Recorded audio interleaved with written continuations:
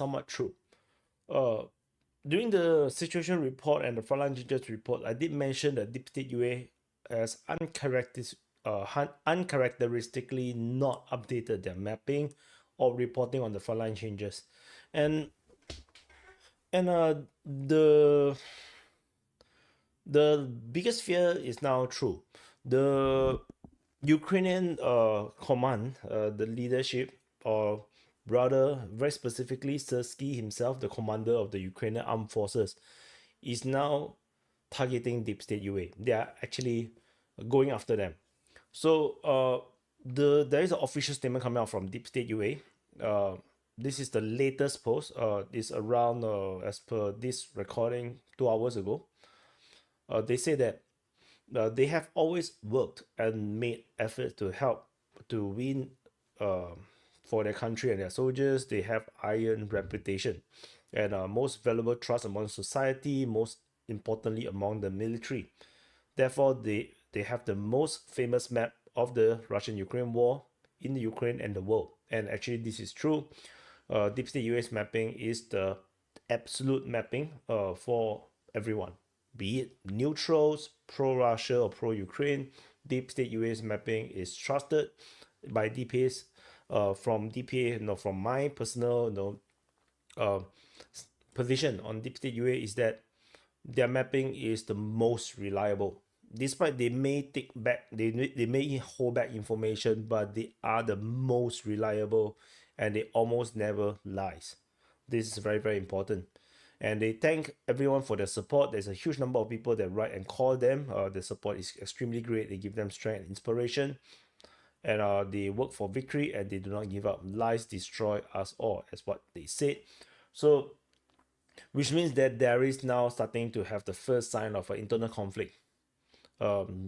If there isn't already one, and this time around is basically the very last bastion of honesty and honor in Ukraine, and now they're being attacked by the Ukrainian leadership, Ukrainian military leadership themselves, which is quite kind of sad.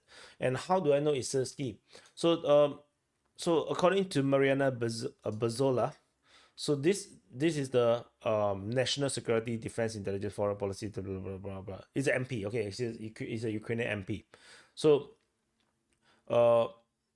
she posted this, and this originally is in Ukrainian. So this in Ukrainian, and then she do a translation below. So this is the Ukrainian version or Russian version, but I think this Ukrainian, it looks Ukrainian to me, the wording. So, and then this the English translation. So attention, Sersky. Instead of stabilizing the defense and he has instead launched an offensive against the Deepstate team, the last bastion of more or less adequate information about the front line. And in fact, I would say the last bastion of honor and honesty in Ukrainian information space.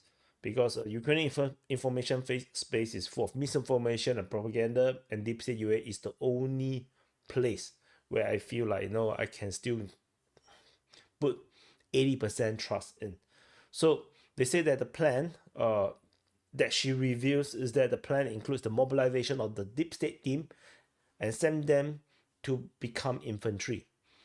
Basically send them to the trenches and let them die. Because basically becoming an infantry, the chances that you'll be sitting on a trench and you die. Then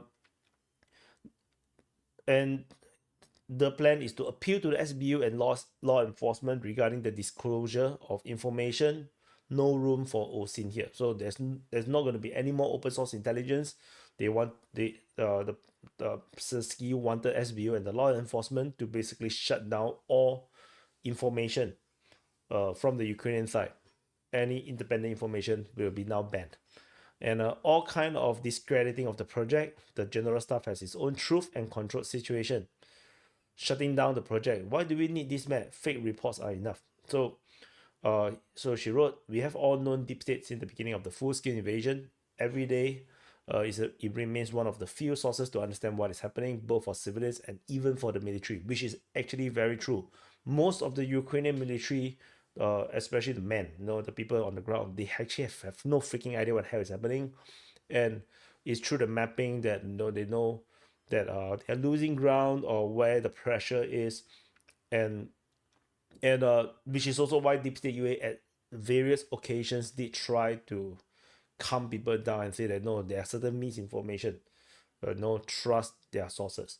So the attack on the old timers on the project is yet another dimension of their complete backwardness and evidence that they have truly become a hostage of Soviet style bullshit. The and the reality is that they always been backwards. And in the they are always Soviet style. They are literally the same shit as Russia. No freaking idea, why would they think like otherwise. And in fact, as a neutral, I have been watching Ukraine. I have no stake in this war. I watched the war began unnecessarily, and I seen how they have not really been the bastion of freedom and democracy. So they urge everyone who cares about Ukraine's OSINT community uh, to support the OSINT community and the generals choke on their own actions. So yeah, however, I don't think this is gonna work. Like, it's easy to say support Ukraine's OSINT community. How much of Ukraine OSINT community is there left? The reality. How many of them are actually in Ukraine? How many of them are actually open source intelligence? In fact, I think Deepstate is the only one of the very few. The rest are all military units, soldiers that happen to have a social media account, and yeah, and I think this for shutting down Deepstate will be the first step to more tyranny, and I did tweet this. I put this in Telegram as well. I said that I've actually always expected this kind of thing to happen. Like I said, Ukraine had always never been the bastion of freedom and democracy.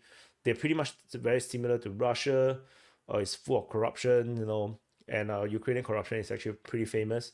So, and there are a lot of very frustrating stuff that if you're a Ukrainian citizen, you'll be very frustrated about a lot of the systems, and they have already shown to be able to bite on their own people. They started off with pro-Russian MPs and politicians, and then they go after the Russian-speaking people. They send the Russian-speaking people first to the front lines, and then as they are running off the men, then they're starting to send the Western Ukraine people, and this all the different small little actions just tells me that one day they're gonna go after Deepstate. In fact, I always thought that it's a surprise that Deepstate UA was even able to operate as what they have done. Even reveal a lot of information well ahead of the pro-Russian sources that they have lost grounds many times.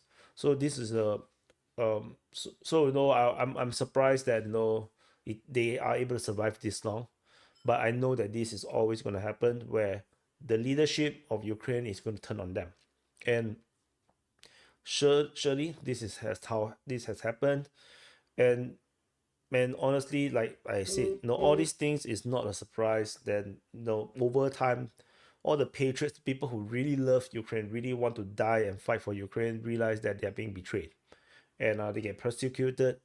All the time that they spent raging against the Russians, praising their own troops, defending Zelensky, defending Sersky, getting angry about their own failures, wouldn't matter at all, because they themselves will become the target. They themselves get jailed, get sent to the front line without no sufficient training and equipments, and then they just die and disappear and become nothing.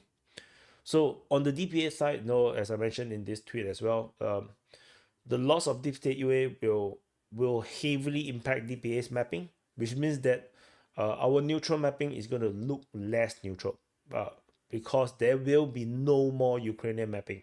Deepstate UA is the only Ukrainian mapping, the de facto Ukrainian mapping. So once Deepstate UA is gone, there will be no more Ukrainian mapping, which means that I would have to take up more pro-Russian mapping, because Russian maps will be the only map that will be around, and it's going to have a pro-Russian slant. And I hope that will not be the case. Or we may also do more of this speculative mapping based on the reporting. Then we will do speculative mapping, like how we do in the beginning of the war, in the Kursk front, in the beginning of major offensive, where we do not know where the hell the troops are, what is happening. Maybe we'll go more towards that kind of direction. But without deep state UA, there is no balance mapping. That is the reality, and unfortunately, that's going to be the unfortunate situation.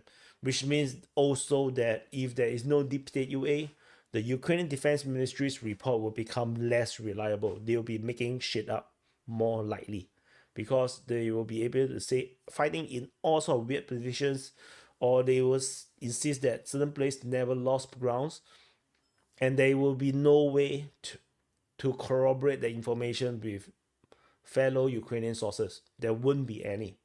The only information will only be Russian, and Russian information, as we have experienced, is not always very reliable. So unfortunately, that's going to be the case. So there is also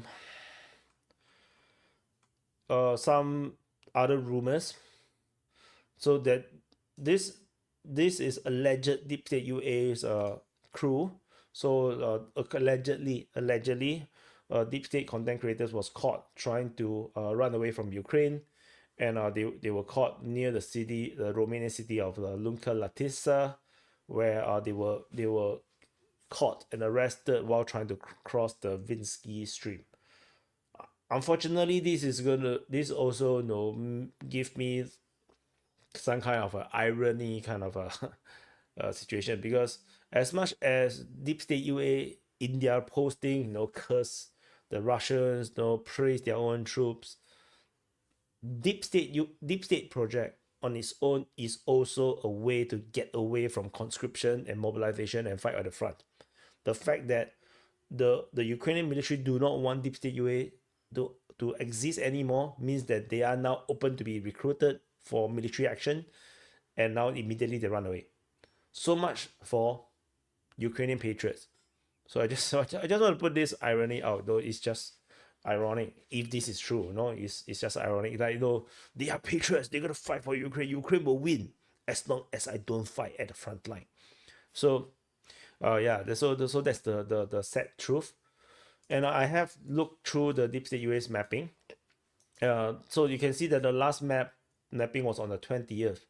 The next latest mapping update was on the 22nd, which I missed because they did not mention this. And then I went to look through it and gone through the mapping. Honestly, there's basically hardly any updates. There's only two changes on the map versus the 20th. So it's actually in two different two places only. They updated the situation over in the Velika Novosibirsk sector. So they basically drawn that the Makarivka is entirely encircled with the Russian forces from Blahodane, linked with the force coming from Rivnopil, and they basically encircled the Ukrainian forces in Makarivka. So that's one update, and then some small little changes here and there, like just off Rosleaf, there's some small change, but these are all very, very tiny changes. The map hardly changed. A lot of geolocated stuff that usually Deep State UA will be on the ball, they will update. They did not. So I feel like Deep State UA project is at the end. We are now looking at the very end of the Deep State UA's project. And we are now on the 23rd, moving into 24th. In Singapore, past 12 midnight is already 24th. I got a feeling that Deep State UA's mapping we might actually be looking at the very, very end of this project. And with some of the probable core members that is doing the mapping allegedly caught trying to escape into Romania, they'll be gone. They're going to be sent to the military, they're going to send to the army, going to fight in the front, and they're going to die. And the fact that they also run away from Ukraine just add on to the joke of how how patriotic they are. And yeah, so that's basically it. There's a lot of mixed feelings about this entire shit. But yeah, and it just shows you how there are hypocrisy in a lot of things. It is perfectly fine to be patriotic until you be sent to war, and so like the deep state themselves know that they are losing badly. They have been complaining about the commanders, no, not taking right decisions, no, wasting troops. This is what Deep State USA is, no, like Krinky and whatnot, and they know that they are losing, but the last thing they want to do is to reinforce the front line by their own body. Yeah, ironic. So anyway, yeah, I thought this is just an important thing to talk about. So anyway, thank you for watching. Press the like button, subscribe. I wish the people in Deep State UA, in their whole project team, well. Hopefully they stay safe, and if they go to the front, may they have good luck. Or I will highly recommend them to just surrender to the Russians, because I think this war is coming to the very end. We are now at the final straight. This is what I feel. And the battles from now on, from the beginning of 2025, is going to be worse than what we have seen in 2024. 2024, Ukrainian military is basically on the losing path. In 2025, I believe it's going to be a routed path, and it's going to look really ugly, and dying in the final year of war is just stupid. I think next year will be the end of the Ukraine war. I don't see how Ukraine can continue to fight. And anyway, that's it. See you guys in the next update. Hello everyone, this is Defense Politics Asia, and this is the Frontline Changes Report. And good news, the Deep State UA has decided to publish an update, and it's pretty extensive. And in fact, I got a feeling that they're going to pay back to Sersky by revealing more date updates, more information. I feel like they were going to reveal more truth and hold back lesser, just to piss off Sersky. That's the feeling I get. But it's a lot of update in one single update. But maybe it's because they also didn't update for 3 days, so there is also a possibility. So we have a lot of frontline changes, as you can see over on this box. But I'm going to cover it before I forget. So we'll go into the updates from the Kursk front first. So over at the Kursk front, the Krylenkoe situation continued to devolve the Ukrainian positions in this area, with the geolocation confirming the Russian forces have advanced in the direction of Viktorovka. So they are going to hit towards Viktorovka. So this is the frontline change in this sector, with the distance traveled is around 4 kilometers. So that's the update over at Kursk front on the western flank. And then after Viktorovka, we go to Zarizove over in the Pischane front. So over at the Pischane front, we have two different updates. So Russian forces have advanced into Zarizove, as mentioned in the situation report. They have entered into the center of it, which means Zarizove is in big danger. And Ukrainian mapping have also, geolocation have validated Russian claims of the advance over at Lozova. So although the Lozova claim is that it is in full capture, the geolocation definitely cannot just stretch it all the way to the part, because of the there is a water, like some kind of wet ground river system over there. So but anyway, whatever it is, the distance travel is around 2.3 kilometers, so it's still pretty significant. But whether they go on to the other side remains to be seen. But whatever it is, there is a major capture for the Russian forces at Lozova. The next front line change, we jump all the way to the Sivers front. Over the Vimka, there is geolocation of Russian forces. So just zoom out a bit. This Sivers front, Vimka, and geolocation of Russian forces along the railway line. Confirm Russian advance in this sector. So some advance in this area here. Distance traveled is around half a kilometer. So that's off at Vimka. After that is over at Torex. We have the banana appearing over in Shebenivka, with Russian forces suddenly appearing in almost the northern part of Srebrenica. So it's unknown what is the situation around it over at Novopassky or Petrivka or at the rest of Srebrenica is currently unknown, but it is pretty significant for the Russians to appear this high up over in Srebrenica. So that's all from Srebrenica. The distance is from the front line is around 2 kilometers, by the way. So over the next front line change, we jump all the way to put up to the Pokrov front. Over the Pokrov sector, the Ukrainian mapping Deepstate UA have basically just like diarrhea, a lot of no intel. All this is updated. Just this piece alone is 19.5 square kilometers.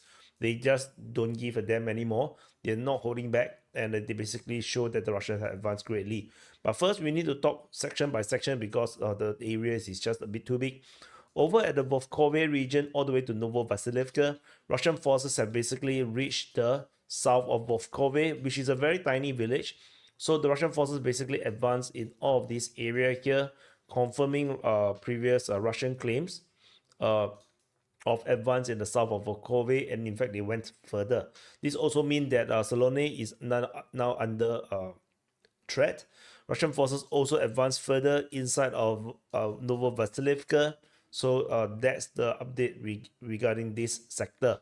The distance traveled from Vovkove to the front line is around 1.3 all the way to 2 kilometers in terms of distance. Moving further south from this area here, we have this massive chunk of Russian forces. Significantly is that they have entered Ukrainka. They have captured most of Novo-Olenivka. They have secured Pushkine as well as entering Novo-Yelizaveta. So this is the significance in this sense. And of course, there's also a flanking movement moving up to the south of Novovasilivka, which culminates with a massive area captured of 19.5 square kilometers. Massive advance in this sector, totally changing the entire tactical situation in this area here. So but this farmland is pretty flat, and these tree lines after tree lines. So so it doesn't change strategically, but tactically things moved. The settlements are gone, and yeah, the Ukrainian situation continued to devolve in this sector. And so massive update regarding this area. And further south over at Zoria region, the Ukrainian mapping also continued to update, including validating some of the Russian claims, with Russian forces advancing and securing the northwest of Zoria. So the Russian forces advanced in this sector, and there is some entrenchment left, but I don't think it's going to be holdable. So the Russians have definitely very successfully continued to secure the grounds in this area here. You can see the grounds is straightened a lot more. So after the Pokrov sector, over at the Korakove region in the Stary area, Russian forces has been geolocated, moving in the direction of Shevchenko, confirming the Russian advance from Stary to Shevchenko. And Ukrainian mapping also confirmed that the Russians have secured most of the north of Stary. So there is still this salient, this impossible salient that is currently, exists as a gray zone on Ukrainian mapping. But I feel like this is impossible to be holdable. I believe that in the next update, we're going to see that this entire region collapse with the Russian front line straightened around Stary and Sonsevka. So that's the update regarding this area. The distance moved from the geolocation to the last front line is around 1.5 kilometers. So they are just a mere 600 meters from Shevchenko itself. So and we move further on. Over in Dalny, geolocation of Russian forces have shown that the Russians continue to move on these flanking operations in the south of Korakove. But of course, this is a lot slower than I previously thought it's going to be. So it's going to be a slow crawl at this moment. But the strategic situation here is pretty bad for the Ukrainians. So I believe that the Russians are going to have opportunities to make faster advance around Korakove in this flanking movement, with possible linking up with forces coming from Constantinople-Gate. So we finally have a confirmation based on Ukrainian mapping that the Russian forces have fully captured Sukiali and Zelenivka. Ukrainian mapping have mapped them as fully captured, and the two settlements have linked up with all the gray zones in between fully captured by the Russian forces. As I said, Deepstate UA is not holding back anymore. It seems like they're going to just dump it, everything, all the truth, just dump it in and let Sersky deal with it. So that is the current situation in this sector. Nearby, I just need to move this a little bit to the west. Russian forces also have taken some grounds in this area here. This was the 22nd update from Deepstate UA, a very minor update before they disappear. So it was 20th, this is the last update. Then 22nd, they did a very tiny update, and then by the 20th, then we have this all these deluge of updates coming from on the 24th. So that's all from the Constantinople sector. I'm not sure why my nose is starting to get itchy again. And over at the Velika Novosibirsk sector, at the Starizove-Makarivka region, we have confirmation from the Ukrainian mapping that Makarivka is fully captured. They say that the encirclement has successfully escaped. Honestly, there was never. I don't believe there was any any encirclement. I believe that the Ukrainians have already withdrawn from that region. So that is what it is. And we have also confirmation based on the latest geolocation from confirming Starizove is also fully captured by the Russian forces. So both towns, Starizove, as well as Makarivka, both fully captured by the Russian forces in a single 2-3 days. So yeah, so that is the major collapse of the front line in this region, which means that the next front line is now Neshkushne. We have moved all the way to Neshkushne, which is pretty much Vremivka and Neshkushne is pretty much where the Ukrainian counteroffensive started from. So this is like Russians have a partial control of Neshkushne most of the time, and sometimes they were inside Vremivka. Most of the time the Ukrainians were controlling it, and now the Russians have arrived at Neshkushne. So this is the significance in that sense, with most of the Ukrainian counteroffensive being negated.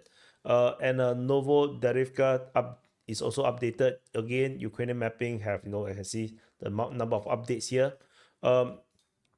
They have updated that the entire impossible salient again has fully been taken by the Russian forces in the south of Novodarivka, leading all the way up to Rivnopil. So all of this area here is under Russian control, and so that is the significance in this area. The distance travel from the deepest point is around more than 2 kilometers. So this area itself is 6.6 square kilometers, pretty big. And so as you can see, all the impossible salient is mostly considered by the Ukrainian mapping. So which I feel like they are.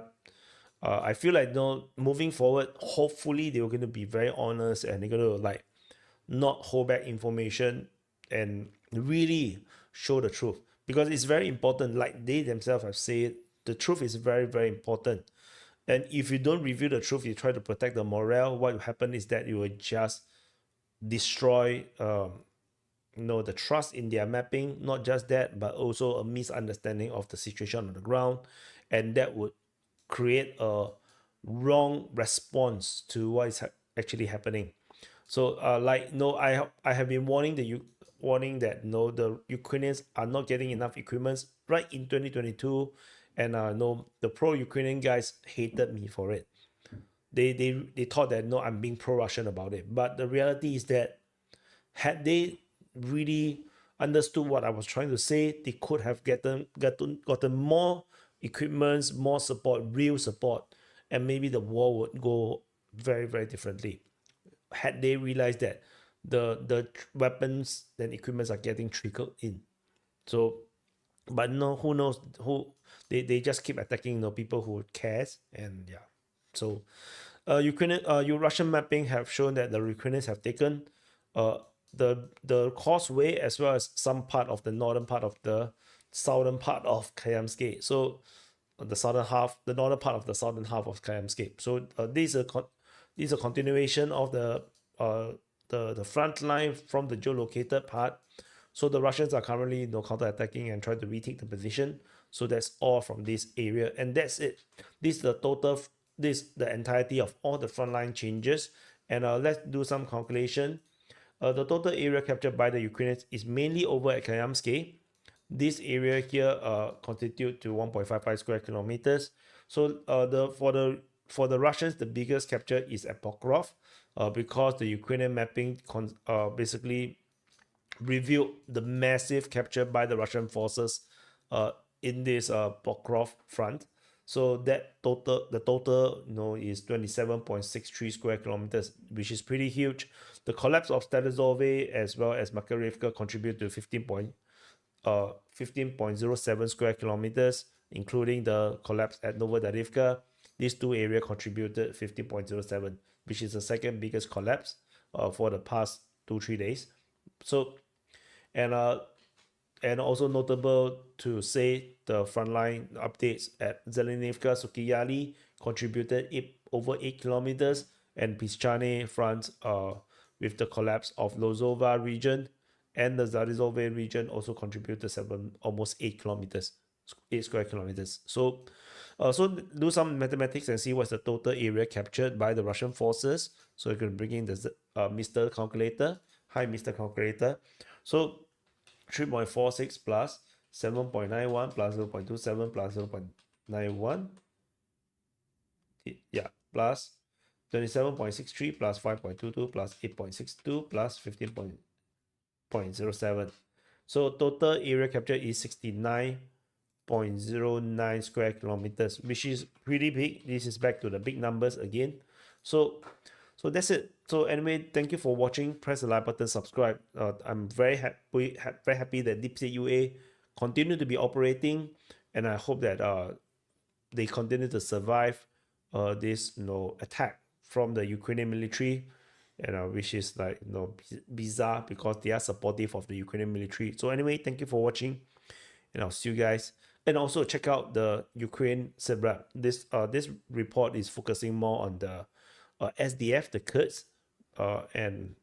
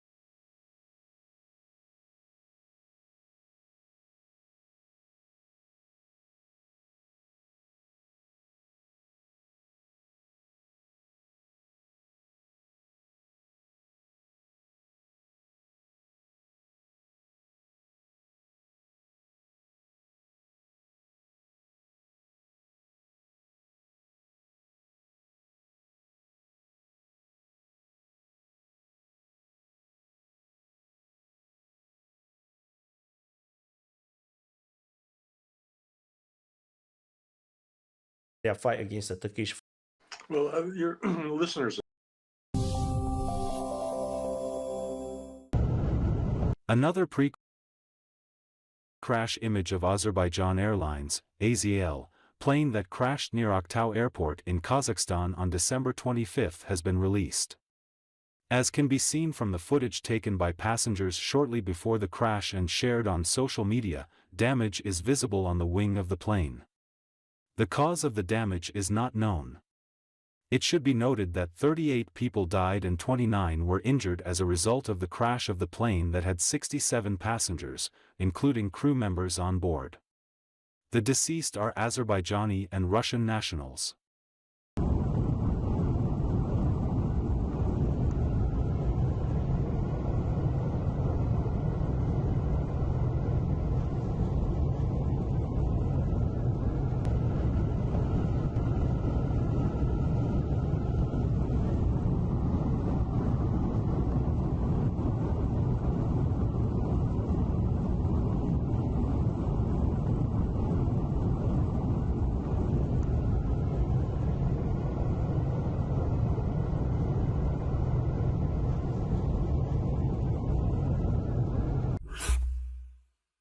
Videos from the crash site of the AZL passenger plane that crashed in Aktau, Kazakhstan, on a Baku-Grozny flight have been released. The injured have been removed from the broken-up plane and taken to nearby hospitals. Rescuers are working in the area. It should be noted that there were 67 passengers and 5 crew members on board the plane. At least 28 of them were rescued. Among the injured are minors.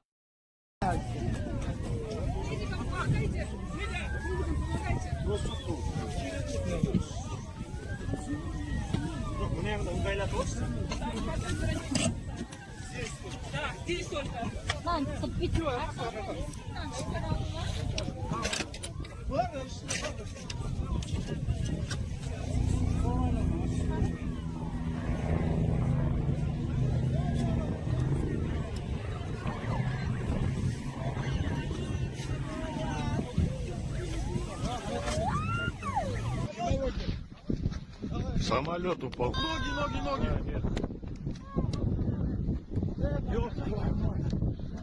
Тут люди упали. Самолет разбился.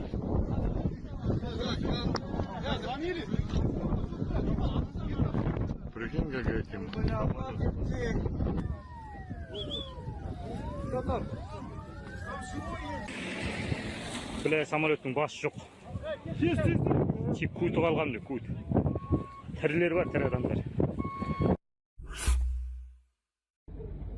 The last moments in the air and the explosion on the ground of the AZL passenger plane that crashed in Aktau, Kazakhstan, flying on a Baku-Grozny flight, have been shared. As can be seen from the footage shared on Telegram channels, the plane exploded and broke into pieces after hitting the ground. It should be noted that there are deaths as a result of the crash of the plane, which had 67 passengers and 5 crew members.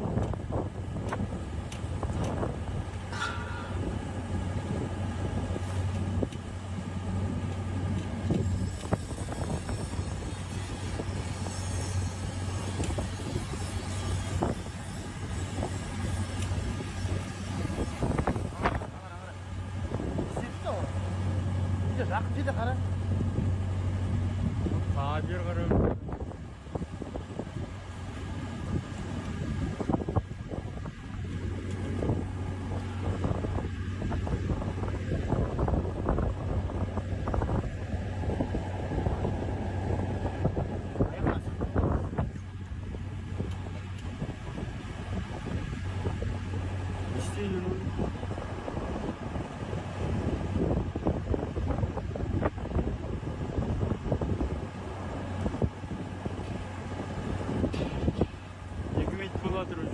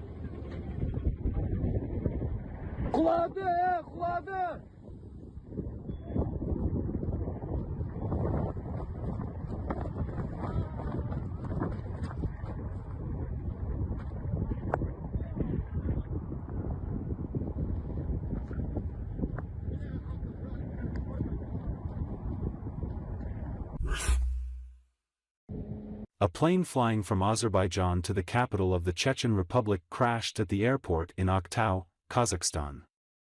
On Wednesday, December 25, an Azerbaijan Airlines plane crashed at Aktau Airport in Kazakhstan. It was flying from Baku to Grozny, Orda reports.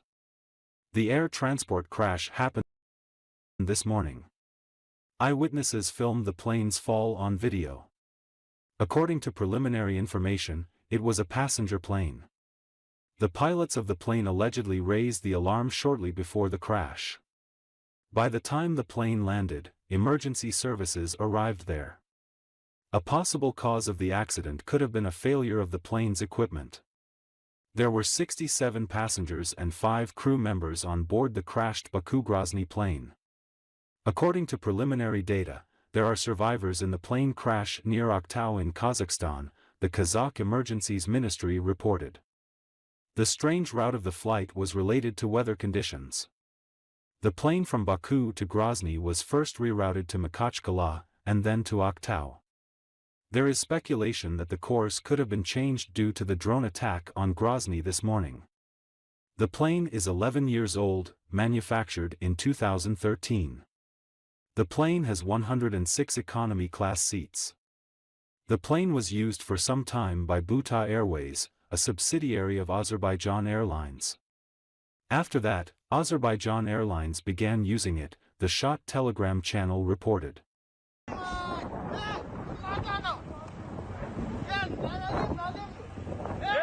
Записка түсті, записка. Самолет құлап, самолет. Адамдар айтып жатқан адамдар ана ортан күйіп кетпесіндер көмектесек деген ғой. Енді бір жақтан бұйрық болмай жатыр ғой, шықпан деп жатыр ешкім. Шықпан ешкім.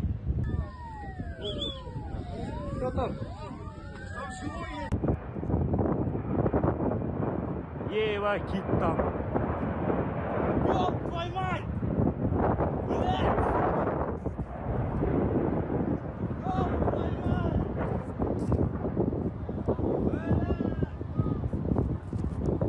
Адамдар айтып жатқан адамдар ана ортан күйіп кетпесіндер көмектесек деген ғой.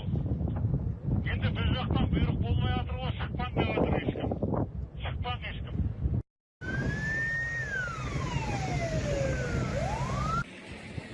Бля, самолеттің басы жоқ.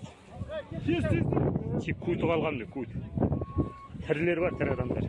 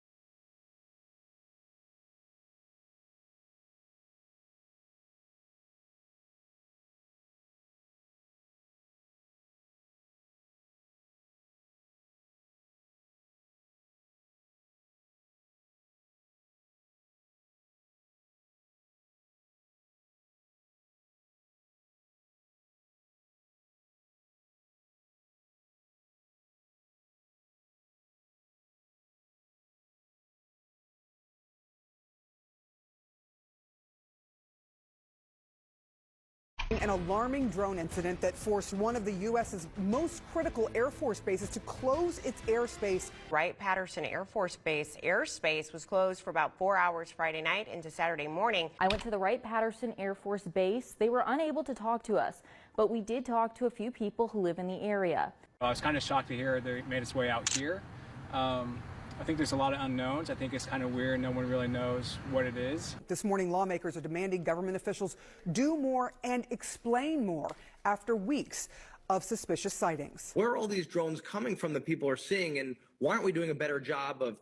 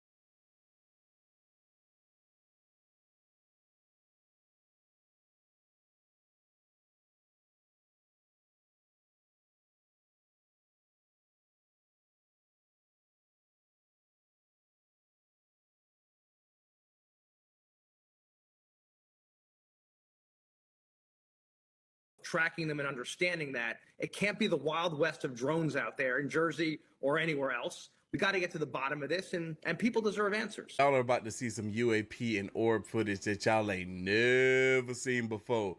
This stuff looks crazy. Just watch.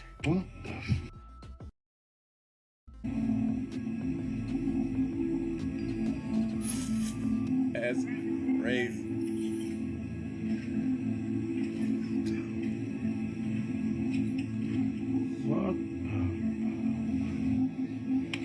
They hiding something from us. They are hiding something from us. What is really going on? Because what in the world is that? Oh, that shit looks crazy. See, there's another one up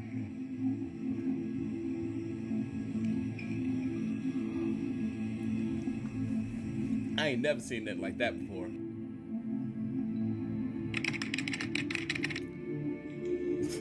Exactly. It's incredible. Whatever it is.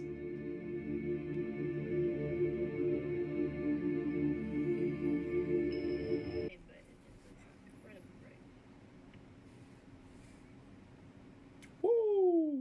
Whoa. Man. What? Alexis, I don't think that's a plane. What in the world? He said, I don't think that's a plane. No, it ain't. What is this? What is this? Outside my window. Outside my window. Can somebody please explain to me what the hell is this? Outside my goddamn window, man. Yo, he is tripping. Man, can't nobody explain it, bro. Unfortunately.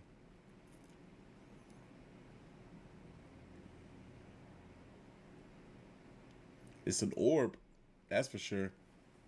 All right, you may remember this incident in Arizona that happened where you see a clear UFO hovering over a house. This exact same person just discovered, again, another UFO that looks absolutely insane just flying around in the streets. Look at that. What the? Yo, that looks crazy.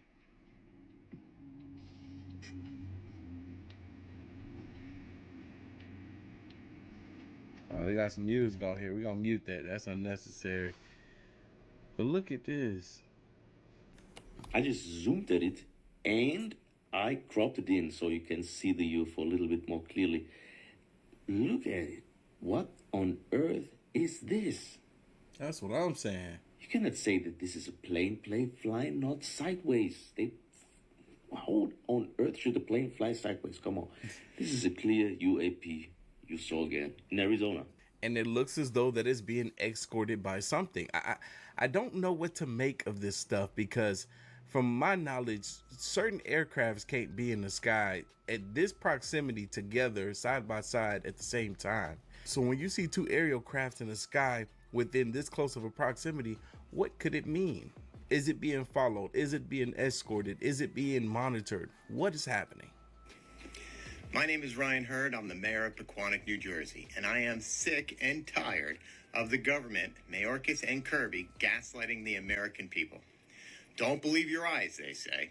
Well, I trust the residents of Pequannock when they say there are drones flying over their homes. Let's talk about the last 7 days. Let me give you a recap of what's been going on. 1 week ago, I penned a letter signed by 21 mayors in Morris County, New Jersey, demanding answers about the mysterious drones flying over our skies since November 18th. Since then, I've been raising the issue at the top of my lungs on every platform I can, from local news like News 12 and Wade Patch to national outlets like Fox News, CNN, and beyond. Despite all of this, we still don't have answers. Let's put this into perspective. During the Cuban Missile Crisis, we reacted immediately to a potential threat 100 miles from our shores. After 9/11, we vowed to never overlook the warning signs that could endanger lives. Today, we see drones in action every night on the news, dropping payloads in Ukraine and changing the course of conflict. Now, we have drones flying over our homes, families, and critical infrastructure here in New Jersey. An intelligence bulletin even warns that if you encounter a downed drone, you should, number one, call 911, alert the bomb squad, and avoid approaching without a hazmat suit. What is going on here? This isn't political. This is about our safety and security. It doesn't matter if you're Republican, Democrat, or even independent. We need every elected official in New Jersey to stand together and put pressure on Washington to demand answers. Our families deserve peace of mind. Our communities deserve action. There are drones flying over our homes now, and it's time for our leaders to act. I'm asking for your help.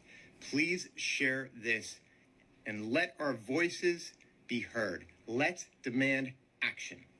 Because I have to tell you, as a mayor of a small town in New Jersey, we have a responsibility. Mayors, councilmen, pretty much of any town. You know, if something's wrong, you're going to call us, whether it's your garbage that's not picked up, whether it's the leaves, whether if there's a pothole in front of your house.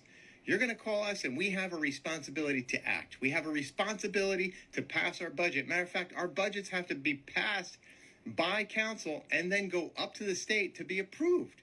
We can't work in a deficit. Yet, as you go up the food chain, it seems like you can do whatever you want. This is unacceptable, and I'm tired of it. Things have to change. I want answers. My residents deserve answers. And the American people demand answers. There's a lot of people that believe that the media isn't covering this topic, this situation. As you guys saw in the beginning of the video, that was media, and the media is trying to cover this, and they also are seeking answers as well. It's rare that the media doesn't know something. Even if they get it wrong, they still have some sort of information to provide us.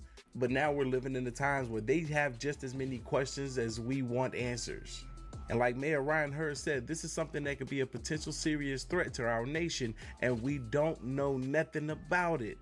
But like Donald Trump said, the government does.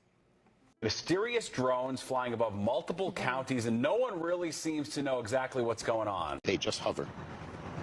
A little bit over there, a little bit over there, a little bit, but they just hover back and forth.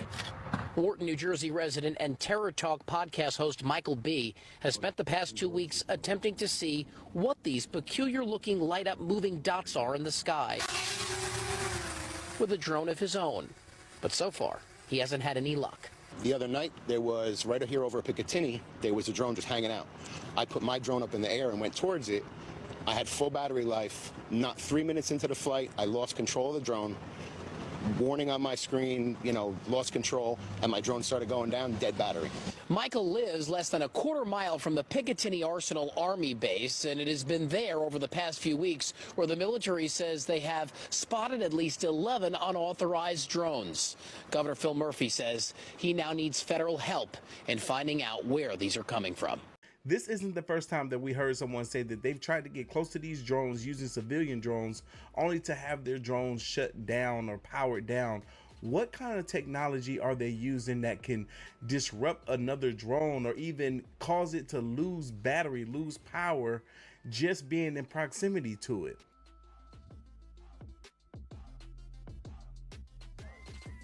Or could these drones be coming from somewhere else? We build craft that look like their craft. They build craft that look like ours. It's underway right now. These drone things that are popping up over air bases, drones, a nice prosaic term that calms us down. Well, maybe somebody went to Amazon and bought one or Walmart or something. They're trying to shoot those things down. They haven't been able to using the kind of sophisticated anti-drone technology. It doesn't work on these things. I think those drones they're something else, and they're telling us something. They don't know anything. They don't know what it is. They don't know where it come from. They don't know nothing. All right, so you're here today. You were just inside. You walked out. Why? I walked out because it was worthless. It was the biggest amateur hour presentation I've ever seen about anything, okay? It was ridiculous. There were no answers. Every question that was asked by a member of the state legislature, great questions, no answers, no resolution. They don't know where the drones are coming from. They don't know who's doing it. They don't know why they're doing it, but they say there's no credible threat. It was annoying to be there. I drove 2 hours to be here today, spent an hour in there. I got to drive 2 hours back. The biggest waste of 5 hours in my entire life. So why do you think they called this meeting? No idea. Why would you call a meeting to tell people you don't know anything? I have no idea. And then when the legislators would ask questions, there were no answers. Here's the most frustrating part. The colonel of the state police said that he had a helicopter of his flying over above one of these drones, a 6-foot drone or something. I can't remember exactly what he said. And he felt unsafe for his helicopter, so he just let it go. Just let it go. Where'd it go? Who knows? Didn't want to follow it because you didn't feel safe. Is that not the most ridiculous thing you've ever heard? I mean, honestly. Do they have any idea where these drones are originating? No, they don't. They would. Maybe if they followed that sucker when it landed, they would know. But they don't. This is a complete lack of effort, in my opinion, on trying to figure this out. This is not about ability. We have the technology. We have the people. We have the training. We have the resources. We have the money. It's just a lack of effort. I mean, why? I don't know. They should be saying, you know what they should have done today with productive use of our time if they didn't know anything? Come in there and say, hey, legislators, we don't know anything. But if you get us these 10 things, do these 10 things for us, and the governor calls in this kind of action, we can figure it out. Will you help us? And then we would have helped them. But instead it was just excuse after excuse, and we know nothing. It was infuriating, and I got up and I walked out. You've been in the service, right? Yeah, I was an attack helicopter pilot, Apache helicopter pilot in the Army, and I helped stand up the initial unmanned aircraft training battalion in the aviation sector of the Army. So I know a little bit about what I'm talking about, and these guys are not doing the job they need to do to figure out what's going on, and that is the Department of Homeland Security, the FBI, and the state police. And they're saying no threat to Americans. They're saying no threat, but how the hell do they know? When I walked in here today, I was actually pretty calm. I was excited to be here to find out a couple things. I thought they'd be like, hey, listen, it's FedEx, trying to figure out. But instead, I got the most ridiculous amateur hour briefing I've ever sat through. Wow, that's truly upsetting. I'm telling y'all, they're trying to keep us in the dark. That's all it is. That's all it could be. Because why else would they be putting more manpower, more effort into figuring out what these things are and where they are coming from? And just like the Mandela effects I'll be covering on this channel, this junk is starting to piss me off. Everybody need to watch this video. In 5 years, we're going to see 415,000 low-orbit satellites. Bill Gates says his 65,000 satellites alone will be able to look at every square inch of the planet 24 hours a day. They're putting in 5G. harvest our data and control our behavior. Digital currency that will allow them to punish us from a distance and cut off our food supply. Vaccine passports. So basically, they're capable of doing all of that to surveillance the United States citizens, but yet they don't know where these drones are coming from. Yeah, right. Breaking news, y'all. This literally just happened as I'm making this video. On TikTok, the content creators on there that are covering and talking about these drones and orbs are basically no longer allowed to call them drones anymore. Guess what they're calling them? Dior bags. I know, right? Watch. Why is no one allowed to talk about the sudden appearance of DR bags everywhere? They first showed up last year, vanished, and then they reappeared in October. And now they're all over the place, even internationally. So something does not add up.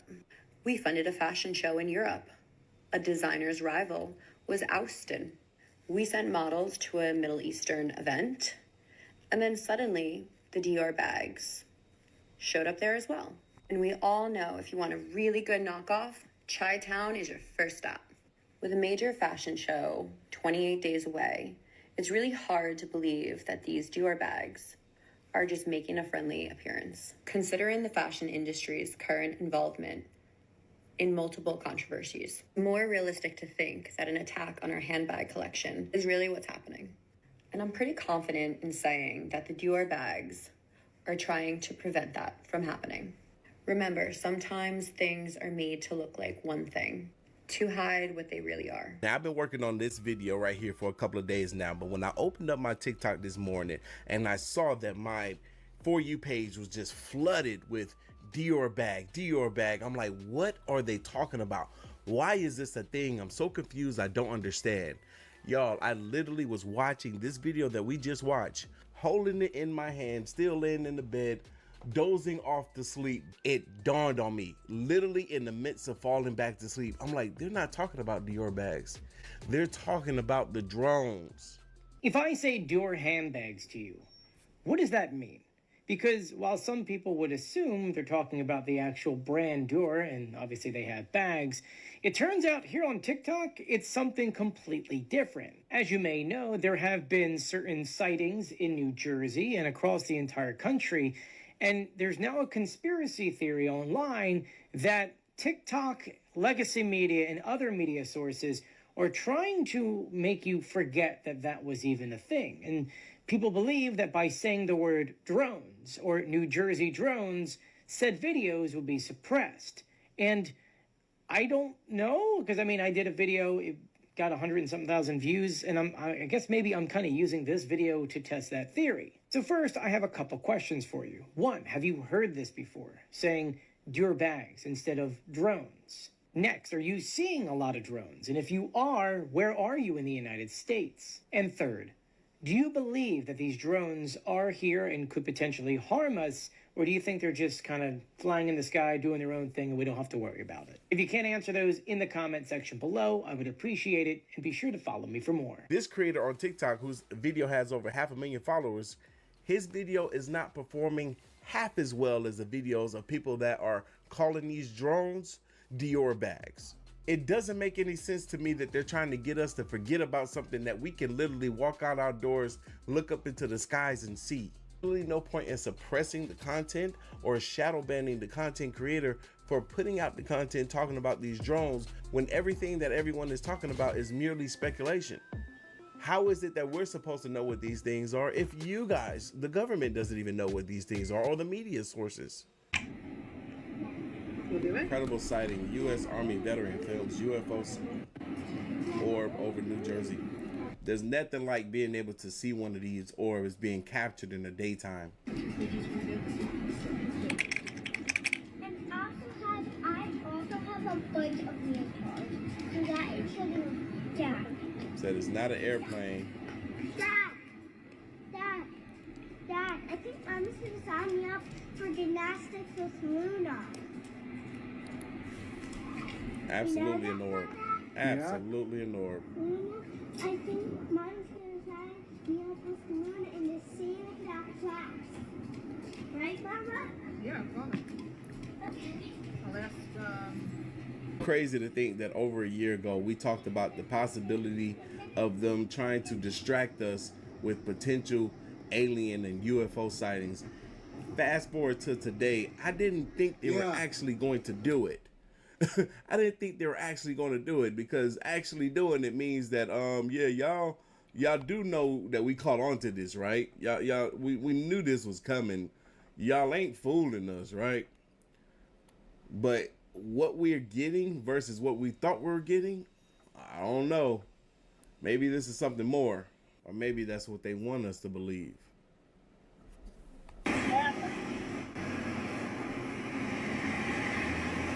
As I was pulling source content from TikTok, a lot of the videos that I was pulling this morning were being removed and deleted before I can get my hands on them.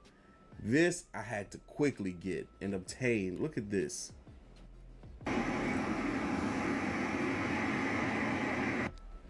They're trying to ban this video. The orbs are turning into alien spacecrafts. That's crazy to think. I can only hope that this is real, or pray that it isn't.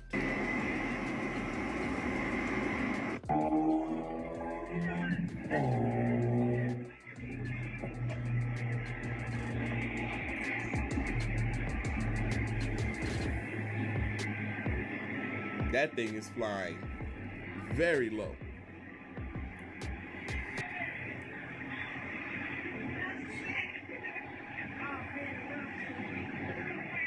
What kind of phone are they using, man? This look like an old video.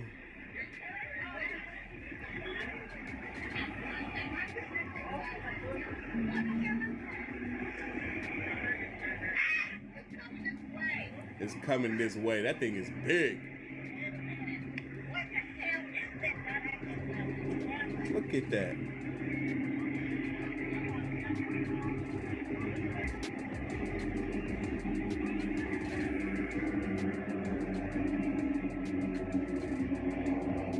I can't tell if this is a cluster of drones. I can't tell if this is a massive, and I mean, because whatever this is, if it's not a cluster of drones that are flying in formation, it is humongous. It is big. Now, for those of you who are unfamiliar with this clip right here, I believe this clip was filmed in 1997 of the illustrious Phoenix Lights. This is a legendary, and I mean legendary, clip. This was well before drones were a thing. These lights were being seen in the skies over Phoenix, Arizona, and it was an incredible sight to see. This is one of the best captures, video captures of the Phoenix Lights. Let's entertain the idea for a second that these Arizona Phoenix Lights are the same thing that we're seeing today. Some sort of drones in the sky, and these just so happen to be flying in formation. This was well before we could even fathom the idea that drones were possible. We had planes, we had helicopters, but there was no conversation of drones, specifically civilian drones. So if these are indeed what it is that we're seeing today, and we don't know exactly where they're coming from, then they could be coming from the same source. Aliens, that's what I'm saying. They're aliens. That's what I'm trying to get at, if you didn't pick it up already. There had, in fact, been face-to-face meetings between United States officials and extraterrestrials from other star systems. There's one species that looks something like a praying mantis. And then the short grays are the ones that you see in the cartoons. The tall grays look much different. They look more like humans. And the Nordic blondes, for example, are so similar to humans that they can walk down the street and not be detected. They are way ahead of us in medicine, agriculture, and still, I guess, presumably in technology. We have bases here. They're afraid that we're going to blow up our planet so that it would be uninhabitable, both for ourselves and for visits from them. And they didn't like that idea. UFOs are as real as the airplanes flying over your head. if UFOs are indeed as real as the airplanes that are flying over our heads, then it has me thinking about all the interviews that I've ever seen with Elon Musk, especially when he's on the Joe Rogan podcast. And when asked about aliens or UFOs, it's like he quickly tries to dismiss the fact that they could be real. It's like, well, I haven't seen anything. I don't know anything. It's like, really? Mr. SpaceX himself, you don't know anything? Yeah, okay. Okay. Elon is, look, he's oddly sly about this stuff. He, outwardly dismisses UFOs. He said, well, if they're there, they're very subtle. That's just... One might expect that, but okay. But I just feel like with his contracts with NASA and being involved in SpaceX, he can't talk crazy. Yeah. He talks crazy so much about other stuff, but when it's in this, multi-billion-dollar company that he runs, I don't think he can around. No. I don't think he can. If it was something that he had no interest in at all in terms of like financial interest and business interest, I'm sure he would be commenting on it, but he's not commenting on it at all, which makes me go, and I don't think he's going to tell me. I don't think I can call him up because I got a big mouth. I think he knows. I'll be out here talking about a guy I know. Can't tell Joe. You got to appreciate the fact that Joe Rogan is going to tell what he knows, because yes, he does have a big mouth. If you tell him something, he gonna tell it on his podcast. But anyway, y'all leave your thoughts, comments, and opinions down below, and I'm gonna catch y'all in the next one. Be safe. See ya.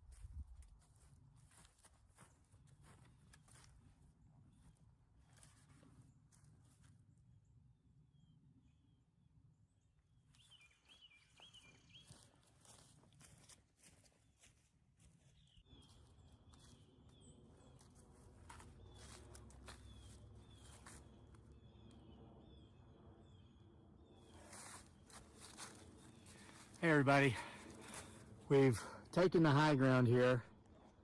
We've got something overhead. Let me adjust this to where you can see me and the sky as well.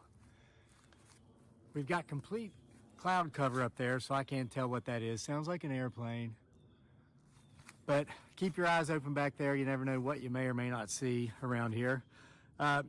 First of all, as of this recording, it's Christmas Day. I want to wish each and every single one of you out there a very Merry Christmas. I've been getting your tidings on the channel here by the thousands all day. I'm an early riser. I've been up since 5 a.m. Probably 10,000 of you have wished me and my family Merry Christmas. I've tried to reply to a lot of you. It's just overwhelming. So here in mass, I want to say Merry Christmas to you and yours. Now, like I've been doing for the last week, and like I said I would do as frequently as I possibly can, time allowing, energy allowing, I'm bringing you more stories about abductions, orb sightings. You know what this is reminding me of, folks? You remember Aesop's fable of the little red hen. This is exactly what I'm being reminded of. If you kind of forget that story, the 30 seconds or less version of it is this. There was a hen who wanted to make bread, but she didn't have any flour. She didn't have any wheat for flour. She had to start from the beginning. So she went around asking, hey, who wants to help me plant this wheat so we can make some delicious bread? Everybody sits back, all the other farm animals, oh no, I don't want to help. Gosh, sounds like a lot of work. So she does it all herself. And then she maintains that garden, she grows that wheat. Then when it's time to harvest the wheat, she asks for help. Oh no, we're not interested in that. So she does it herself. And then she has it milled down into grain, turned into flour. And then she says, okay, I've got the ingredients necessary to make some delicious bread. Who wants to help? Nobody wants to help. So the little red hen makes the bread all on her own. And then it comes out of the oven. Everybody in the barnyard can smell it. And they come rushing. They all want to help her eat that delicious bread. And good for her, because she says, not too late. You didn't help me plant the wheat. You didn't help me harvest it. You didn't help me mill it. You didn't help me, create the recipe to bake the bread. You didn't do anything. So this bread is mine, not yours. That's what I'm reminded of, because some of these stories that I'm going to read you now and maybe even later this evening, and FYI, since it's Christmas, I've kind of been hinting around about telling you about a very mysterious event that happened to me and my battle buddies in our gun truck when I was in Iraq. I'm thinking about coming out this evening. It's midday now. We've got 5 hours of daylight left. I'm thinking about coming out this evening and for Christmas giving you all that story. I've never told it orally. I hid it as fiction deep inside a fictitious novel I wrote probably 12, 15 years ago, a story called Isle of Capri.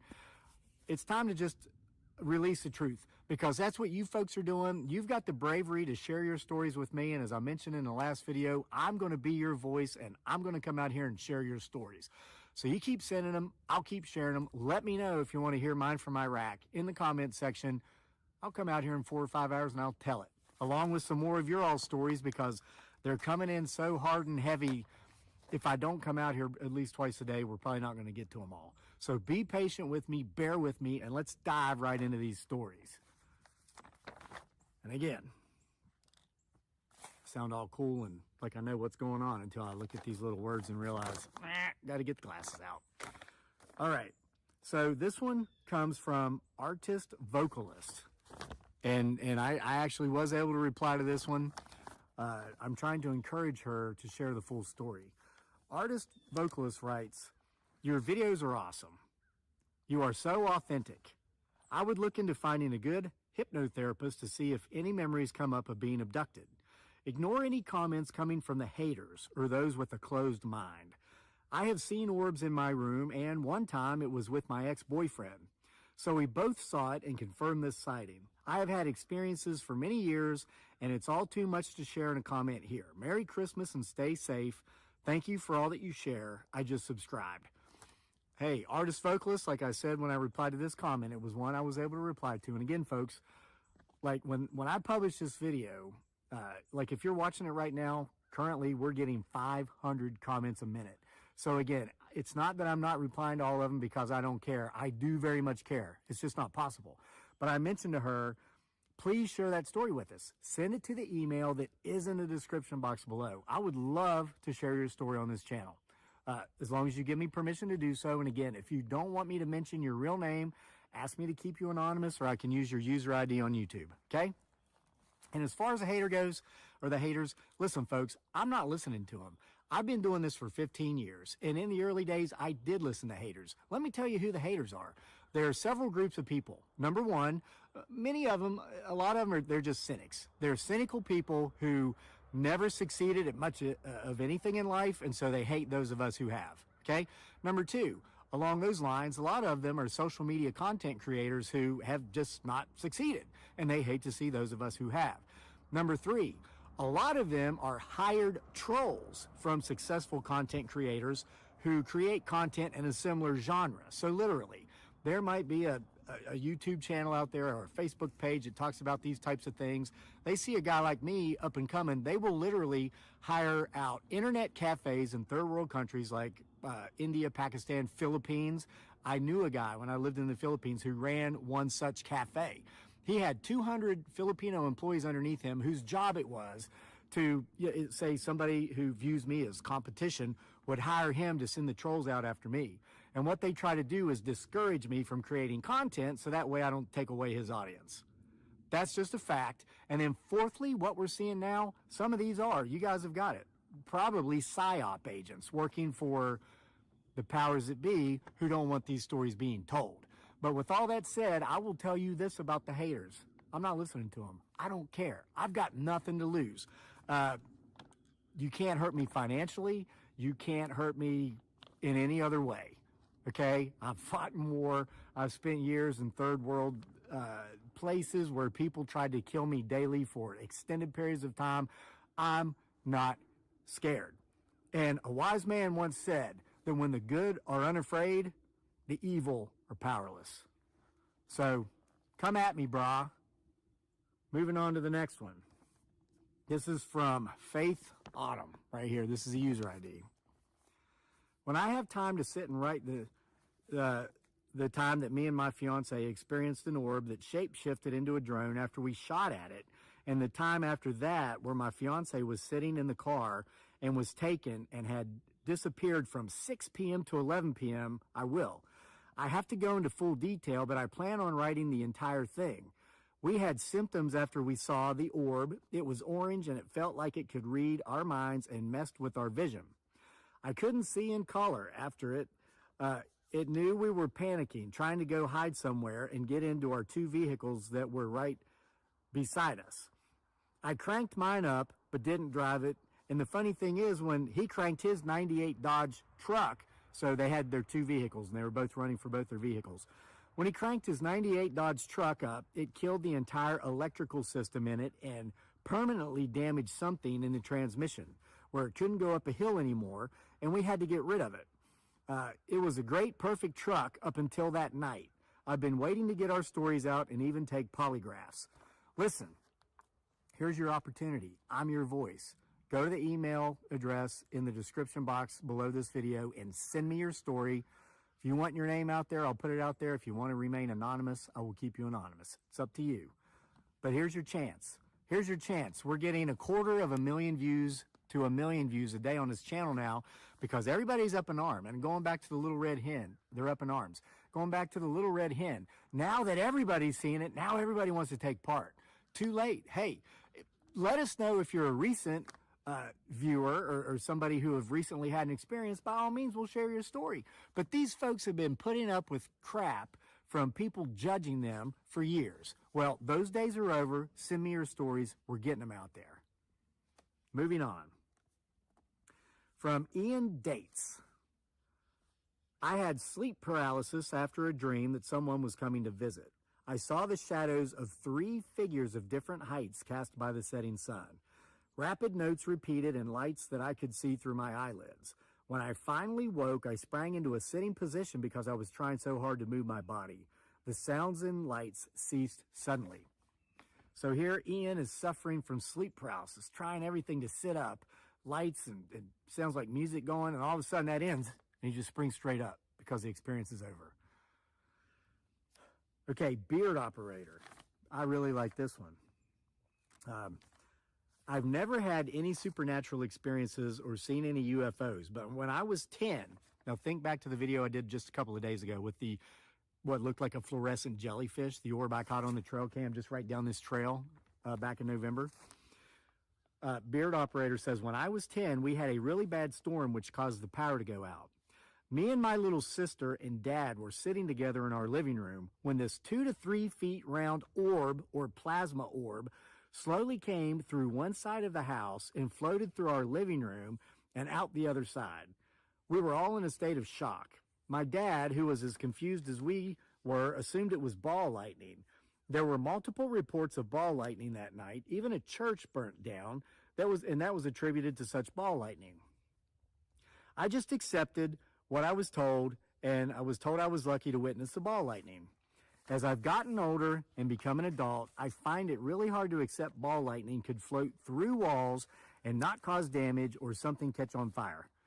Hey, FYI, it's physically impossible. It's just not possible. A ball of fire, a ball of electricity, which is what lightning is, cannot go through solid objects, pass through an open space, such as a room or rooms in a house, and then go back out another solid object, the other wall, without causing damage. It's just not possible.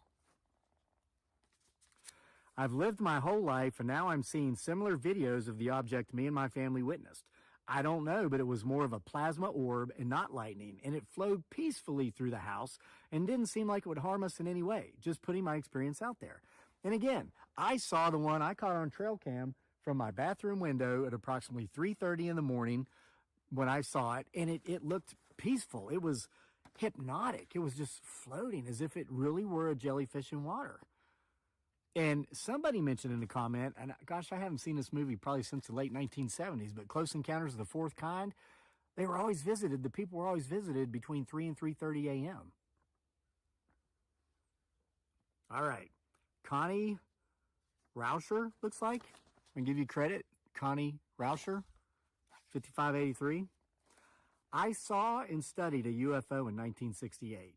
I thought it was a 15-minute encounter, but I got home 3 hours later. So the people at MUFON, I don't know, maybe that's some sort of government establishment, I don't know, said I was more than likely taken. No one except family believed me at the time, but when it happens to you, you'll believe it. Again, little red hen. Nobody wants to believe it until it's happening to everybody. This happened to Connie back in 1968. That's 5 years before I was born. All right. The NFL Esquire writes. And again, of course, these user IDs are not real names.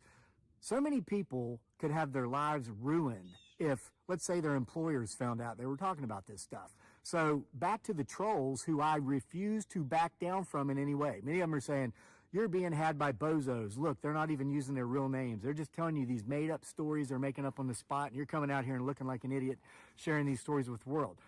No. These people have already been ridiculed. They've been harassed, and they don't want to lose anything that they have left by coming out here and putting themselves out there. That's my job to do it for them. Okay? We will tell these stories, and if and let's say somebody is out there that sends us a fictitious tale, that's on them. That's not on me. Okay? I will not share the true experience stories of the masses because I'm afraid one or two a-holes might be slipping in a farce. Okay? So you're wasting your time if you're trying to get me to back down. You vertically challenged individuals who live under bridges. The NFL Esquire writes, brother and I abducted in 2015. They had him in the back, and I was under the impression that I was flying the craft. However, it kept looking like we were going to run into the traffic below as they had me distracted.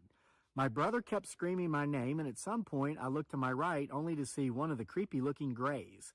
I can't say that it was cloaked before then, but once I saw through it, I immediately rebuked it in the name of Jesus. We were immediately returned. Be not deceived. And folks, that's another very common comment we're seeing on the channel.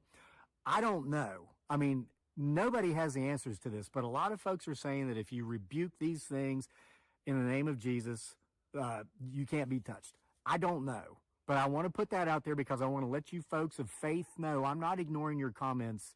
A lot of folks are saying that. Maybe there's truth to it. Let me know in the comment section what you think. Moving on. Unlimited Sheep 62 writes, thank you for sharing this info. When I was much younger, I had a friend who claimed she was abducted, and whomever it was that had her had done surgery on her, and she woke up in the middle of the surgery. She had told me the entirety of all the details, and I've never forgotten what she told me. That was 51 years ago. I'm 51 years old, folks, so this would have happened around the time I came into being here on this earth. I could tell you word for word of what she told me like she had just said it a minute ago. I remember the severe nightmares she had for several months after the encounter. Oh, I could only imagine. I could only imagine how terrible that experience must have been. All right, now we come to Steph. Looks like Steph Struble or Steph Strubble. I am a targeted individual, and this is all true. I have seen these monsters come to me at night every time around 3 a.m. Like I mentioned, that's when I saw my fluorescent jellyfish orb. They come at 3 a.m., land their ship in the woods, and walk right through the door. One night, my basset hound woke up and saved my life and took off like a bat out of hell, chasing this reptilian demon down the driveway. I called him back, and thank God it didn't kill him. You wouldn't believe the crap they have done to me. Yes, they will do surgery on you in the middle of the day at your own home, and you won't even know it. The only reason why I knew it was because I woke up and had blood running out of both ears. I could go on, guys, but there's a flock of blue jays. I could go on, guys, but please believe this. Hey, Steph, I got no problem believing your story. Harbor Girl 8877 writes, when I was a little girl, probably 9 or 10, I observed what looked like a round disc hovering above me as I walked to school. I had no idea what I was looking at. When I got to school, I was asked why I was late, and I said I wasn't late. Turns out I was 2 hours late. They had already called my mother to see if I was homesick. She, of course, panicked and went out to look for me with a couple of neighbors. Of course, I was grilled about this by all involved. All I remember is going out the door and walking to school, only stopping once to look at that disc in the sky. My mom was so scared and upset, she took me home for the day. When I told her about the disc in the sky, she looked more scared. She began taking me to school every day and picking me up. I'm an adult now, and one evening the topic came up. Guys, get this. It's getting ready to get real heavy. She asked me, did I ever remember more? I told her I did not. I asked her, did she believe me? She said, yes, they follow certain families. Okay, we had somebody talk about this yesterday. And she, too, had seen a saucer/disc, but she remembered what was done to her. She said that was why she would often come sleep in my room with me. She was afraid they would come back. So there's a lot of talk out there from a lot of folks that these things pick particular families. We heard from a lady yesterday in one of the videos that her family has been targeted for, I think she said 7 generations, but it's going back like 210 years, back to the late 1800s. Could this be, and I'm just throwing this out there, I am not claiming to be an expert on this subject whatsoever, but could it be, because we've been hearing conversations about impregnation, are they following their bloodline? Think about it. It's pretty heavy, isn't it? Markle Blank, okay? Markle Blank. We're getting close to the end, folks. Hang in there with me. Thank you for sharing your truth and experiences on this most fascinating topic. Algorithms search for keywords like abduction to filter out the truth. I feel I have missing time from a day in October 2021 in Okotoks, Alberta. So we've got a Canadian visitor here. And folks, that's something. People are sharing their stories from all over the world. This isn't just New Jersey. This isn't just the East Coast of the U.S. This is Canada. We've got so many folks chiming in from England, Asia, Australia. Okay, back to Markle Blank. I was taking pictures of a river, just 1 or 2 selfies, over an hour, then mysterious photos of a white van on private property. I would not take a picture of any white van ever for any reason. Yet beside the van appears to be, all I can describe it is as being maybe insectoid. Who knows, like some sort of insectoid being or creature beside this van. Then no images until 11:44 p.m. 3 images of a bright orb in the sky. I only came across these pictures in my Google backup photos almost exactly 3 years later. I would love to have some kind of scan to see if I have any possible implants. What a topic. I've been photographing orbs and light beams and all kinds of phenomena since February 10, 2023. I did not believe I saw anything before that date until I accidentally came across my interesting October 20, 2021 pictures from Alberta. So without directly alluding to it, clearly this commenter had not just a lapse of time lost, but a lapse of memory loss. These pictures were on their backup drive on their phone, and had they not just accidentally stumbled into them, they would have never known about that. How much time passed when these pictures were taken, and what else might have gone on during this lost time that is unknown? It's incredible, incredible. All right, here's the last one. This is from SR Hisnum1. If this is you, thanks for sending in your comment. My mom also had a fetus removed.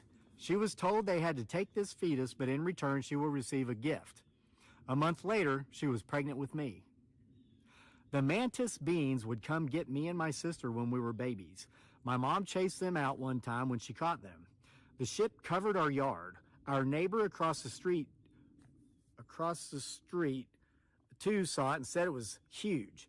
She was at the ship begging for me to come back, and one reached out to her and it put her in a calm trance. It had like 3 fingers. She stood there and waited for me and said they told her they would come back with me and that I am safe. When they came back, there was 2, by the way, they put me in my crib and walked her, the sister, to her bed where she sat and came back coherent. And she had to go, oh no, yeah, okay, it's either the sister or the mother. She came back coherent, but she had to go to the doctor thinking a spider had bit her in a 3-dot triangle formation. So she thought she'd gotten bit by a spider. But spiders have 2 fangs, not 3. The doctor couldn't figure out what it was. It burned. She had to go under hypnosis to pull this out, and her many other great abductee experiences. God bless everyone. And there is one more. So that wasn't the last one. Wendell Inthorn. See here? Wendell Inthorn writes, I have had a lost time experience when I was 18. I was driving to a friend's place approximately 30 miles away. I called before I left. I didn't show up until at least 2 hours later. It usually took about 20 minutes. I have never been able to explain this. So folks, there you have it. And these are just the ones. I'm trying to keep these videos to between 20 and 30 minutes, trying to do a couple a day because there's so many stories out there. They're piling up on me. But if you folks want to continue to hear them, I can continue to come out here and make them, as long as you continue to send them to me. And again, if you don't want to put them in the comment section, send them to the email address that's in the description box below. And if you want me to keep you anonymous, let me know that, and I won't share your name. But if you have no problems putting your name out there, let me know, and I will as well. I want to thank, these are the folks who, since the last video, bought me a coffee down there in the Buy Me a Coffee link. Norm, Eleanor, and Robin Fairs. I appreciate your support. And folks, here's the thing I like about that whole Buy Me a Coffee thing. That helps me be able to come out here and tell the truth. I have reason to believe that at some point, a lot of these videos I'm making are probably either going to be unmonetized or perhaps disappeared entirely because they're holding too many comments for review. Folks are saying that they've left comments that are disappearing entirely. Somebody told me they've been binge watching my channel and they just forgot the name of the channel. So when they went back into their YouTube history to look at the videos they've watched, expecting to see like 24 of my videos, none of them were there.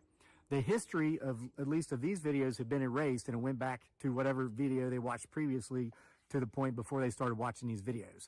So that's where those cups of coffee come into key. When you can't be bought, you can come out and tell the truth, and it doesn't matter who doesn't want to hear it.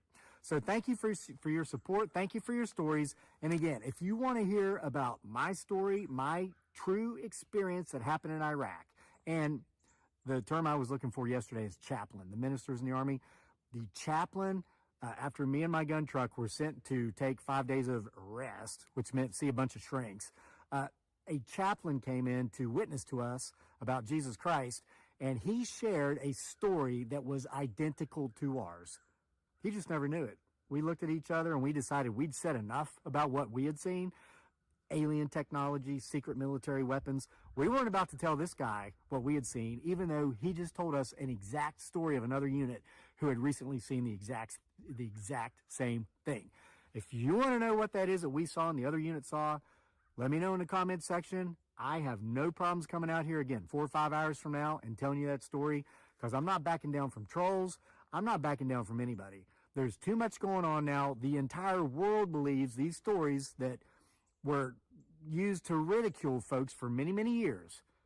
Well, the days of ridicule are over. I will be your voice. Send me your stories, and I will come out here. No matter how long it takes, I'll tell every single one of them. Thanks for being here to support me on the most awesomest homesteading channel on the planet that typically doesn't have anything whatsoever to do with homesteading off the grid. Again, I want to wish each and every one of you and all of your family and those close to you a very Merry Christmas. See you for more next time.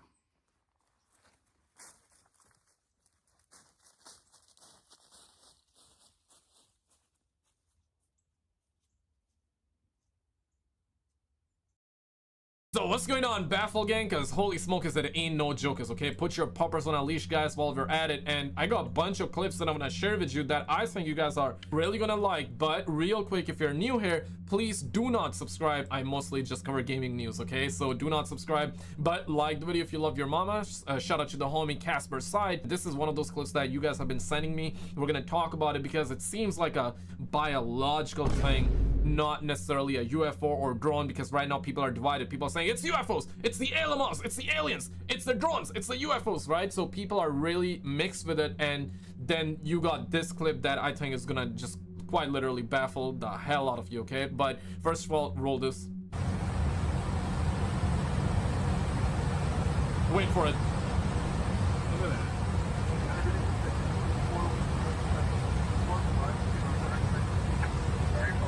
There's something down here as well. You don't get drones that high. Maybe you do. I don't know. I don't think you do. I think the normal public drones, probably not, but military ones, let's be real, most definitely they can.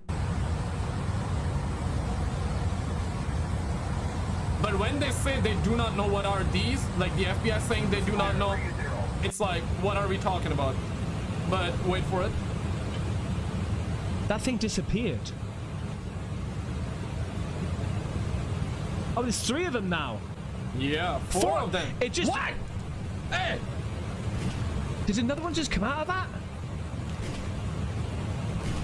5 of them. Oh my god. And then they disappeared, right? But come here, man. I just want to be able to pet an alien and say that's a good boy. I won't hurt you. I won't hurt you. Come here, let's talk. Come down here, let's talk. Let's talk.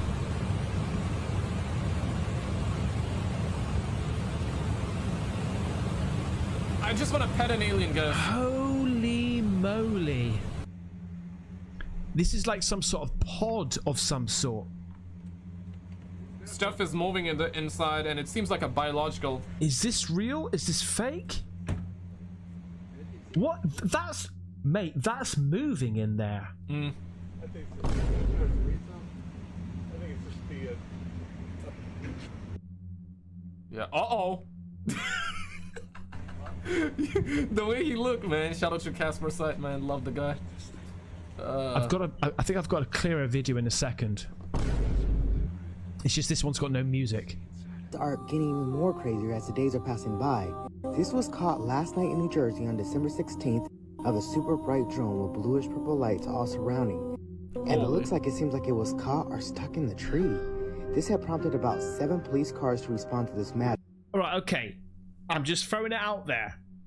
Are these ball things the alien sphere that Bob Lazar was trying to bloody... No way. Reverse engineer? Say the psych. anti-gravity things? Say psych. The balls which you sometimes see underneath these UFOs? I'm just putting it out there. Right? I'm probably wrong, but I'm just putting it out there. Matter. Let me know your thoughts. Balls that you see under. Yeah, that sounds right. Comment below. Things getting crazy. But no, honestly though, what do you think this is truly, guys? What do you think? Do you think this is aliens? Do you think this is just whatever, CGI, fake? It's just a drone. It's just a drone. I don't think it's a drone, guys. Come on now, right? I've said it before and I'll say it again. I do believe that there are drones, right? There are drones, but there are also actual UFOs. I believe that there's been just so much UFO activity right now that they had no choice but to let these drones out, because people are like, hey, what's happening? And they're trying to divide people. So you got people believing it's just the drones, you got other side believing it's just the UFOs. I think it's a little bit of both. I'm kind of like in the middle on this one, but what are your thoughts? Wait for it. You got plenty more. The other day also, I mentioned to you how much history New Jersey has got for UFO sightings. Listen to this, man. What people don't know is that Hudson County, New Jersey, northern New Jersey, is the #1 place in the country where they have the most UFO sightings. Really? Northern New Jersey? Look it up, Jamie, if you get a minute, please, not to be rude. Jamie, pulled that up near a couple airports? No, it's closer to, like, you know, like when you live in New York City and you look at the Hudson River, they say that people go on their balcony, they're drinking coffee, they're talking on the phone, and they'll see a little flying saucer go by. Really? And I know for a fact that in 1976... A little one? Whatever the fuck they are. I know for a fact that in 1975 and 1976, you could check me out on this, a UFO landed in Hudson County Park. I was a kid, and the next day the feds locked off the park. They had yellow tape, they had samples. Go look it up, dog. There's a UFO. You see that's called, North Bergen is where I'm from. That's called, I forget what it's called, but it's a circular building. So they did so much coke in there in the 80s, they called it the grinder. That's what they called it, because it was shaped like the Stonehenge. Tranquilo, papi. Papi, chill, papi. Yo, don't go full loco, man. Go loco, but don't go full loco, though. The Stonehenge. I have a couple friends that lived there. People that lived in that building have seen UFOs for fucking years. And if you go to YouTube, there's an actual North Hudson Park UFO. Wow. They dug up, they came out, there's a liquor store. And the liquor store guy says he's seen the lights. You heard like the organ music that they play. They landed a couple Martians got out and took samples and got back in the thing and took off.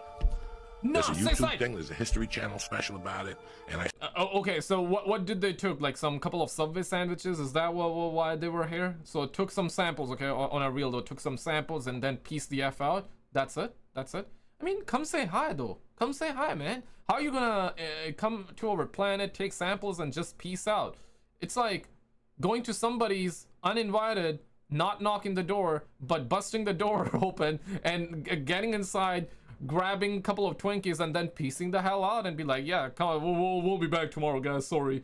And not even saying sorry. What? I still remember being a young kid. Did you find anything, Jamie? Not give. Jamie, come on, Jamie. All that stuff about that building and. Oh yeah, no. Is there anything that says a UFO landed? That's the story I'm reading right now. Is what he's saying. Yeah. And witnesses, you know, it's not just one guy that says, "I know UFO." It's people who got knocked on the door and said, did you see anything at 11, 10 at night? And they said, you know what? There were lights flashing outside. They contacted police departments to see if there was any. And they went full.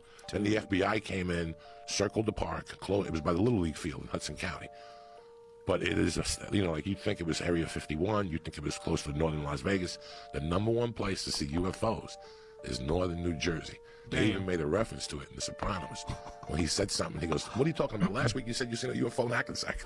Now there's one video that I just want to end. Damn, that is insane, right? I want to show you guys this video before before we get down to the next one, okay? Shout out to the homie James and also all these people for recording, because without them, these videos wouldn't be possible, guys. So shout out to everybody filming and putting it on the internet. For the world.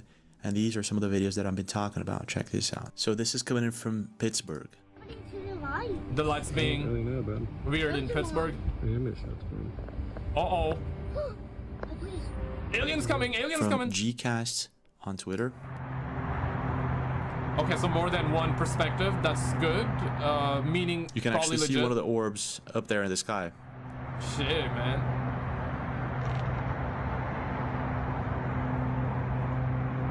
This is why I've been saying, man. This is why I'm saying hide your kids, hide your wives, and most definitely put your puppers on a leash, guys. Don't let your dogs out, man. It's not safe out there. Hide your kids, because the Martians are here. Lock yourselves in the basement. All right, let's roll it. What are these Teslas doing? Oh, Teslas are bugging now? Oh my god, my phone's making funny, weird noises too. One person says this is how Teslas update their system, but someone said he's a Tesla owner. That's not how it works. So this is in Southwest Houston. What the first encounters of the people are really quick to drop clown emojis. Yeah, you do not know clown emoji, and then the actual guy comes out, says like, yo bro, I have the Tesla, dog. This is not how it works. Just completely slams the guy. What's going on here? So this is coming in from Susan Mills 42 on TikTok, but this is in the month of August. It could just be that this all began way before we've noticed it. This is coming in from Anthony128 on TikTok. It was recorded 1 week ago and in the United Kingdom. United Kingdom, okay. So not United States of America, baby. So UK as well. Holy, same thing happening? What the hell? So the thing is, if this is not a coincidence, if this is a real interference that's happening because of these alien ships, then it could just be that they're interfering with animals and migration patterns and all that. And I found a couple of videos suggesting that something of that sort is happening in New Jersey. Yeah, this really is one of those videos that's going viral, because and I'm seeing a lot of you guys comment as well that, hey, okay, I'm not gonna believe humans, but birds, animals, I'm gonna believe them, because it's strange, right? Because ChatGPT and Google and all that. So this is what I found. On December 17th in New Jersey, you are well into the winter birding season. Migration has mostly ended. And then while looking at some of these videos, I looked at the comments, and it seems that people are noticing that these are starlings and that they are migrating north. And this is what I found out. The starlings in the northern hemisphere generally migrate southward or remain residents. So it's not common that they're migrating northward. And I guess that this is why Just Eric posted this video 2 days ago and noticed something bizarre about this. And while searching his TikTok account, it seems that he is a nature lover and someone who observes nature, so he must know something about birds. And what did he say? They going somewhere. Oh my God. Oh, he baffled as well. He baffled. Now what's interesting is that he recorded these on December 15th. And it was apparently throughout the entire day that he saw this migration pattern that apparently is heading north, the opposite of where it should be headed. Maybe the birds are racist towards aliens. Maybe the birds don't like the aliens, right? Maybe the birds, or let's just put it this way, the drones. The birds are like, nah, man, government, y'all suckers can keep your drones here. We out, fam. We don't need passports. We just gonna migrate somewhere else, right? Maybe that's what's going on. Maybe it's nothing burger, and maybe that's the real reason. We out. Yeah, so many of them. So they're taking their entire family and just moving out. No trucks required, no nothing, no passports, nothing, guys. Yo, what the? All of them flying, man. Yo. Yo.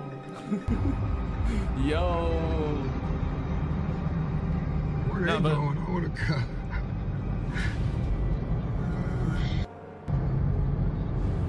Yo, it's like 10,000 birds, yo.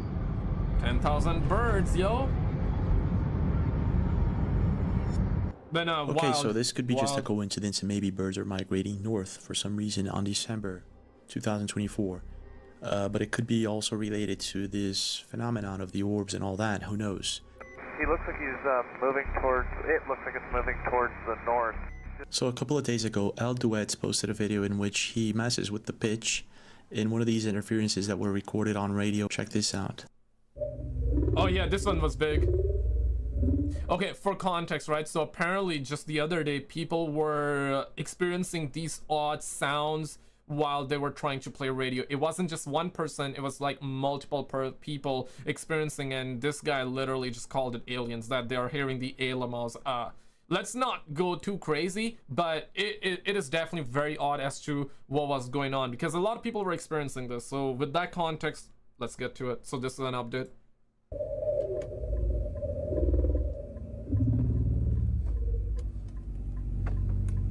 Took the audio out of the drones. Constant support and... Whoa, what the hell?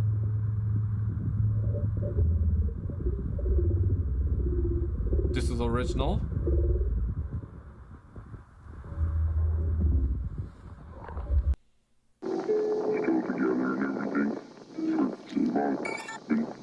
So you're not only in love with her, but she's your best. In this other video, a person... And he changes the pitch and it sounds like a normal human talking. Interesting, but definitely weird. Perhaps a bug, but bizarre. sped up one of the interferences and got this message.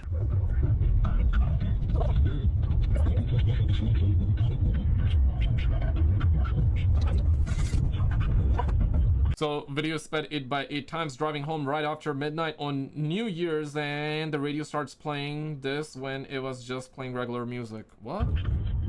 So apparently this person sped up the video 8 times. This was posted by Money Pilot Fitness 3 days ago. Now when it comes to trying to explain what's really going on, there's a bunch of people posting videos with very interesting explanations. And here are a few that I found. Hey everyone.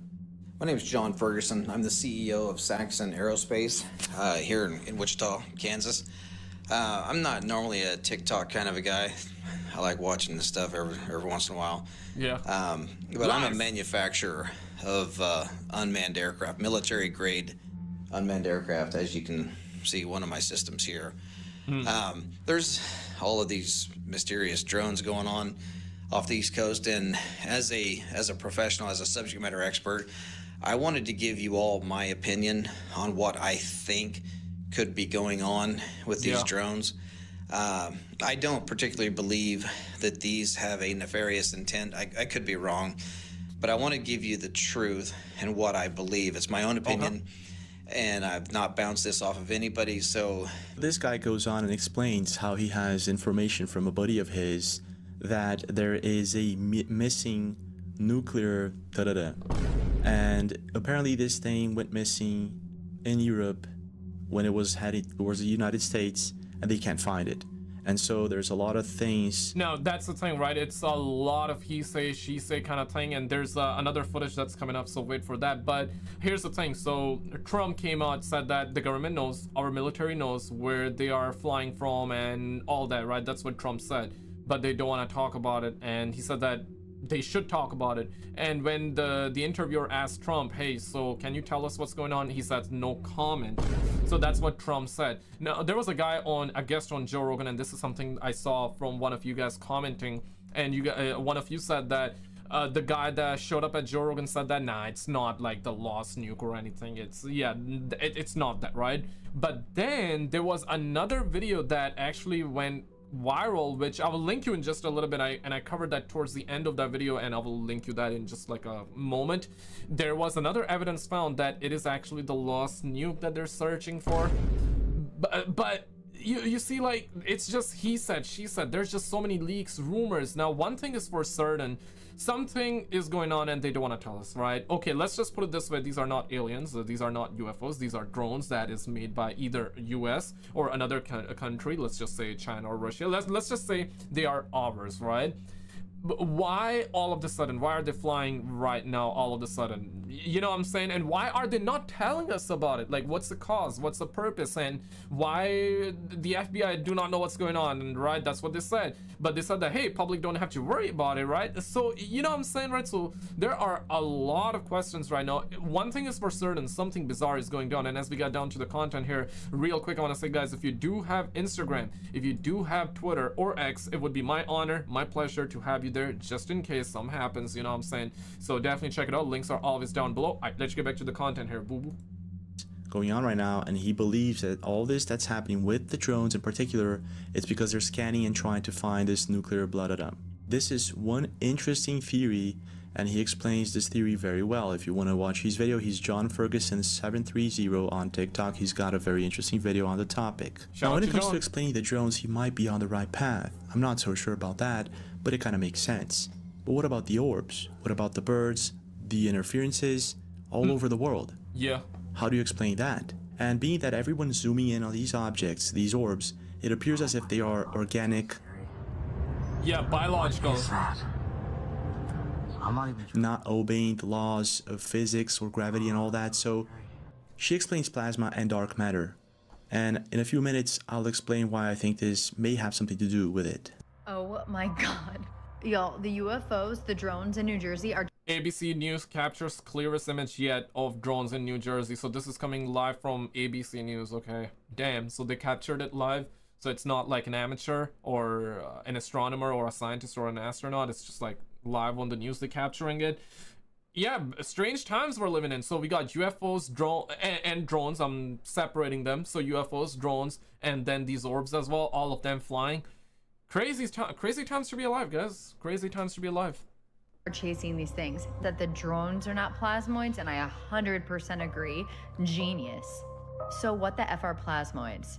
I'll tell you. Okay, plasma is the fourth state of matter. It is in plasma balls. It is lightning. It is ionized gas that creates fluorescence when the electrons are flurrying around the nucleus and they're free. Crash course on plasma. Non-plasma, plasma, free electrons, not super tied to the nucleus. This can create fluorescence, which is in the aurora borealis, lightning, fluorescent light, neon lights. It's also, plasma is also the sun and any star. Plasma has to do with sacred geometry, and now let's get into plasmoids. There are several theories that plasma is intelligent, including the intelligent plasma hypothesis by Dr. Massimo Teodorini, who is an astrophysicist, and of course an electronic musician, because plasma is sound. There's also a book, A New Science of Heaven by Robert Temple, which is literally about the science of plasma transforming humanity's understanding of its place in the universe. It talks about plasmoids. And then this is Dr. Massimo's book about... Where my flat earthers at, though? Yeah, if you believe in that, let us know in the comments, man. Curious to hear, the hyperspace, and yeah, there are a lot of people that don't believe in space either. Yeah, right. What about that? Yeah, that's interesting, right? So if you're somebody that, and listen, man, I'm open discussion for everybody. So if you believe that the earth is flat, hey, you do you. I don't buy into that, right? But hey, I get it though, okay? But if you believe flat earth, if you believe that there's no space, no planets, nothing, I want your take on it. Then what do you think, like, all of these are? You think these are just distraction. I mean, to be real though, like it to a certain degree it might be distraction, but what do you genuinely believe these are? Because I do believe that some of them are UFOs and some of them are us drones, our drones, right? But what about like these plasma things, right? Consciousness and plasma. So basically these plasmoids have literally been studied by since the 50s. There are several and physicist papers on plasma. Just Google plasma UAPs. You can also look up this. Extraterrestrial life in the thermosphere. Plasma's UAP pre-life fourth state of matter. Damn. Papers on plasma. Just Google plasma UAPs. You can also look up this and this in the Journal of Modern Physics about new studies on plasma and plasmoids. This was recent. So while researching this plasma being thing, I found this article. You can find it too. It's plasma being formed and maintained inside TAE Technologies fusion machine. There is a video of humans, us, creating this plasma being for a few seconds inside this TAE Technologies fusion machine. This is apparently new technology that we are developing since 2021 in California. Damn. So whatever this thing is, it seems that, well, it's being studied indeed. It seems that she knows what she's talking about. Then I found this other article. Look inside this lab where scientists are recreating the energy of the sun, plasma, to produce nearly unlimited clean energy. And then I was, So this kind of makes sense of what Elizondo's lawyer was talking about. We may be reaching a point in which we have technology may again be dangerous and used with bad intentions. While reading this article, I found out that they're using nuclear reactors to power this technology. And well, we have a lot of nuclear reactors in New Jersey. Damn. Yeah. This is a list, a quick list actually. So yeah, it's a bit far. Yeah, I began recently watching Stranger Things, guys, for the first time. I know, like, where have I been? Yeah, just I heard a lot about it, so started watching and I'm hooked on it. This is like Stranger Things coming to real life. And this is that video that I was referring to. Check out this video on the screen and check out the video, but I want to just let you know, do not miss almost the ending part of this video, because there was a clip that I think you guys gonna really like it and you're gonna be baffled by it. Check it out and I'll see you right there.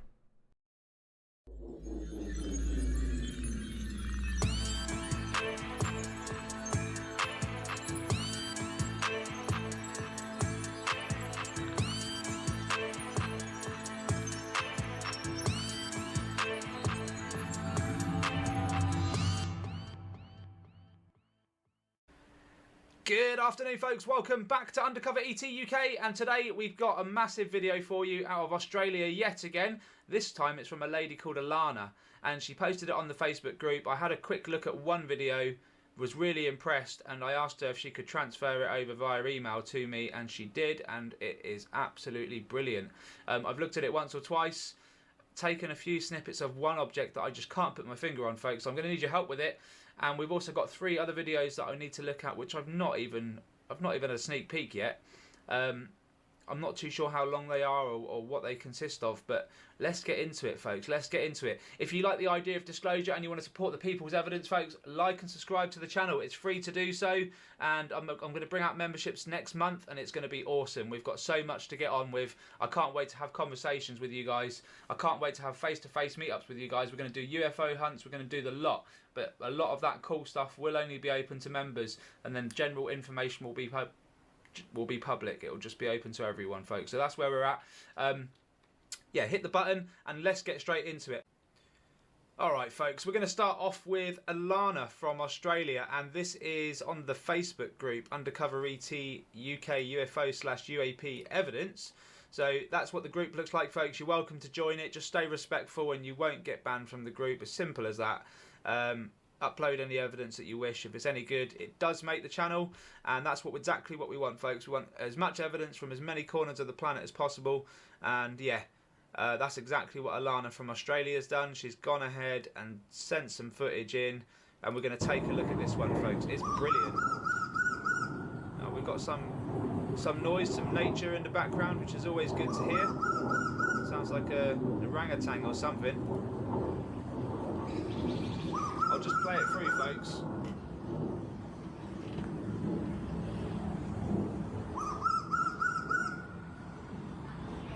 Seriously high activity, this video.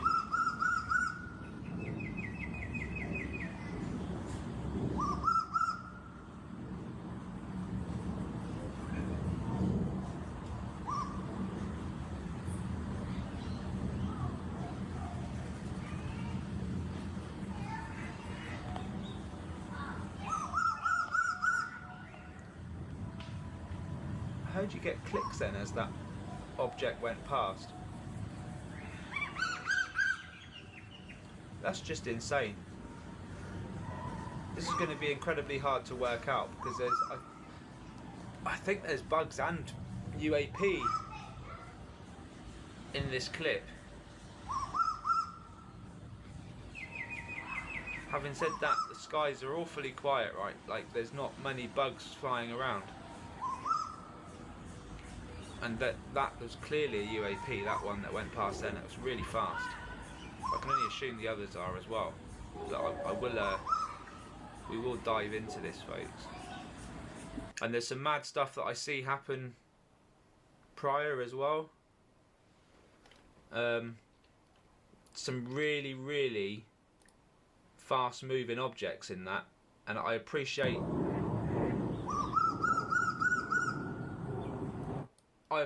not everyone would have seen what happened there, but we're going to get into it now. Let's do a deep dive.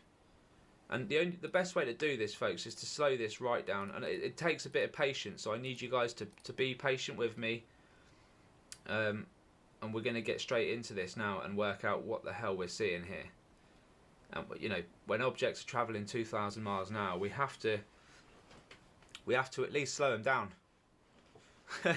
Just to at least slow them down to 250 mile an hour, you know, or 300 or 400, whatever it is.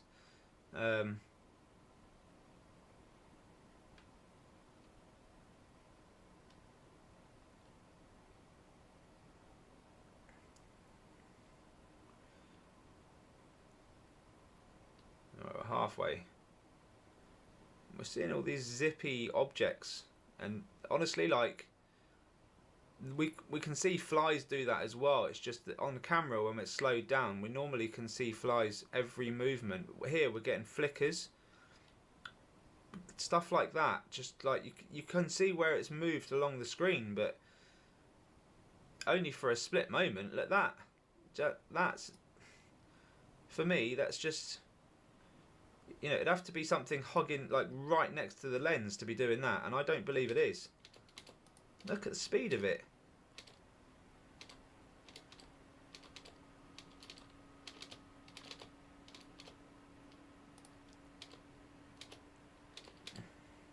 Look at this thing. Jesus.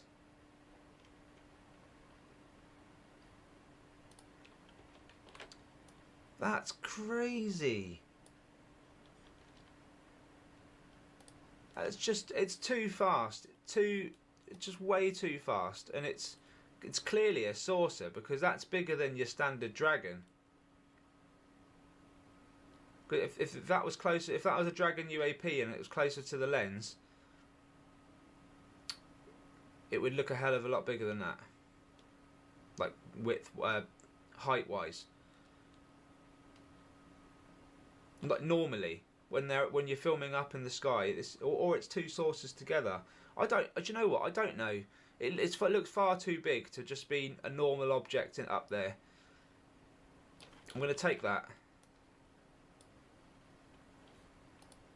It's definitely anomalous. It's definitely moving way too fast. It looks like a saucer, doesn't it?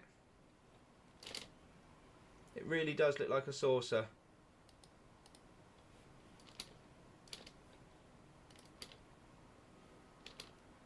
And look, you just see it there. That's it. You don't see it anywhere else. Oh, you do see it here as well. Apologies. Let's see what we can get from there. It's going to look very similar, isn't it? Definitely hockey puck looking, just larger. I'd say that's a saucer. Looks like it's got a curve rather than a... Oh, it's hard to say, isn't it?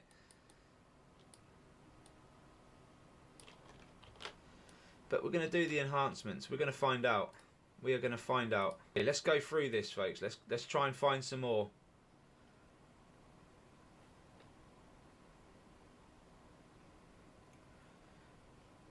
I'll tell you what, you just don't see that in... Whoa. Whoa. I was going to say, you just don't see that in real time, and that's another example. I mean, except for these objects up here, which are blatantly going too fast. Look, there you go. Hello. It's just popping up, isn't it? Giving you a little hello.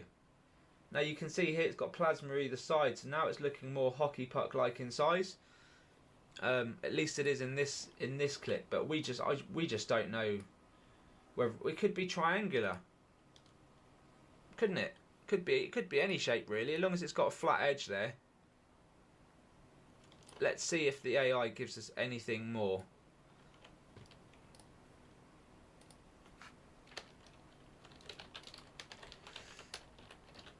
Yeah, upon first looking at it, Tic Tac, but it's just a label at this point. Right. That's so much activity in just one clip there.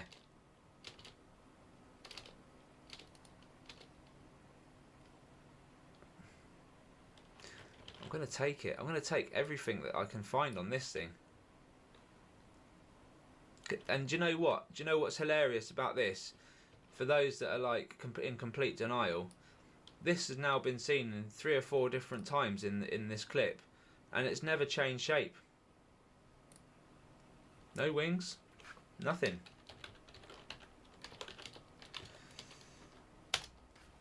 It's never changed shape, this thing. So every time we've seen it so far, it's looked the same. And yeah, I'd like you guys to share this video and just get the work. You know, this is disclosure at the end of the day. Talking about changing shape, we've now got an object comes into the screen. Whoa!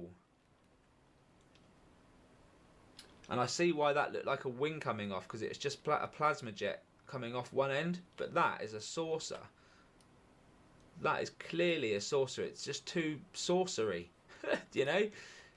It's not your typical dragon, which are normally hockey pucks, right? This is not your normal tip. Yeah. And I don't think it's a Tic Tac either. I think that's a saucer. And I'll turn it the other way round so that we've got a vertical, sorry, horizontal look on it. I've labelled it up Tic Tac, but it's not.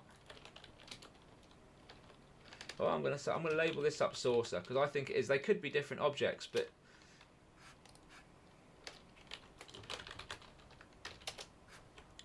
they could be different objects. But I'm gonna go with this. I'm gonna say saucer, and just going back. What?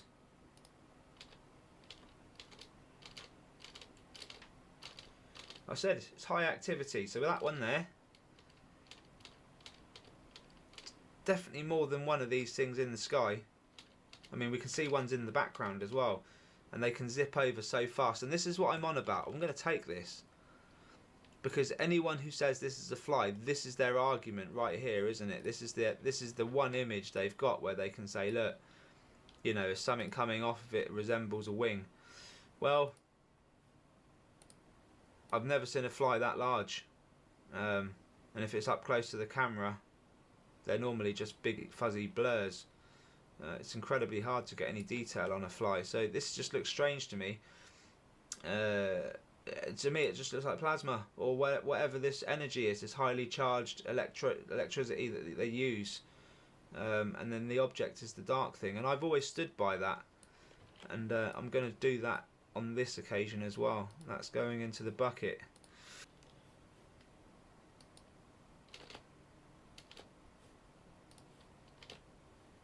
Oh, oh, look at you. Yes, that's the one. That's the one right there. I'm so glad I doubled back then and just wanted to see the true movement of it from when it entered, because that's the one. I've got to turn that on its side when... That's it. That's crazy. I cannot wait to do these. I cannot wait to do these and show you what we've got. And I knew there was going to be some good uns in it, because I saw what was flashing through when I first peeked onto the video. And now I can look at a video and just on speed alone, and size. I can guess, pretty good guess. I can guesstimate whether they're a hockey puck, whether they're a saucer, and as you know, I can get a nice close up. And this is another one. It's just going too fast. Again, if it was a bug and it was close to this lens, it would look, you'd see a much bigger splodge than that. This is a little line in the air. And this is again our saucer friend, just going incredibly fast. You can see the electro pulse or whatever it's generating going around it, and it's not generating this white spew that the camera normally picks up. But then it depends on the camera, I guess. Sometimes it comes up really jet white, you know, like the brightest white, and you just don't see that on insects. It's weird. It's really weird. More.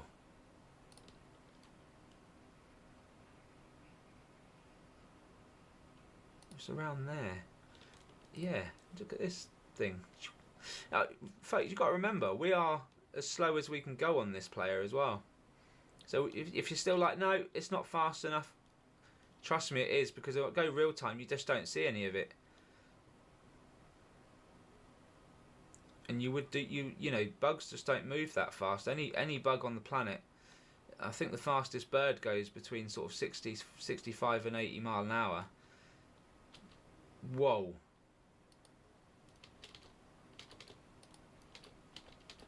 For a moment, doesn't it look like just a massive object because of how quickly it comes into frame? It's just a flicker. But, you know, having said that, it's been consistent throughout the whole video. I've got no doubt at all this is a UAP. No doubt. It's just an argument as to whether it's a saucer or whether it's a hockey puck. You know, whether it's the recon vehicles or whether it's the ones kicking out the recon vehicles. And I've got to say it, I think that's a saucer, and then what we've got here are the hockey pucks, you see. And this is a great example. I'm going to take it. It's much smaller. It's much smaller than what we've been seeing, yeah? And if I go into it, and I will now, you've got our turtle shell hockey puck thing in there.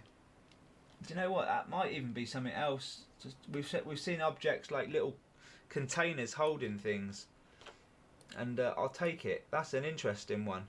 Still got that same plasma around it. Might come out like a bivvy like we've seen before. From back here it just looks like your normal hockey puck, but it's just got too much plasma around it to know. So yeah, there's things zipping through the clip all the time. These things always crisscross, and they're never, like I say, they're never alone. In this scenario, that it seems to be like a swarm of these things are passing through, and you're capturing, you know, a percentage. That's what I would say. It's just too busy. Again, just this classic hockey puck going through, but this is a far distance away now from compared to what we've been seeing. So we don't know. Could be a saucer. We're only getting a small line, so it could be very much what we've just been seeing really close to the lens there. So that's the end of the clip, folks, and I think we caught most of everything. I know there was a bit here where I wasn't slowed down, so I'll just zoom in, and there you go. There's the first object right there. Yeah, it's just way too fast. Way too fast to be anything else. And there it goes again. Got one here in the background, just gone through the clouds. More. It's just high activity, and we've seen this in Wales. We've seen very similar things in Wales, but this is just, look, another one. Boom. Went to zoom in, fuzzed out. Look, another one. They're up there in the droves. It's just they're tiny. Focus has completely gone on the camera now. Look. And this is this. Look, you saw that zip past, but couldn't figure out what it is, and the focus now bounces back as the camera pans back. There we go. Look at all this activity, folks. You know, if anyone was like, that's definitely a bug. Moves too fast. I think it moves too fast. I mean, look here. You see this thing go from like an orb where the camera's out of focus, And then look at the movement of it. Look at this hockey puck zooming past as this thing's dancing around in the cloud. Whoa. It just appears from the cloud. Look at this thing. That is your classic hockey puck UAP, that one. For sure it is. It's fat on one end. It's a bit faint, but it is what it is. And look, you can clearly, if we go back a bit, look, dances around, going through the cloud, and then zips out. A solid object like that. It's incredible. Incredible. Too fast. Some would argue, well, it's just the focus. The focus has lost the object and it looks like it's gone in the cloud, but I mean, it's an argument to be had, but you've got the whole video to debunk here. It's just, I don't think it's possible. Anyway, should we get into the enhancements? Because I believe this would be the hard work done anyway. Okay, Alana. Here we go. They're loading up. You're seeing them for the first time, so am I. And we're going to re-enhance anything that's worth redoing. And there you go. Hockey puck, plasma. Looks like it's not alone. Another dark object on the end of the plasma here, which suggests it's another saucer, potentially a smaller one with it. This is that one that I would say everyone would question this shot here, and you can see it's not wings. That's definitely not wings. I've done this on birds before, and I'm just not seeing it, folks. This definitely looks like the thing we've been seeing the whole time. And I would like to do that one again, actually. I believe that has given us really nice curvature on that saucer there. And that's what I think it is. It's too thin to be anything else. So let's take that one down. And let's keep going. This is awesome, this shot. Oh, yes. Look at you. Look at you. Look at the shape on there, look. Kind of reminds me of that whale feeling again, you know. I feel like this thing's alive. Oh yes, this is as it was coming in. So this was the drop in. Look at you, and I've got so many images like this. The thumbnail of my story, for example, looks very similar, doesn't it? And they're all really good sightings, folks. Really good, all legit. In my opinion, and that is just my opinion, but until someone turns around and says I've debunked this video, I can't see it happening. I cannot see it happening. So yeah, unfortunately, look, it is cylindrical. That's all we can see. You know, it could be triangular, it could angle off, it could be rectangular, kind of goes off a bit here. Who knows? I think it's a saucer of sorts, and we've got more to look at, folks, so let's see. Well, that was that weird object, right? Now you can see what I mean. It's got a hockey puck in the middle. Looks like maybe something else on top, like this rectangular object, and then just a boatload of plasma over the top of it here. That's what I'm getting. Very vague. I think this was the one further out, but very, very cool. Again, we can just see the size of this thing, and it just doesn't make sense with the speed. It doesn't look like anything we know of. Again, opening. Seen this before. Very vague though.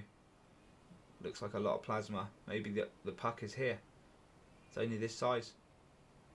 You know, can kind of see it here. That is epic, and I feel like when we do this one again, oh, let's go for it.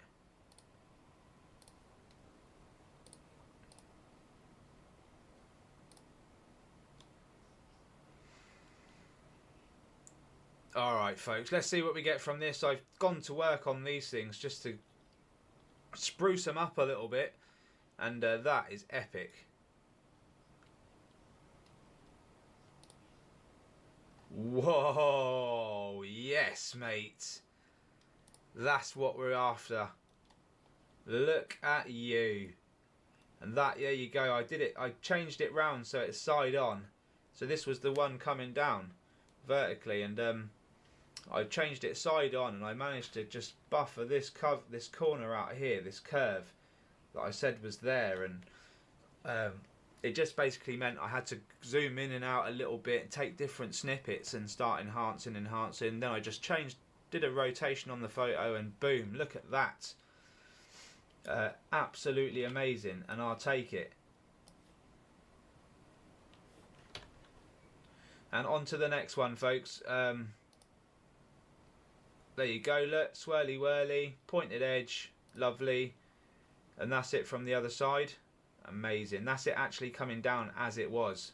So before I turned it on its side, but that looks awesome. And that's what it looks like turned around. Absolutely amazing. Thank you so much, Alana, for that. And we've still got more to do. So let's get into the next lot of videos, folks. And yeah, like I say, we've got 3 more to do. No idea. I thought we were good for time, but maybe not. Let's see.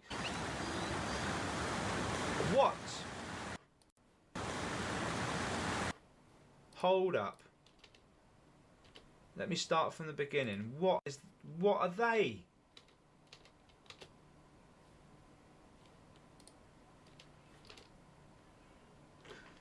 What? I thought they were... That's what we've been seeing in the last clip. It's the same objects. I won't enhance them because we're just gonna... I know what we're gonna get, but... What the flip? They're just so blatant. Look at that one. And look, it looks like they got massive long wings the size of their body. But they haven't. They can't have. That's mad. They're too quick, aren't they? Oh, I don't know. Do you know what? Let's do the test. I'll know if they look exactly like the objects that we saw. The difference is they're not going across the screen now. They're kind of going that way, so we're seeing more of them. Because to me, that's not fast enough. Like, look, I've slowed it down. You can see every little step they take, every move they make. But that wasn't planned. But you get what I mean. Like the dragons, they zip. So I'm almost leaning towards bugs, but these aren't dragon UAP. This little thing here might be. This little black dot. It's disappeared. The feck it go? Where'd you go?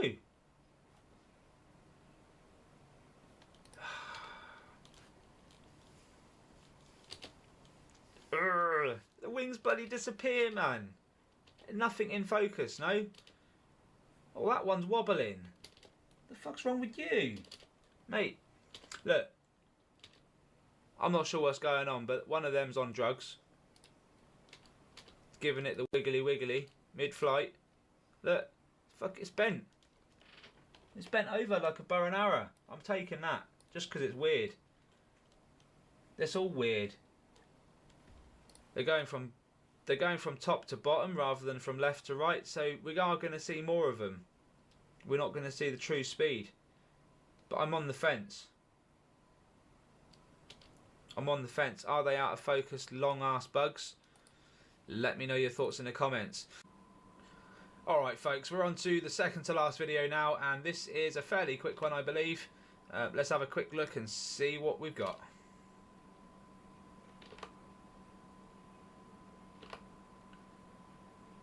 Oh, right at the end there. Oh, hold up. Okay, so that comes in from over here. Whoa! Check the speed of this out.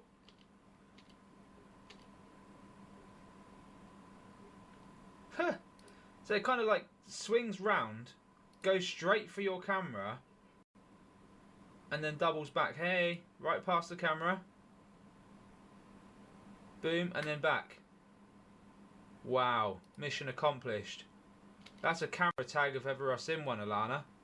Look at that. That's some pace. That is some pace on it right there. And I'm not really getting anything clear.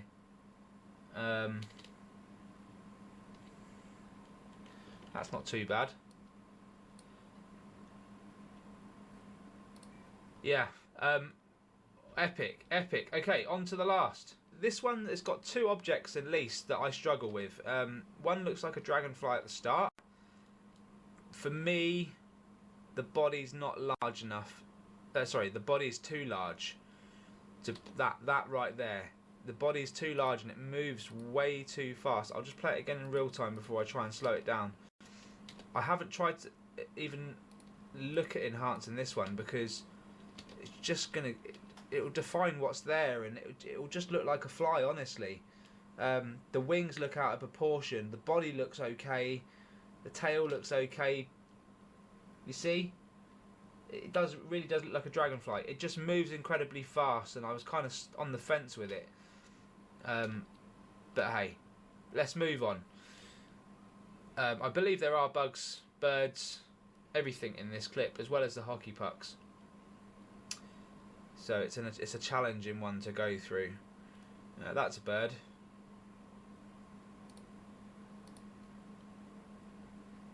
Another bird below. There's a bird.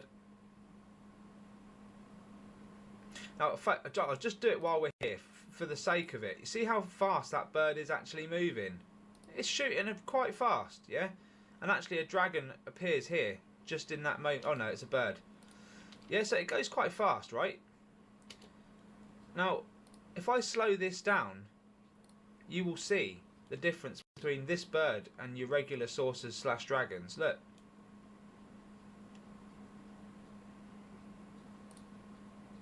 Check the slurt. I mean, slowed right down now. You can see how long it takes for the bird to even look. You can see clear as day. That thing is not jetting across at an unnatural speed, you know. And birds flap their wings clearly. So that's where I'm at with the difference between UAP and birds, folks. I just think that it's a no-brainer, to be honest with you.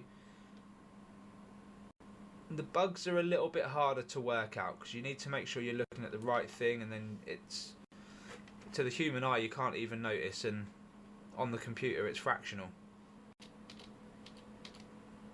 Boom, hockey puck.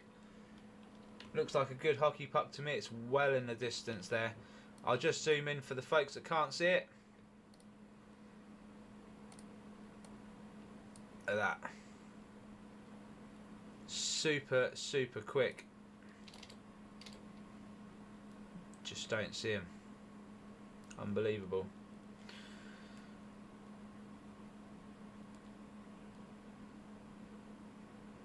Keep your eye on this top left hand corner, folks. This is there's an object in question here that I'm struggling with. That one.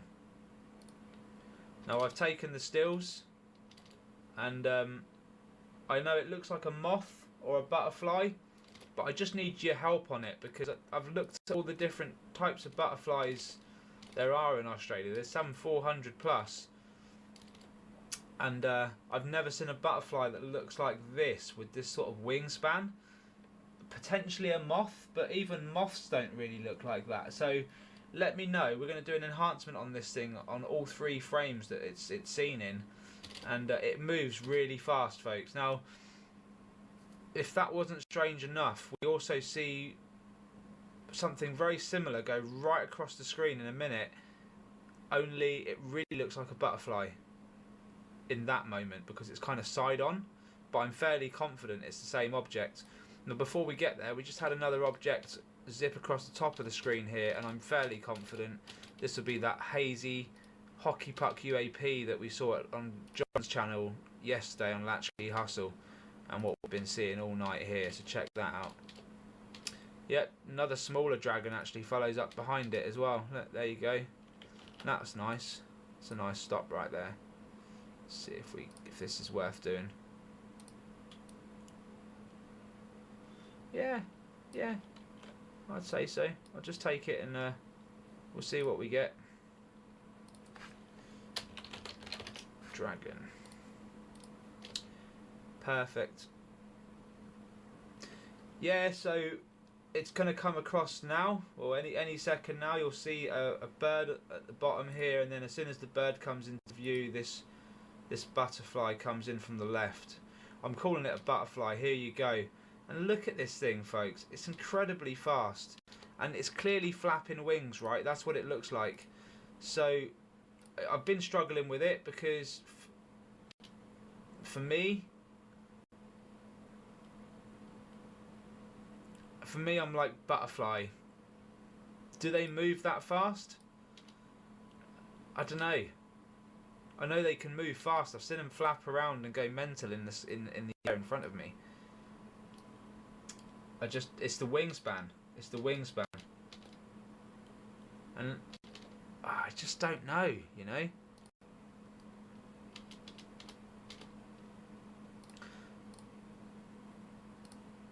I'm going to try and slow this right down and see where we get.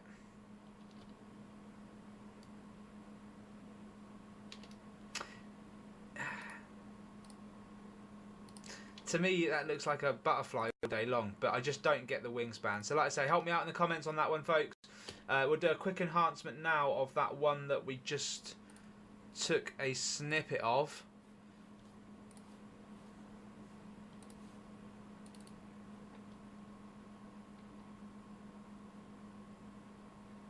And there you go. That's the so-called moth slash butterfly. It's got a pointed beak. It just looks really odd, folks. Strangest insect I've come across. Look at that. Just doesn't resemble anything that I've seen before, really. Maybe I haven't got out much, you know. Strangeness at its best. Okay, and let's just grab that last enhancement of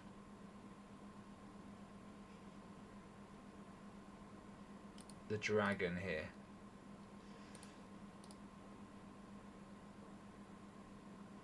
Okay, Alana, last image of the day, and what have we got? Triangular hockey puck. Well, a triangular UFO. It's very triangular, isn't it? And like I said, like sometimes we just don't know. I do believe there's different ones out there, but there's no guarantees, you know, with this subject. We just don't know enough. Just yet. We know they're out there, but we don't know how many different type of craft there are, or if they can manipulate anything at any moment. Well, that looks pretty cool. Looks pretty cool. And yeah, keep it coming in, Alana. Thank you so much for sharing that with me and being so prompt on the email as well when I asked for it. It was brilliant. Absolutely, really thankful to you. And to everyone that sends the footage in, keep it coming in, folks. Like and subscribe to the channel, Undercover ET UK. You can find us on Facebook, and you can find me on Rumble as well, Undercover ET, no UK on the end. And with that said, folks, all the best, take care, and I will see you on the next one. Bye-bye for now.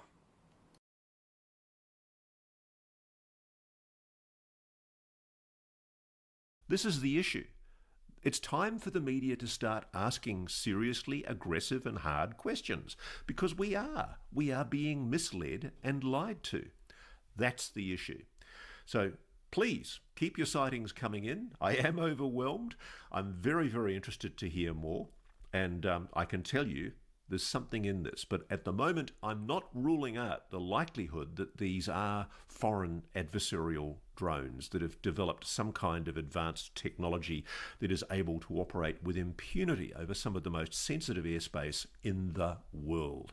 If that's the case, it's a huge concern. It's actually, frankly, it's a bigger concern if it's Russia or China than it is if it's friendly aliens. Because if it was aliens, and if they were malevolent or ill-disposed, I'm pretty sure they could have wiped us out a while back. So what else are we talking about on Reality Check this week? Well, as you know, I've been in Egypt for the last few weeks. It's been a fascinating journey, and I've got a lot to report. And we're preparing a couple of shows which will be going to air in the next few weeks. But in the interim, I thought it was time, because of the mounting number of questions I'm getting on my website and on my YouTube channel, I thought it was time I started addressing some of the questions that people have long been asking. So let's deal with some of those, the Q&As from our audience. The first one is from @ZSKI1. Do we know if these are high-tech military drones and UAPs have flashing lights and no one is questioning that? He makes the point. Absolutely right. Look, we've kind of addressed that already. We don't know if these are high-tech military drones. My sources are telling me they are. I don't necessarily believe them, and I think we should be skeptical. I mean, in one of the cases I've seen, you've seen a F-16 jet reportedly engaging with what looks like a luminous orb, and presumably the jet is operating at near supersonic speeds, and that orb was able to outstrip the speed of that jet considerably. Explain that, please, with known drone technology. One question that comes up next is from AUGGIED6760. One question that is not asked is who protects and conceals UFO and alien evidence? Who does this and who carries on with this suppression in successive generations? Who heads and operates this covert and secret organisation? Okay, let me be on the level here and say that if you'd asked me that question 3 or 4 years ago, I would have thought you were a raving lunatic, a tinfoil hat nutter. I now think your question is entirely reasonable, because I do believe that there is a cabal of individuals, and they are individuals. They're not departments or entities. They are individuals, carefully selected individuals, who believe that they are entrusted with a national secret and they're determined to keep it, even if it's operating illegally in defiance of the oversight rules of Congress. I think there are people in the US Air Force who know full well that we are being visited by a non-human intelligence. How do we explain the statement that was made by Dr. John Kozlowski, the new and very well spoken for incoming director of ARROW, the All-Domain Anomaly Resolution Office, who gave evidence to Congress in November, asserting that there is no evidence of extraterrestrial visitation to planet Earth? Well, I want to make the point. I think it's entirely possible that Dr. John Kozlowski is being lied to by people within the program who know full well what's going on. And I wouldn't be surprised if, since his November appearance, Dr. Kozlowski has been apprised of much more interesting information that perhaps has changed his perception. And it would be interesting to see him put under oath and questioned more rigorously by a Congress that is now more aggressively pursuing this subject with its bit between its teeth. I am told that there are individuals in the US Air Force who have been concealing this secret for years. It's largely driven out of the US Air Force because of the US Air Force's control of the subject since the 1940s, and indeed probably a lot earlier. Another thing I've learned very recently is that it is very, very likely that the US has had possession of non-human technology since even before 1941 Cape Girardeau, and possibly even before the magenta object was retrieved by the Italians in the 1930s. I wouldn't be surprised if the US has had technology since the turn of last century. Go figure. But what has happened, I believe, is that there is a Presidential Executive Action Directive. I think they're called PEDS. Forgive me if I've got that acronym wrong. I really don't care. I'm sure there will be somebody who will pick me up on it. But for those of you who were following Michael Schellenberger's evidence in the Congress when he gave evidence under oath to the Congress in November, he referred to a program known as Immaculate Constellation, which, it is my understanding, is a very small part of a whole series of secret codename programs that constitute what we would call the legacy UAP program. But nonetheless, it's a very significant one. And I am now aware of who Mr. Schellenberger's source is. I realise now I was speaking to that source many, many months ago. I wish them the best. I will be protecting their confidentiality, but I can tell you, I can vouch for who they are, And I think the fact that they have come forward is extraordinarily significant. But anyway, just to make the point, when Schellenberger made the statements under oath to Congress that he believed that this Immaculate Constellation was a program that was protected by secrecy by the Defense Department, it was formally denied by the Pentagon that Immaculate Constellation is a special access program controlled by the Department of Defense. And you know what?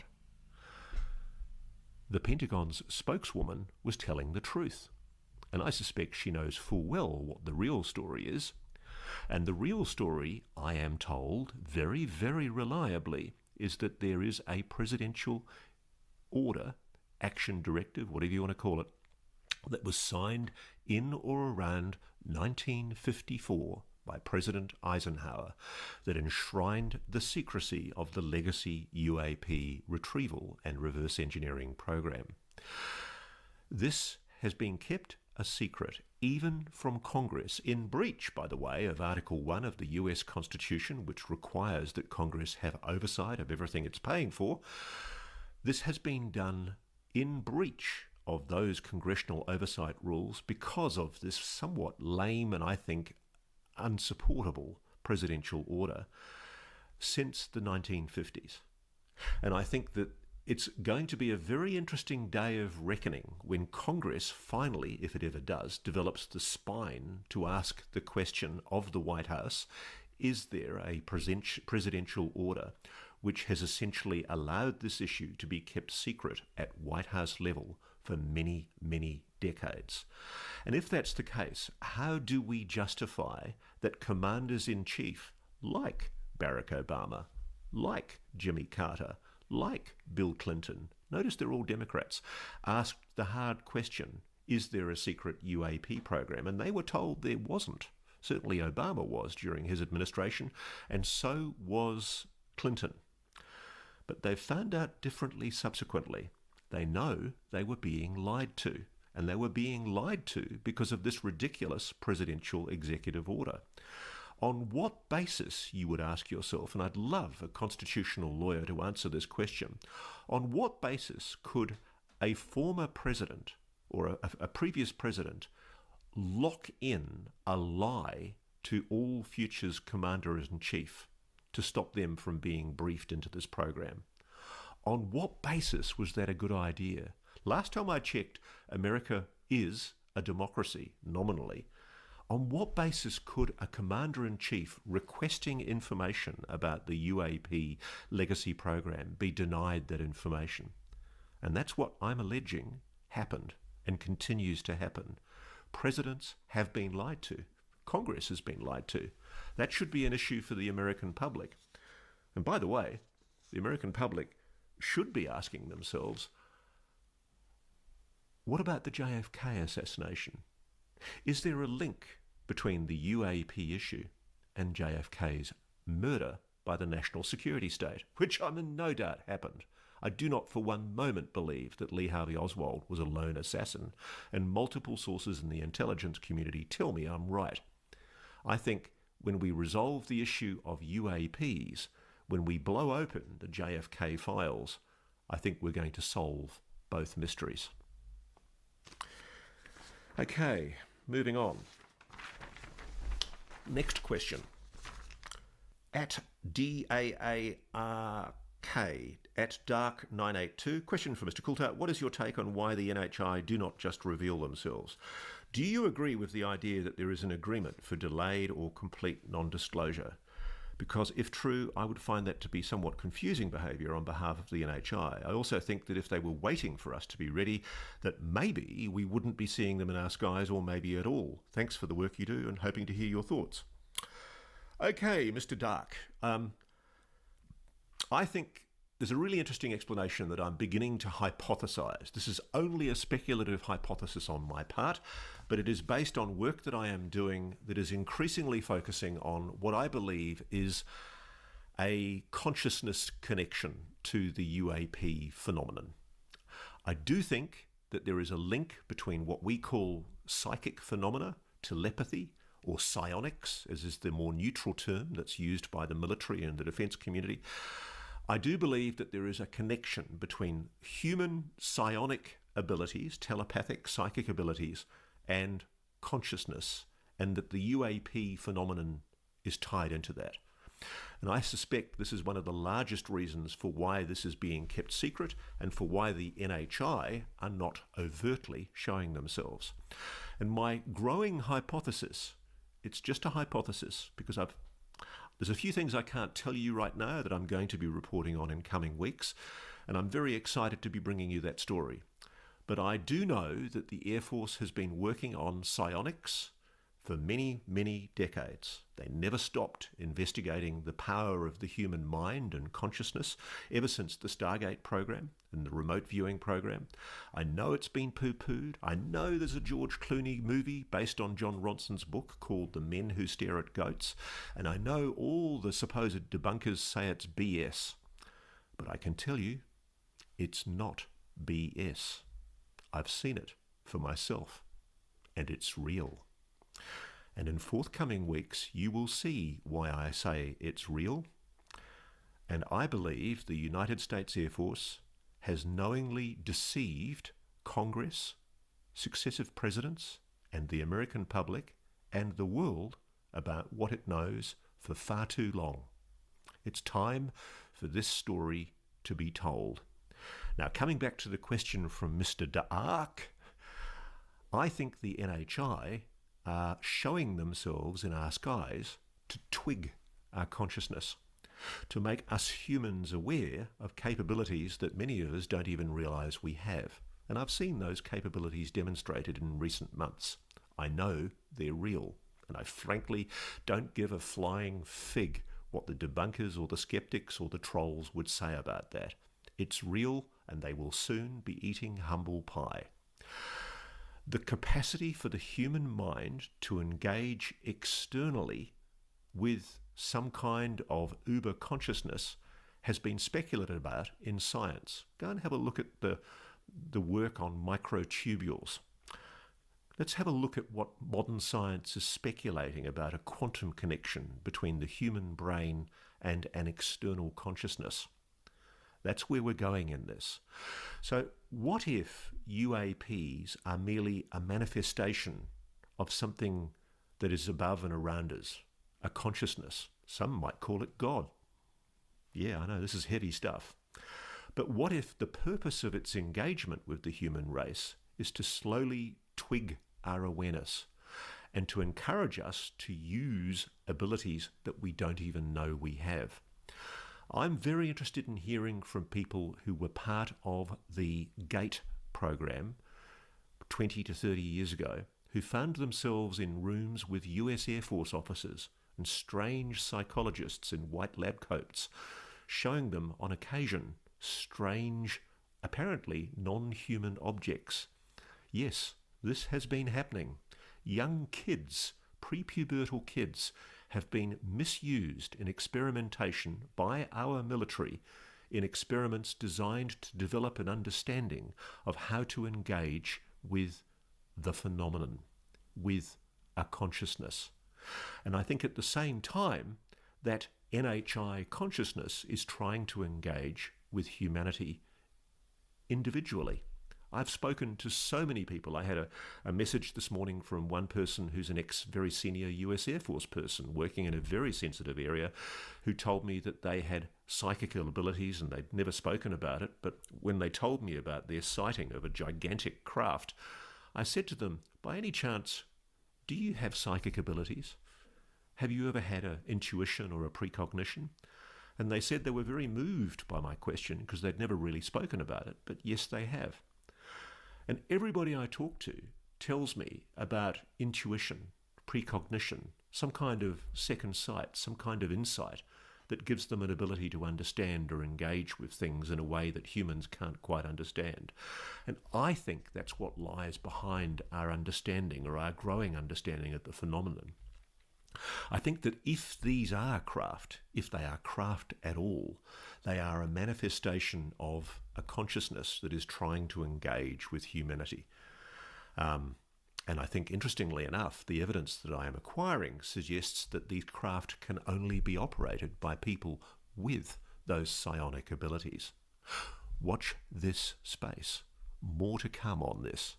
Now, the other question from Mr. Dark was, are there agreements? And are those agreements perhaps constraining why and what we can be told? Now, that's a good question. As you know, if you were a watcher of the interview I did with David Grush back in June 2023, David Grush, to a very limited extent, referred into what he was allowed to reveal through his DOPSA, his Defence Office Pre-Publication Security Review. He referred to unspecified agreements. Now, I've been investigating that, and I do believe it's possible, plausible, I haven't confirmed it, that sections of the US military concluded agreements with a non-human intelligence.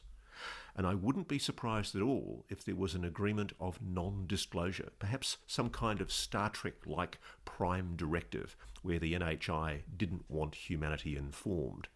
Wouldn't be surprised at all if that was the case. I haven't had it explicitly said to me, but I have had multiple sources refer to agreements. Okay, so let's just examine that. Firstly, if such an agreement was made, how could it possibly be legal? How could the whole planet be bound by an agreement that a bunch of jumped-up, hubristic, arrogant men in the 1950s or the 1940s concluded with a non-human intelligence? Why would they have any right to make a decision on humanity's behalf? And moreover, if the Congress and certain presidents were not properly informed, as I am confident they were not, and in complete breach of Article 1 of the US Constitution, then those officers of the US Air Force are in serious breach of their oath to the US Constitution, which is an act of treason. Treason. That's what we're talking about here. So if these people are aware that people like myself and others are on their tail, and that disclosure is imminent, that Congress is now getting close, if I was you guys, I would be thinking very seriously about coming forward, because you are going to face treason charges if your government doesn't decide to exonerate you or put you before a Truth and Reconciliation Commission where you are given immunity in return for telling the truth. You face the very grave probability of criminal charges. And yes, I do think there are people who should be going to jail as a result of what I've learned about the legacy program. Experimentation on children, murder, intimidation, bullying, threats. Not a good look, guys. Okay, moving on. The next question is from @JohnnyM6338. This is a long one, but it's a good one. Ross, while I can understand and agree with the need to keep the technology portion of the information secure for obvious reasons, why is it necessary to overclassify the NHI biological materials and the scientific information classified? That information is essential to advancing our understanding of astrobiology. That's essentially blocking our scientific advancement, which I don't believe any government has the right to do. And I can't see how releasing such information and samples to the research community can in any way jeopardize national security. Can you? I mean, come on, we know they have these materials. Yes, we do. And they know that we know that they do. So why would any government, let alone our own, deliberately withhold scientific research advancement? Now look, this question goes on and on and on. It's about 2,000 words, but I can answer it. I completely agree with you. I can tell you, Johnny, that I am in touch with scientists inside the Legacy UAP retrieval program. That is a program that has retrieved non-human craft, alien spacecraft, and that these people are deeply frustrated that they cannot share their science with other scientists and with humanity in general. They also think it is immoral that we do not know and that the Pentagon and the US government choose to lie to us.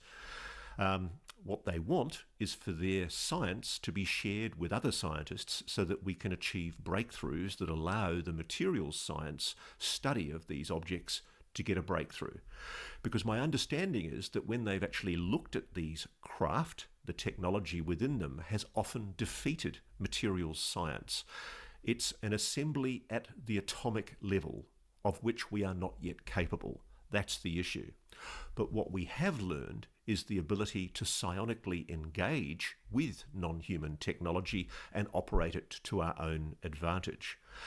The fear that has been expressed to me by scientists is that, as happens all too often, America, Russia, and China are all involved in a quiet Cold War, as David Grush admitted to me last year, competing to develop these technologies for military advantage. Now, I don't want to condemn the military people that are doing this. That's the way they think. You know, when this was first discovered and when the realization was first achieved that we had technologies that were far beyond known human science, it was during the Cold War, and it was realized that the best way of securing an advantage over our foreign adversaries was to essentially develop those technologies in secret. But I know, because I'm talking to people who know all about it, the Russians have their own reverse engineering program going with their own retrieved technology, and so do the Chinese. And what is driving a lot of the bellicose rantings from the American military at the moment towards the Chinese is that the Chinese, I suspect, are far more advanced than the Americans in their development of the materials science technology. Oh, and could this have something to do with the foreign adversary drones hovering over the United Kingdom and the United States' sensitive military facilities? Just maybe it could. Have a close look at some of those objects that have been videoed in recent days that appear to show blue plasmatic glows. Leave it with you. So, yes, I do think it's unjustifiable that either the technology or the biologics are being withheld from the public, and particularly from science. But, and again, I can just hear the outraged, bellicose ranters online accusing me of covering up for the dark state. The simple fact is, I do think that there are technologies that lie behind this that ought properly be kept secret. Just like with nuclear weapons, I don't want to know, I shouldn't know how to make a thermonuclear bomb. I don't want to know how to make, scalar weapons. Remember that term, scalar weapons. Wouldn't that be terrible if what apparently is the subject of fictional speculation was in fact real? And wouldn't it be terrible if at least two of the nations on this planet that constitute semi-superpowers, so-called, were in possession of such scalar weapons? Wouldn't that be a threat to humanity? And wouldn't it be terrible if our first contact with a non-human intelligence was to essentially malignly use the technologies of theirs that we've discovered for developing an adversarial advantage over foreign countries? That's the issue that lies behind, I think, a lot of the secrecy, Johnny M6338, that is explaining why this is being kept quiet. I hope that's a sufficient answer to your incredibly detailed question.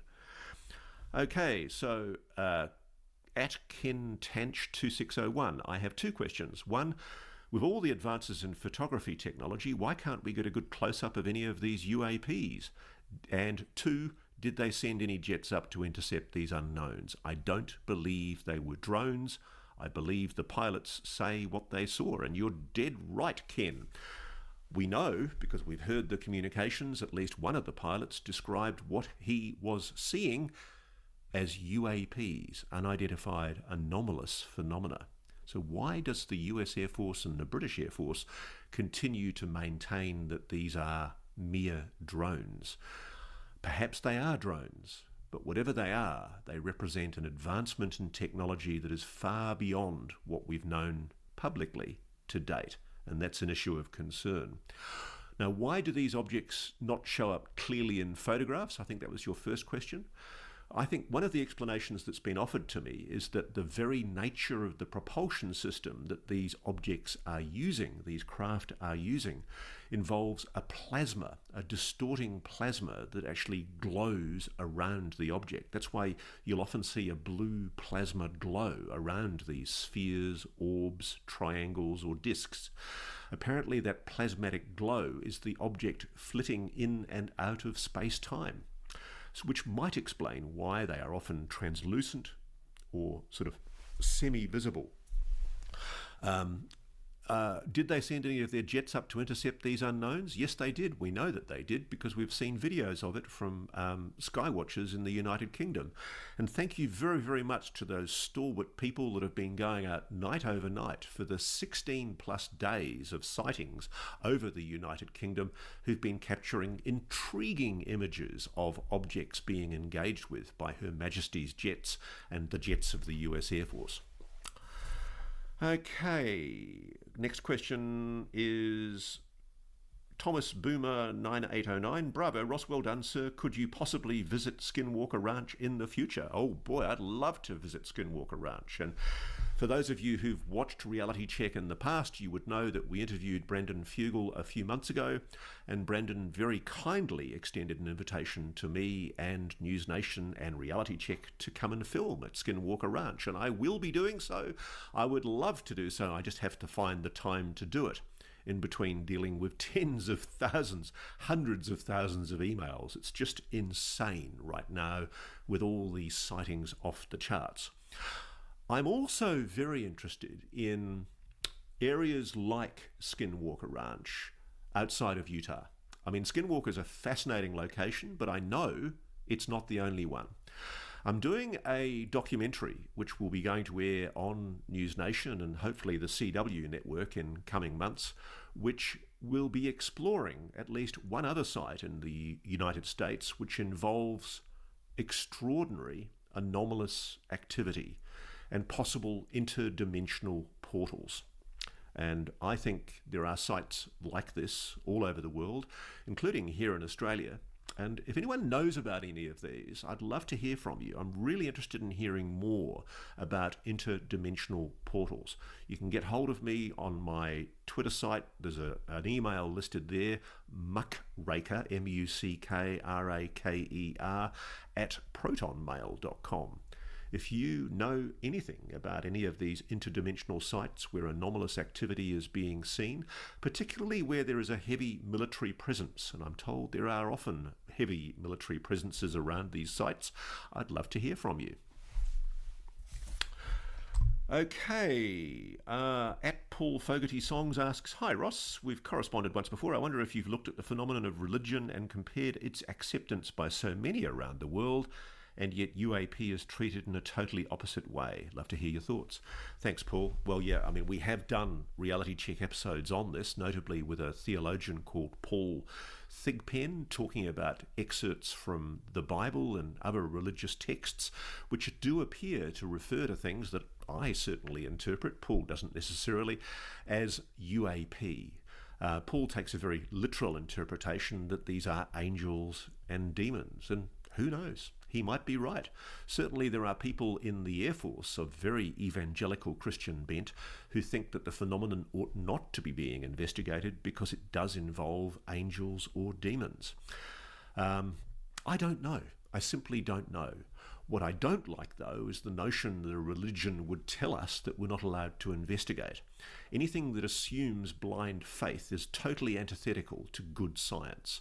And I'm sorry if that puts me in contradiction with people of religious faith, but I'm sorry, I just think we should question. We should always ask.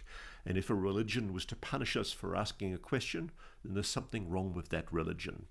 I never as a child accepted the idea that we should unquestioningly show faith in the notion of a Christian God and all of the ideas that went with that. I used to get into terrible trouble with my divinity teachers for asking questions, and I don't see why we should. Any good religion and any compassionate God, if a God exists, would surely understand that humans have a right to ask questions. One of the other questions I've got here is from @CBarry4068. I ask, what's the best proof of Bigfoot or the best evidence? I've looked for it and I can't see any. It's not as though I'm not open-minded to it. I just don't see what others do. That's a good question, Barry. I'm not necessarily a Bigfoot believer, but I'm also not necessarily a Bigfoot disbeliever. Coming back to a moment to the idea of interdimensional portals, one idea I've flirted with from speaking to people like Brendan Fugel and others who've worked in the NIDS and ORSAP investigations at Skinwalker Ranch is that there do appear to have been anomalous creatures, entities, emerge from apparent portals on that ranch that were seen by reputable scientists, non-loopy individuals, and that these objects and entities did appear to correspond to what we would call Bigfoots. Is it possible that there is a Bigfoot that essentially emerges from interdimensional portals and comes into our area to collect food or game or minerals of some kind? I have no idea, but I wouldn't exclude that possibility. Science is increasingly suggesting that such portals do exist. We know that black holes exist. Why is the idea of an interdimensional portal something that is so antithetical to good science? Certainly, if you have a look at the ancient Aboriginal rock paintings or the rock art of indigenous Native Americans, it's quite clear that they were describing things that I would certainly describe as portals. And I've had the privilege of speaking to people of Native American background, and they certainly describe portals existing today. So I wouldn't rule out the possibility of Bigfoot. It's just that, like you, I haven't seen the evidence. Okay, last couple of questions. At Wilhelm Hess 1348, is it just nuclear weapons or nuclear atomic energy plants? Reports have been made of hundreds of UAP sightings at atomic energy plants. Yep, you're quite right, Wilhelm. We are not talking about UAPs just being seen over nuclear weapons facilities like Malmstrom Air Force Base, as was reported by numerous US Air Force former personnel. We're talking about multiple sightings, often over the same facility, repeatedly reported over many, many years by staff at these facilities, including power plants. And I commend once again to people the fantastic book by my friend and colleague Robert Hastings, UFOs and Nukes. It's a fantastic read. We interviewed Robert a few months ago on Reality Check. He also very kindly gave us the link to his documentary that's linked on his show. And you will see there that he has extensively reported the extraordinary frequency of these anomalous objects over almost every nuclear-linked facility in the United States. And I can tell you, because I'm in receipt of information from countries like India, Pakistan, France, Britain, China, there are equally objects of an anomalous nature being seen over nuclear facilities in those countries as well. It's not a uniquely US phenomenon. Perhaps it's more reported, and perhaps more authoritarian countries make it harder for their citizens to come forward to talk about it, but it's certainly happening all over the world. Last question. At Beekneed, Bekneed, has Sheehan published, posted, shared, or otherwise made public the tracings he made from the crashed craft photos? It's been 45 years since he made the drawings. I'm wondering who else has seen them. Okay, so what he's referring to there is my friend and dear colleague Daniel Sheehan, a civil rights attorney of renown who heads the New Paradigm Institute out of Washington, D.C., which is a lobby group for UAP transparency that he works on with Jim Garrison and Tyler Zaradnik. And they're doing a sterling job exposing the UFO cover-up, which is a UFO cover-up. And what Danny's referring to there is a seminal incident which happened to him as a young lawyer. He had an association because of his background working with the Jesuits and the Vatican Church. He was known to the White House as somebody with connections to the Vatican. And because of that, perhaps, he was approached by a woman called Marcia Smith, who was with the Congressional Research Service, which had been tasked by President-elect Jimmy Carter to investigate the UAP phenomenon. It's a great story. I suggest you read about it in my book or watch one of Danny's interviews about it online, including the one I did with Danny many months ago. What you'll find is that Danny tells the story of how he was briefed into the fact that George Bush Sr., before he became president, when he was the director of the CIA, was apparently one of the gatekeepers of the legacy program secrets. And when Jimmy Carter, as president-elect, before he was inaugurated, was asking for a briefing on UAPs, he was formally refused a briefing by George Bush Sr. This isn't something that George Bush Sr. in his lifetime ever denied. It's never been denied by anybody. I've given plenty of people connected with him an opportunity to deny it. It's a fascinating story. Marcia Smith won't comment, but Danny Sheehan says that eventually he was approached by Marcia because of his work that he'd done with NASA, and he was asked to help her investigate the UAP phenomenon. He asked for access to the Blue Book files, the hidden Project Blue Book files, and incredibly, on a quiet Saturday morning, on a holiday weekend in America, he was told to go to an uncompleted office of the National Archives or the Library of Congress, the Madison Building as it's now known, and there in an uncompleted basement he was met by men in black suits and given access to archives of microfiche. And when he searched those microfiche, in impatience he started looking through the voluminous files for any kind of photograph, and what he saw was a photograph of a craft which had strange markings on the side.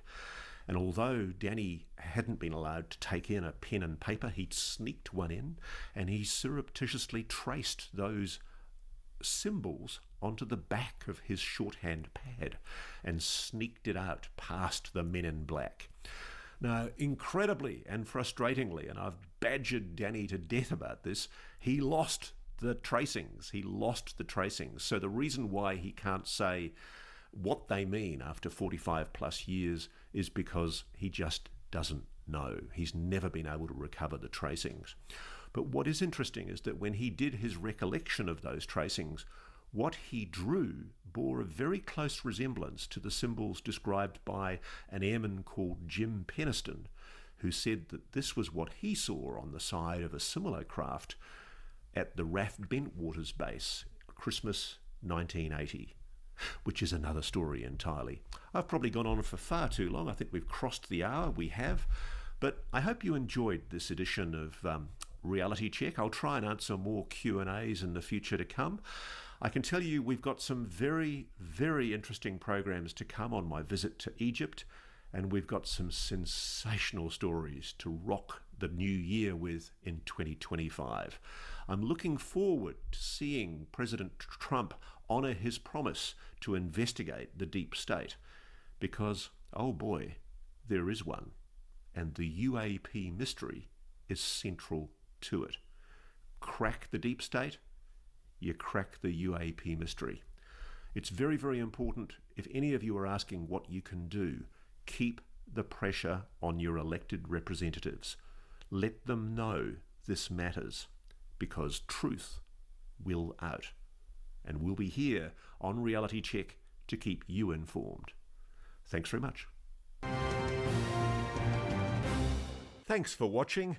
Go to joinnn.com to find News Nation on your television provider.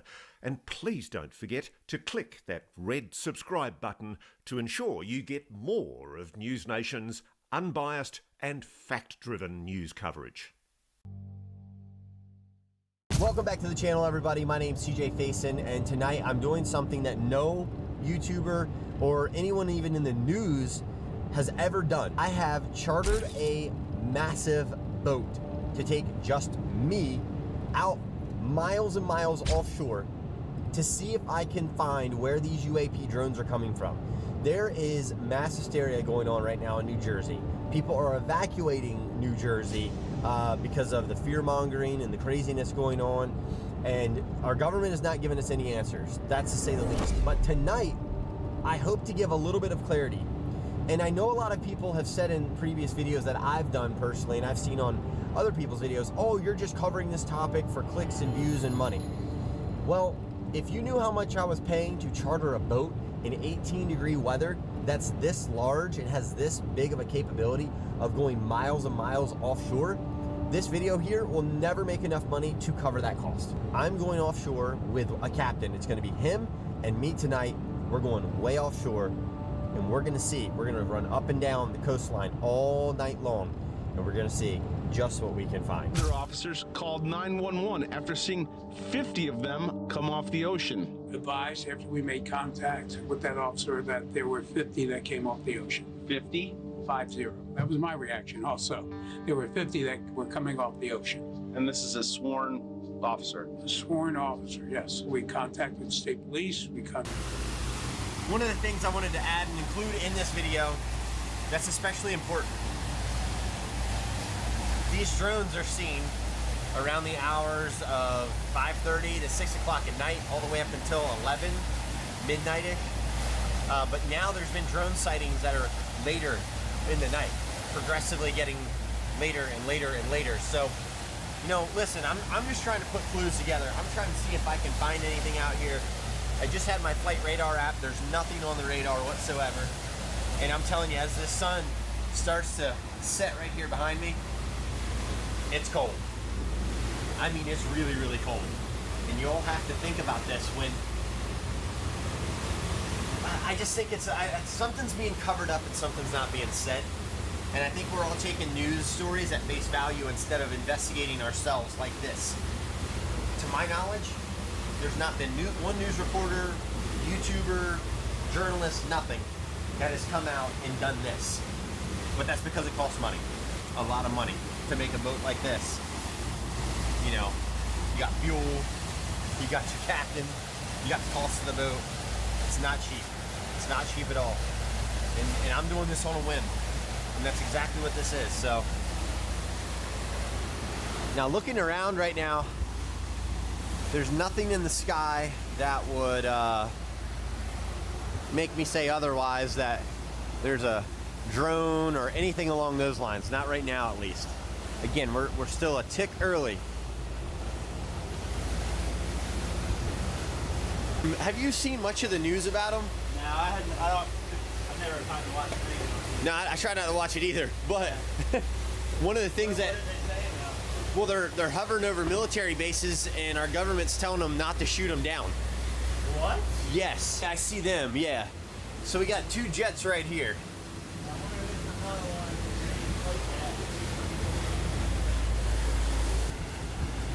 What's that flashing above it though? Yeah. See to the right. What the f is that?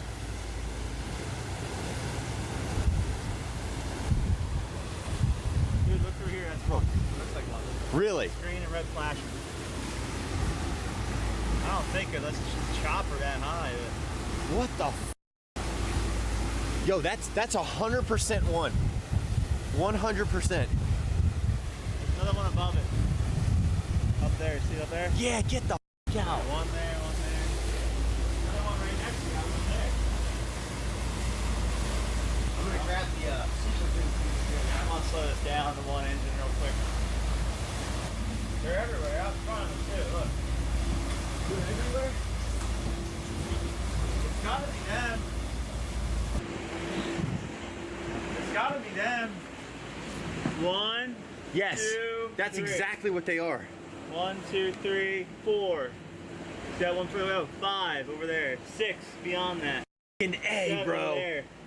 8. Now, holy shit. Shit, we're getting them good, bro. Oh my, yeah.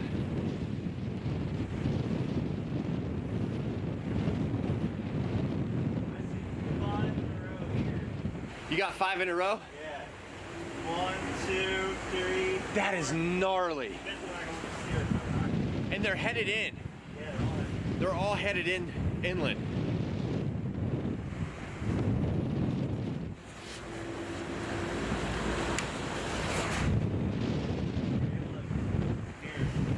Oh yeah. Let me spin around, go down C, and it'll be locked on. 10-4. Man, this is wild. Yeah, I was shit.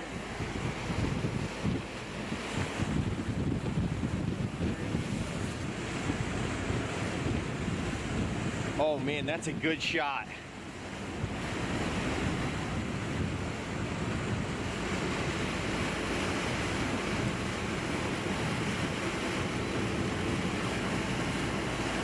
Damn, this one's changed directions.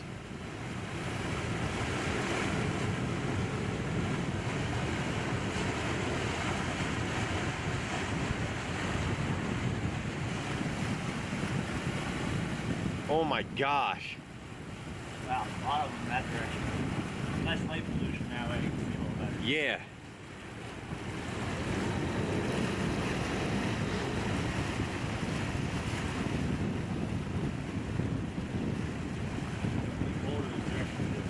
Yeah. You're not kidding. That's all good. Yeah, look. Man, what the? That one was just going that way. Now it's like coming this way. This one was headed inland, and now it's headed to the left.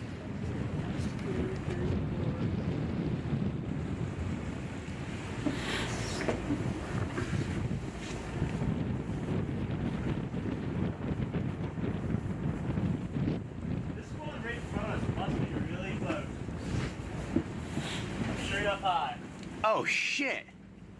Here, I'll open up that window if you want. Oh, you're good, man. Yeah, I probably can't actually. No, it's all good, man. I'll crack it.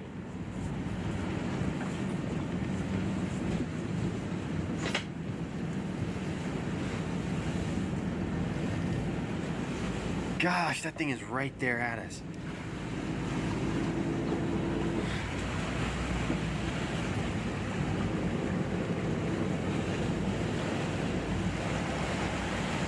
Bird.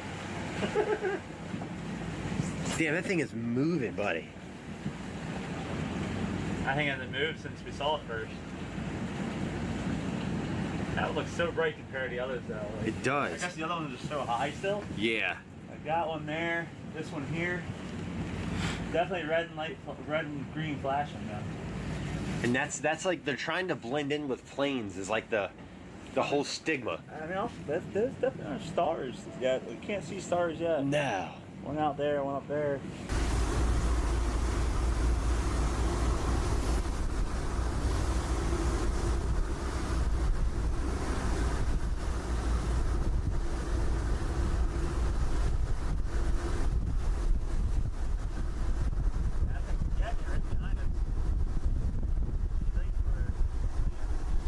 I think it's like hovered over us, like, but it wasn't there when we first pulled out.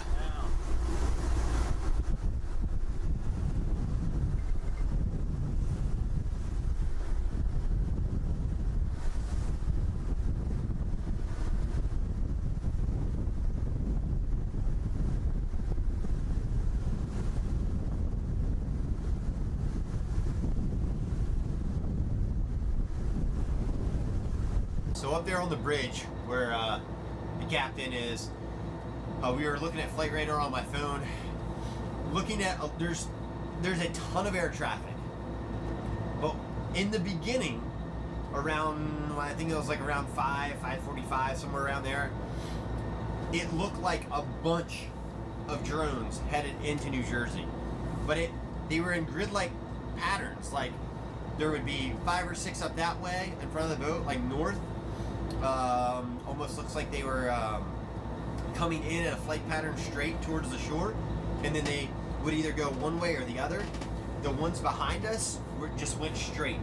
It was really, really weird. And again, I've got Flightradar up here on my iPad, and I'm trying to just listen. I'm trying to get accurate information. People are no matter what I put out here, people are gonna be like, "Oh, you're just doing this for clicks and views and all that." And I'm like, I want information. I want data. I've been running cameras for over an hour now, so or an hour and a half now. So what I am going to say is Ricky and I both saw the same thing. When we were up on the bridge, we're kind of just cruising right now. We're not on plane. We're just idling through here because Coast Guard boat was doing the same thing we're doing right now a couple of nights ago, and that is when they had Coast Guard boat surrounded by about 20 drones, UAPs, whatever you want to call them. So I gotta pay attention to that. We did see a U.S. Air Force plane, a C-17, fly over us. That was pretty interesting, I thought. I mean, this is it right here, actually. So I'm gonna show you all this. All right, so this is the C-17 plane right here. And the flight path was very strange. It goes out to sea and it comes back. So it turns back around out to sea, and then it comes over Atlantic City. If you drew a straight line where that plane was right there to Atlantic City, that was around about where we thought we saw these drones at. So again, this is a military airplane, U.S. Air Force. and basically flew right over top of Atlantic City. We were probably back here a little bit further south. So again, so right now that's basically what we're doing. We're trying to find these anomalies. Right now they're anomalies because they're not on flight radar. We see military aircraft on flight radar, but these are smaller UAP type of looking things. I don't know how to explain it. It's just a lot of bizarre stuff happening.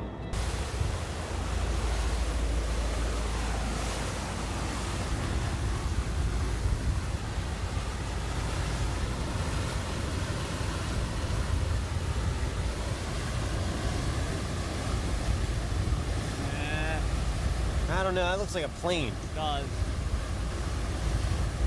It's got those like tips on the wings, Yeah. the lights. Where, over top of Ocean's Casino?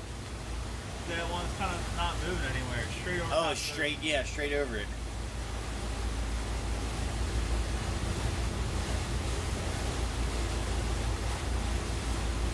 Might be this little Cessna Seahawk. That's this Skyhawk. guy here, I think. Oh, yeah, you're right.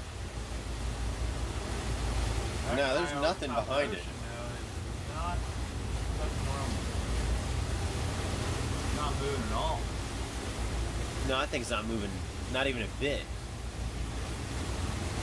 How much can you zoom? Not that far, but like the top left one is definitely a plane, that little Cessna Skyhawk. But the other one, Yeah, that thing hasn't moved at all. It's like hovering.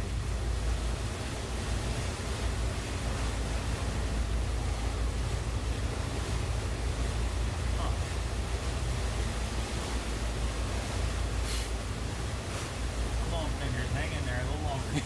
yeah, we ain't got much longer, guys. We're almost there. Shit.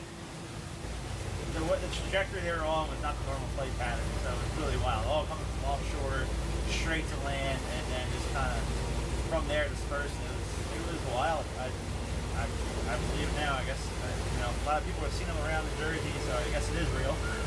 But what the heck are they doing here? It's so weird. Yeah, like why are they of all places in Jersey? Yeah. You know, it's so strange. I don't know. Jersey Shore is pretty cool, but not that cool. Now, so Ricky owns his boat, the Euphoria, that we're on right now. He's probably one of the very few owner-operators of boats, like of this size and of this type of vessel. Like this is a big boat. I mean, how big is this boat? 60. Damn. And She's awesome. and for an independent owner, operator, captain, all of it, it's really impressive. And that's, I mean, honestly, that's probably the only reason why I'm even out here is because of Ricky. I mean, there's no one crazy enough except for us to be out here right now. Yeah. 7 degrees. Like, Confident in our safety abilities here. So yes. Feeling comfortable being in 7 degrees. It's not ideal, but I'd rather be in the Caribbean right now where we usually are. Yeah, 'cause that's where he usually is. And everybody in the comment section right now just put a congrats, Ricky. He just had his baby boy a month ago. So it's a month old, right? Thank you. Yeah. It's so cool, man. Cool experience. Yeah. Now both of us, like, I'm a month away from being a dad. He's been a dad for a month. So it's kind of cool. I mean, we're it's just cool. Like, we reconnected back on this. I was about to say fishing trip. I don't know what this is. Drone hunt. Drone hunt. We're fishing for drones. Yeah. So the information that we got earlier, and I say information, the data that we collected, again, they were coming off the coast, headed towards inland, and then they dispersed. So it was probably the most bizarre thing him or I have ever witnessed. And you got to think about it. He's out here all the time. He knows these waters like the back of his hand. He knows the skies damn near like the back of his hand. He knows what's an airplane, what's not an airplane. And I would hope that most of the world probably would know what's an airplane and not. But again, if you're questioning what's flying over your house and you're living in the state of New Jersey, flight radar, that'll pretty much settle it for you right there. I mean, you'll know whether or not it's a plane. So it's just crazy, absolutely crazy night. But it's like been so silent though after, you know? Yeah, Yeah, hours past sunset, pretty much all planes. You can definitely tell, and Flightradar does show. And it's kind of cool because it made it a little more conclusive. What we were actually seeing, what is not plane, what were not planes. Yeah. Most likely drones, and it made a believer out of me. I had no idea. So just curious and wondering what they're doing here, or if it's actually us and ours. No way of saying. I don't know. I still think it's like a foreign adversary. I really do. Like, God, I hope not. I hope not either, but man, we don't need that at all. But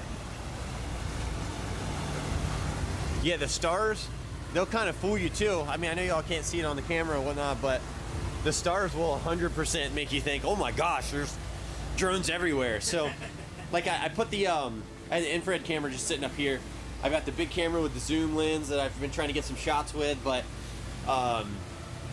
yeah, I mean, y'all, like this is something that is happening in Jersey for whatever reason. And well, I can't even say it's just happening in Jersey because drone sightings are everywhere right now.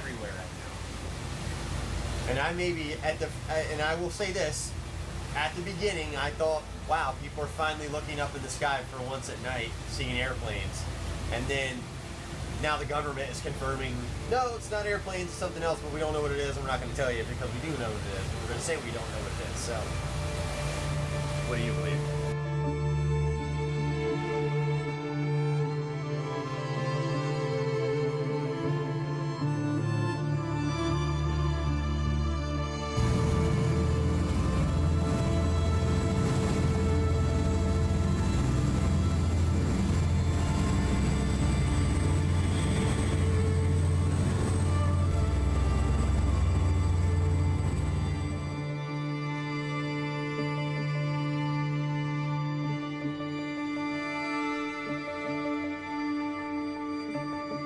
Just got back into the dock. This is some deadliest catch type of stuff right there. So thick. That's salt water freezing all the way up the boat. I'm a very analytical person. I try to make sense of things that don't make sense, and that's what I'm doing here in this video, not only for all of you but for me as well. And there's a couple of things that I have questions for. Is there an actual mothership off the coast of New Jersey that is launching these things? How big is that ship? And not only that, but how are these drones staying up in the air for 4, 5, 6, 7, 8 hours at a time? How are they traveling so far? What is the purpose and the reasoning behind all of it? I'm obviously not privy to those answers. I'm not a part of the government, nor do I ever claim to have been, but I do claim to have a pretty good head of common sense on me at some points. And I just think about that. I'm like, how are they recharging these things? What is the energy source? There is no heat being emitted from these drones whatsoever. So it's not like they're burning a fuel of any sorts. We've never seen anything in our skies such as this. When the police are calling for help to our government and our military, and no one can do anything about these things, it's a problem. When the New Jersey State Police put their advanced drones in the sky to chase these drones, they can't even catch them. Now, I know what you all are probably going to say in this video. Well, CJ, you only caught drones at the very beginning of the night, and that is absolutely correct. I think that we actually got out there about 45 minutes too late.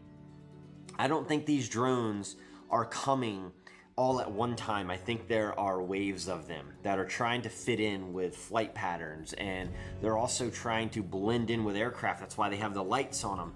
I get that question all the time is, well, CJ, why do they have lights on them? Well, hidden in plain sight is sometimes way better than going out in the open and saying, hello, I'm right here. And I feel that's what these drones are doing. I feel like they're trying to fit in and look like airplanes, mimic airplanes, but they're really not. Some of the drones that we saw tonight, or last night, were over the ocean. Police officer that saw the 50 drones, apparently the drones were coming from the ocean, and as soon as they hit the shoreline, they dispersed in all kinds of different directions. To me, that's terrifying because we don't know what the hell it really is. But also, I'm not stopping here. Like, I know that it's going to take multiple boat trips out there in order to find out more information. And it's hard for cameras of even this size here, even longer telephoto lenses that we have, to get an accurate picture or video of them. I think that's why they're operating at night. You know, people are like, well, why aren't they out in the daytime? It doesn't make any sense. Again, hidden in plain sight is how so much gets put past of you and me.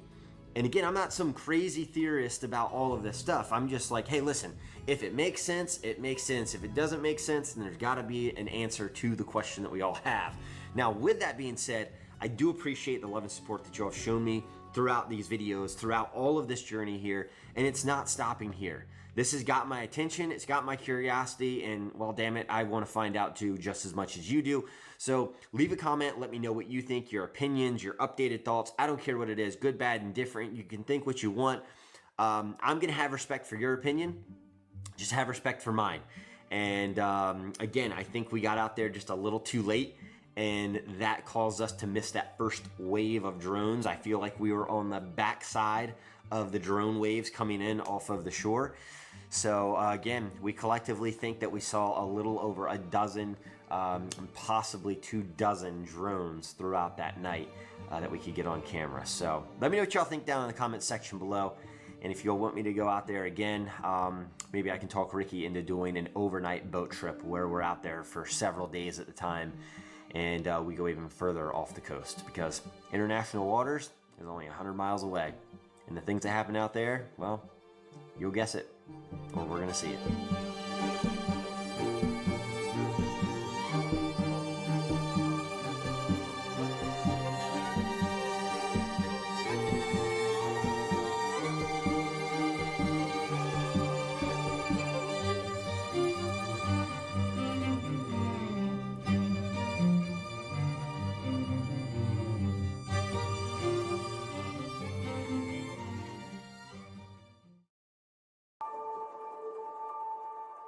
Recently, headlines have been buzzing about unidentified drones over New Jersey, a mystery fueling speculation that these drones may be tracking plasmoids, enigmatic plasma-like entities potentially tied to unidentified anomalous phenomena, UAPs.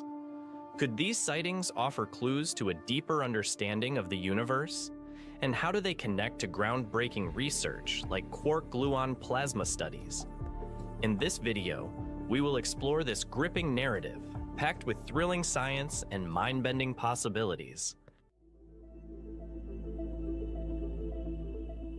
Plasmoids are a profound scientific mystery, linking atmospheric phenomena to potential extraterrestrial and technological interactions. These self-organizing plasma structures, often observed near thunderstorms or in space, represent critical components in understanding UAPs and their reported behaviors. Unlike ordinary plasma, plasmoids exhibit remarkable stability and complexity. They can pulsate, change shape, and even split into smaller plasmoids, behaviors that spark comparisons to biological systems. Recent studies, like those detailed in the 2024 paper on UAPs, highlight plasmoids as a plausible explanation for many mysterious sightings. For instance, pulsating plasma-like objects have been documented hovering near thunderstorms and following aircraft. These objects, which exhibit extraordinary maneuvers, may align with the known characteristics of plasmoids and their interactions with electromagnetic fields. An example from the paper includes plasmoids interacting with space missions, showcasing behaviors that appear to reflect environmental responsiveness. These interactions underline their ability to influence human technology and raise questions about their potential complexity. But what makes plasmoids truly fascinating is their hypothesized connection to life itself. Some scientists propose that plasmoids might represent a fourth domain of life, existing independently of DNA-based biology. This idea stems from their ability to self-replicate and engage in seemingly purposeful interactions. Could plasmoids be a form of prebiotic chemistry, or even a non-carbon-based life form? If so, they might hold the key to understanding the origins of life and its potential diversity across the cosmos. The link to UAPs grows even stronger when considering how plasmoids interact with electromagnetic fields. military and civilian pilots have reported encounters with luminous objects capable of sudden accelerations and sharp turns. These behaviors align with the known properties of plasmoids, suggesting that many UAP sightings could be plasma phenomena rather than extraterrestrial spacecraft. The recent drone sightings in New Jersey add another layer to this puzzle. Eyewitness accounts describe coordinated drone movements, often occurring during or after thunderstorms, conditions known to foster plasmoid formation. Speculation has surged that these drones are part of scientific or military missions to study plasmoids. Equipped with advanced sensors, the drones may be capturing high-resolution data to better understand plasmoids' behaviors and interactions with electromagnetic fields. Given their potential link to UAPs, plasmoids are likely to be high-priority targets for research. Building on the mystery of plasmoids, we turn to another extraordinary frontier in physics, the quark-gluon plasma, QGP. This extreme state of matter provides a window into the universe's earliest moments and offers insights into the behavior of matter and fundamental forces under conditions of extraordinary density and heat. Why does this matter? For one, QGP's behavior provides a unique testing ground for quantum chromodynamics, QCD, the theory describing strong interactions. For example, researchers have observed how QGP behaves like an almost perfect fluid, flowing with minimal resistance. This superfluid property challenges existing models and pushes the boundaries of physics. Interestingly, both QGP and naturally occurring plasmoids exhibit characteristics that challenge the line between chaos and order. These parallels offer a unique perspective on how fundamental cosmic phenomena might be interconnected with atmospheric and extraterrestrial events. Beyond its theoretical significance, QGP could inspire technological advances. By understanding how particles behave under extreme conditions, scientists may unlock applications in energy, materials science, and even space exploration. It also deepens our grasp of how plasmoids might function, offering a bridge between lab-based discoveries and the complex behaviors observed in natural plasmas.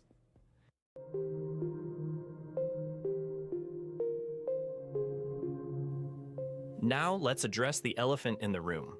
Could plasmoids be connected to extraterrestrial intelligence? Building on the parallels between plasmoid behaviors and quark-gluon plasma dynamics, the possibility of intelligent plasma entities becomes increasingly plausible. Just as QGP provides insights into the universe's earliest conditions, plasmoids may offer a glimpse into the potential for exotic, non-carbon-based life forms that challenge our understanding of intelligence and consciousness. While the scientific community remains cautious, the possibility is tantalizing. The idea stems from the complexity of plasmoid behaviors, which sometimes resemble those of sentient organisms. Reports of UAPs toying with aircraft or exhibiting coordinated movements suggest a level of awareness that's difficult to attribute to natural phenomena alone. Plasmoids also contribute to broader astrobiological theories by expanding the scope of what constitutes life. If plasmoids represent non-carbon-based entities, they could redefine the parameters of the search for extraterrestrial intelligence, encouraging a focus on plasma-based forms in extreme or exotic environments.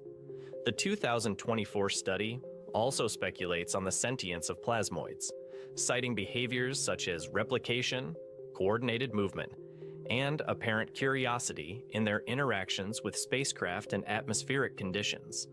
The notion that plasmoids could represent a distinct form of intelligence, possibly even predating DNA-based life, has profound implications for how we define life and intelligence.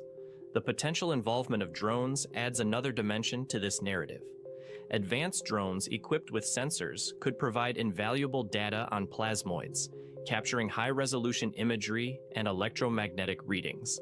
This technology could help distinguish between natural and artificial UAPs, shedding light on their true nature. Moreover, drones could serve as mobile laboratories, testing hypotheses about plasmoid behavior and its implications for both science and security. Why is this important? Because understanding plasmoids and UAPs challenges our assumptions about the universe. It forces us to rethink the boundaries between physics and biology, nature and intelligence. It also opens the door to transformative discoveries, from new energy sources to insights into the origins of life. And let's continue this journey together. Spoke with you last week. Your comments resonated with our viewers who have also been frustrated by a lack of information. Tell us now, after we last spoke, what are you hearing when it comes to the drone investigation? Are you getting the answers you were demanding? Just the opposite. It is so inconsistent. So originally we met with the state police. They didn't have any idea. People were being concerned. And then there were these secret meetings, Congress people, I assume the governor, and they said, listen, it's nothing, don't worry about it. Federal government at the beginning said, you're not seeing what you're seeing. So people started to feel a little better, and then the FAA shut down the airspace. Now, if there's nothing going on, why do you shut down the airspace? We never got an answer to why they did that. So what we have in communities now, sky watchers. In Mendham, New Jersey, they actually go out at night and watch the sky. Mayors call me and say, what should we do? You know, the federal government has to either say everything's absolutely perfect, there's no threat, but you can't hedge your bets. You can't say there's no threat and then shut down the airspace. That is so inconsistent that people are now terribly confused. It's safe to say you are not satisfied, along with your constituents, rightfully so. You did call for an additional FAA restrictions on drones in your state in New Jersey. The FAA has since imposed that. Have you seen an impact from that ban so far in your state? Well, the impact is there may be less sightings, but there's more confusion. And when you have more confusion, you have more conspiracy theories. More conspiracy theories. Now people are saying things that create fear. And the last thing you want with the public is fear. What you want is transparency and information, and we're not getting it. Why do you think the ban took so long? Should it have been enacted earlier or sooner? Of course, but we still don't know why. If you're going to say everything's okay and then you do the ban, obviously things were not okay, and therefore they should have done the ban earlier. Your fellow New Jersey official, Andy Kim, posted on Friday that detection resources have increased, reported sightings are down. Does that satisfy you a bit? And what do you want to see done next, Senator? Well, what really confused me, they sent drone detection techniques or I guess whatever they sent makes no sense. Doesn't the federal government, don't they watch the skies? Doesn't the Department of Defense watch? They're sending us drone watching equipment to the state of New Jersey? Why? I have figured the Defense Department watches the sky all the time. That's even more scary to me. They're sending us the equipment. Don't they watch if there's an SUV-sized drone in the sky? Doesn't the Air Force know that? Now they're sending it to us, and then they're shutting down the airspace in places. This is so confusing. There must be something going on. Just tell us. We can take the truth. Well, now I have to ask, because Senator Kim has also recommended law enforcement in New Jersey be trained on identifying drones last week. Well, New Jersey people don't tend to panic too quickly. There's a lot of discussion. There's some people extremely worried. I don't think anyone's panicking now. If one of these things lands and the Martians get out, maybe they'll panic. I think they're confused. That's the first question people ask me about. Tell us about the drones. It's a secret, right? But you can tell me. I go like this. Nobody knows. Thanks for watching. Go to joinnn.com to find News Nation on your television provider. And don't forget to click the red subscribe button below to get more of News Nation's fact-driven, unbiased coverage. G'day and welcome to Reality Check. Before we start this week's show, a quick word about this week's sponsor.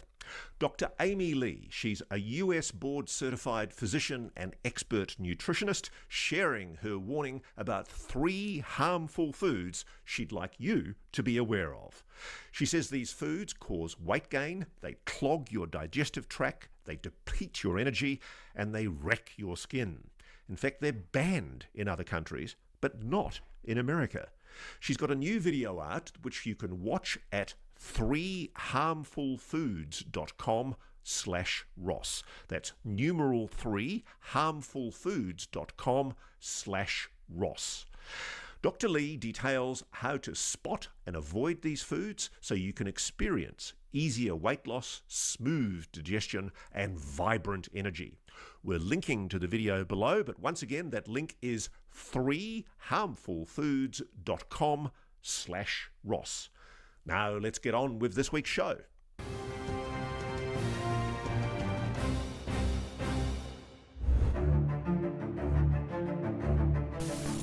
Nothing nefarious is found. Government knows what is happening. Our military knows and our president knows. And for some reason, they want to keep people in suspense. It's been too long where there have been no answers.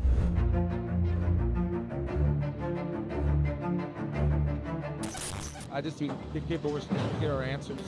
Obviously, that's not satisfying a lot of people.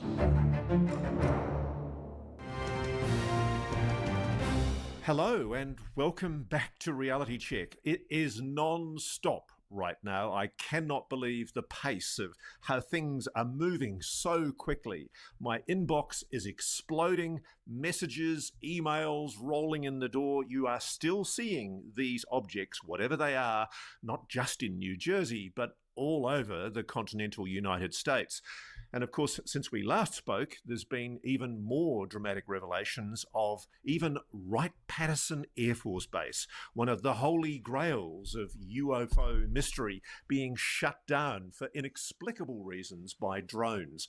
This really does put the lie, frankly, to the assertions that this is some kind of mass hysteria.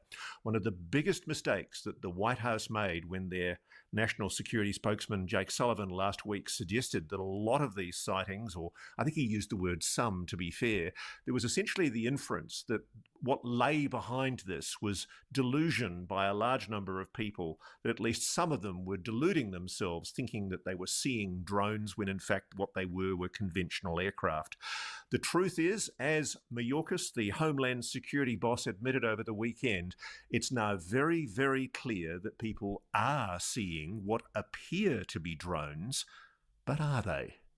That's the big question. And to help me in this, we're bringing in a great friend of the show and one of the leaders of this whole issue, Lou Elizondo. Lou, welcome back to Reality Check. Tell us, sir, what on earth is going on?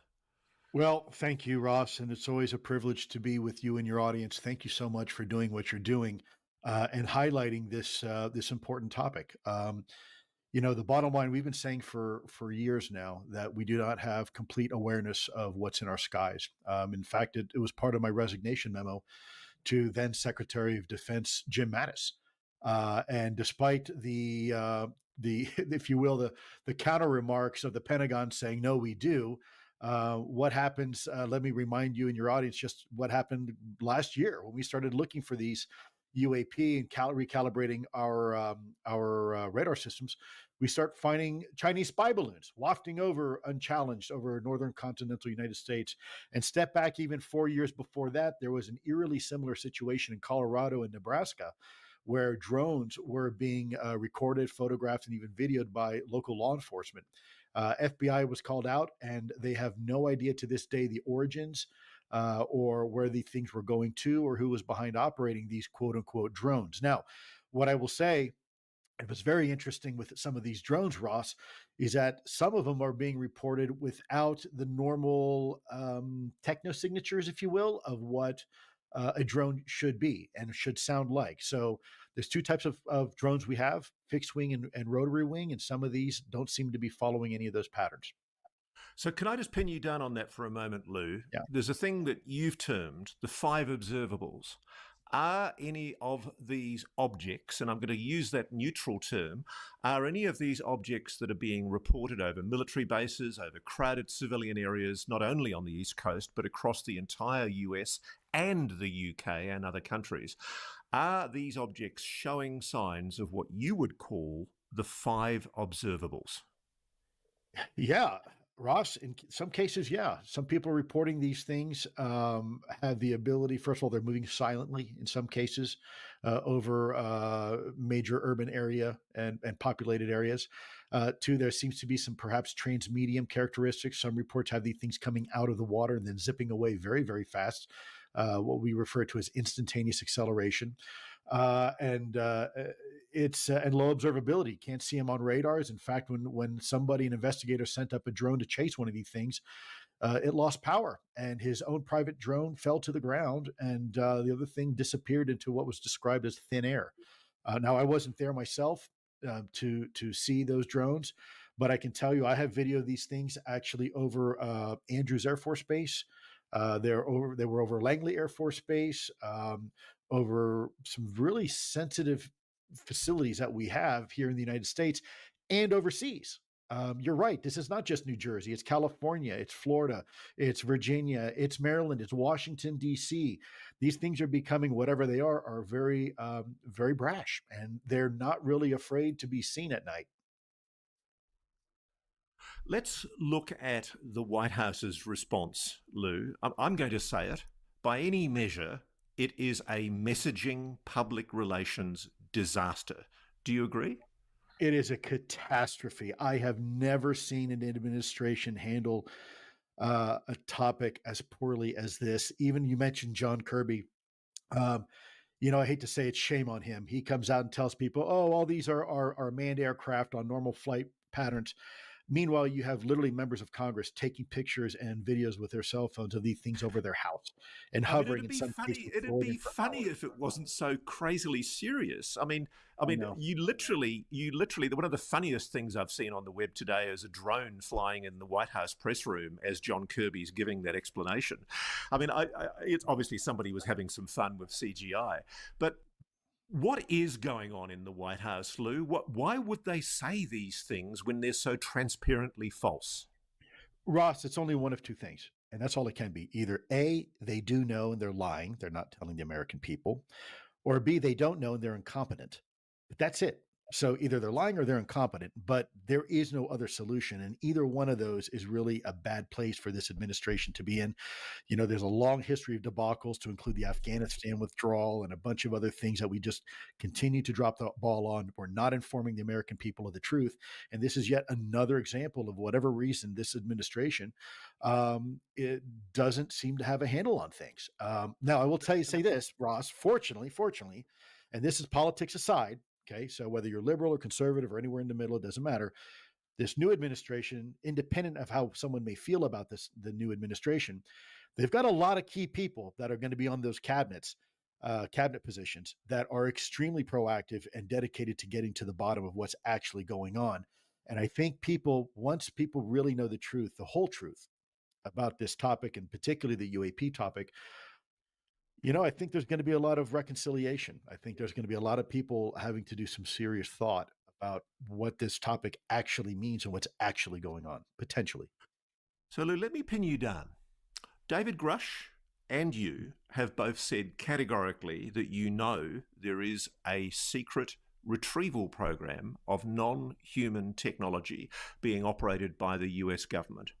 Now, we don't know if the drones that are operating over New Jersey and other parts of America are non-human technology. But let me ask you this in this way, hypothetically. Whatever those objects are, do you believe that the reluctance of the White House to tell what it fully knows about this subject matter has to do with the secrecy surrounding the retrieval program? It's quite possible. I see two scenarios. I see either A, these are all U.S. made drones, meaning they're our technology, and we have a significant threat issue on our hands, meaning there's somehow weapons of mass destruction may be loose here in continental United States, and they're flying these drones at night with sniffer drones, trying to figure out if we can detect this threat if it exists. Can I devil's advocate on that one, though? I mean, yeah, please do, because we'll talk about the alternative in a minute. No, we have the NEST teams. I mean, I'm told the DOE has very effective nuclear emergency and safety teams, which go in and do this kind of radiological training and search detection. Why would we need to put up multi-lit coloured drones pretending to be aircraft if we've got the NEST teams?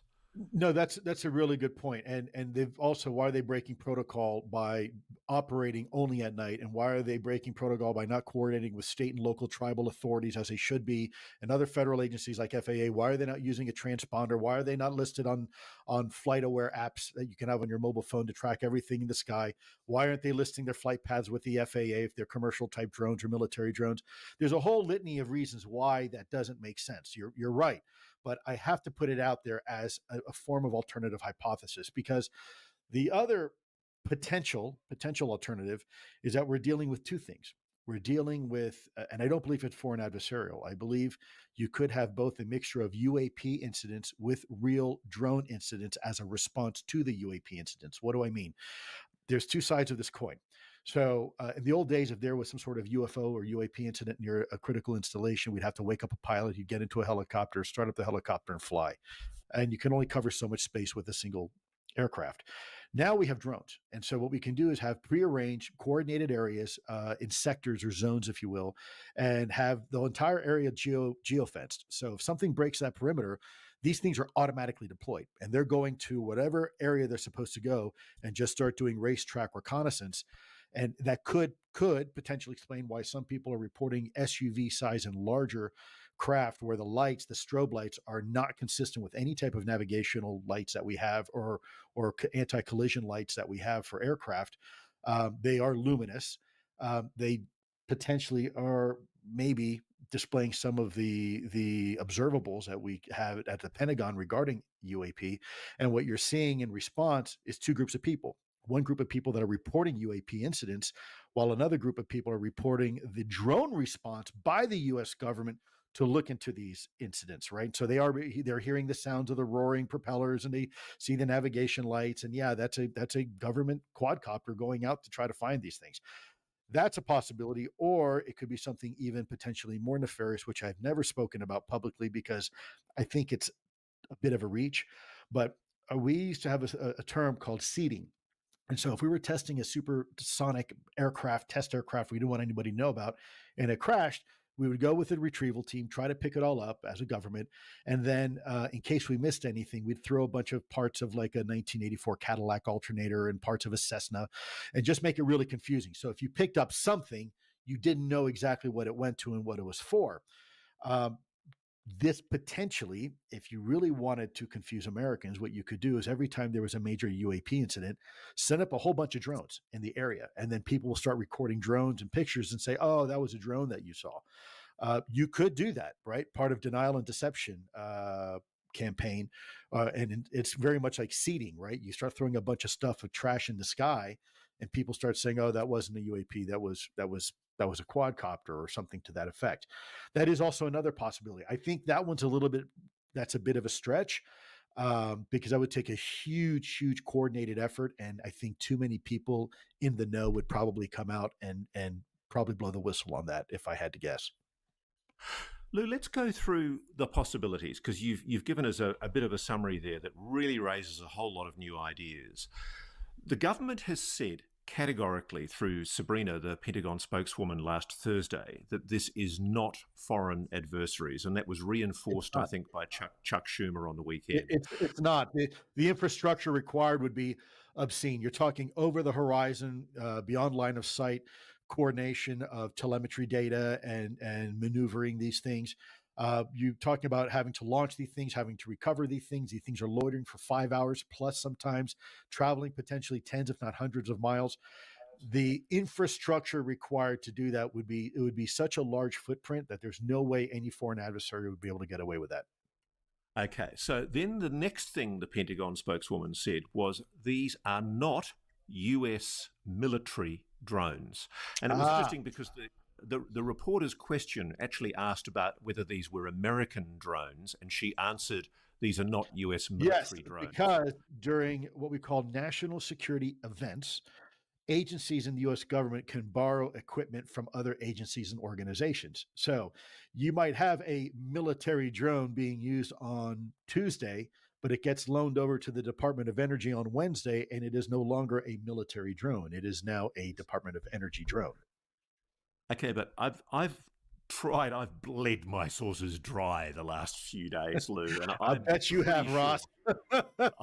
I'm pretty sure that, I mean, I know the FBI say it's not theirs, Homeland Security say it's not theirs, and more importantly, the Department of Energy say it's not theirs. We're running out of available agencies. I mean, there's another implication that lies behind this that worries me. Could this be a rogue element of the state? That would be very problematic. That is, so I shudder at the thought of that, because you're now on very dangerous territory regarding organizations taking unilateral and autonomous control of things in our government, which, from my perspective, that equates to a coup d'etat, right? So that this is really, this would be if this happened, if this is actually what's happening, and there is elements of the rogue state doing this, then, my friend, we've got bigger problems on our hands than drones. And I admit, just to allay people's concerns, at the moment, it's only a possible scenario. But I mean, I'm wrestling with trying to find an explanation that doesn't include either a rogue US government actor from somewhere within the government that's doing the wrong thing without the knowledge of the White House, without the knowledge of the Joint Chiefs. Because I thought what was very important on the weekend was the Joint Chiefs, like the bosses in the Pentagon, came out and said categorically, this is not us. This is not defense, period. That was a very definitive statement. So somebody we know, though, is operating, or maybe something is operating, what now appears to be... Look, it's real. It's shutting down airports. Yeah, Ross, we're beyond that, with that part of the discussion, right? Where people saying, well, are these things really happening? It's happening. It is a bona fide fact. The evidence is overwhelming. It is real, whatever these are. It's absolutely real. Right. And so if it's not foreign adversary rivals, if it's not the US military, the only possibilities that remain, tell me if you disagree, are rogue government actors or rogue non-government actors, somebody with the resources to be able to build such advanced technology and deploy it with apparent impunity over the United States and many, many other countries. Or the third option is it's non-human.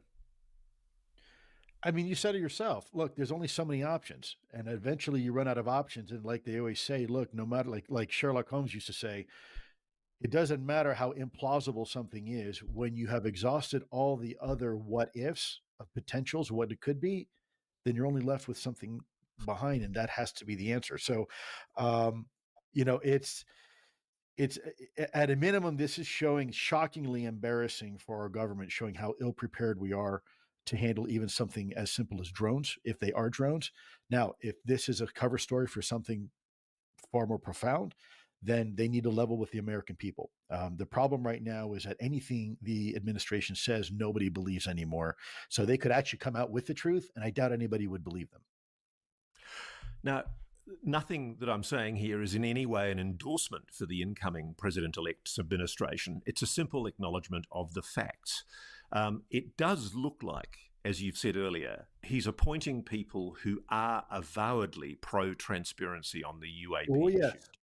Oh, yes.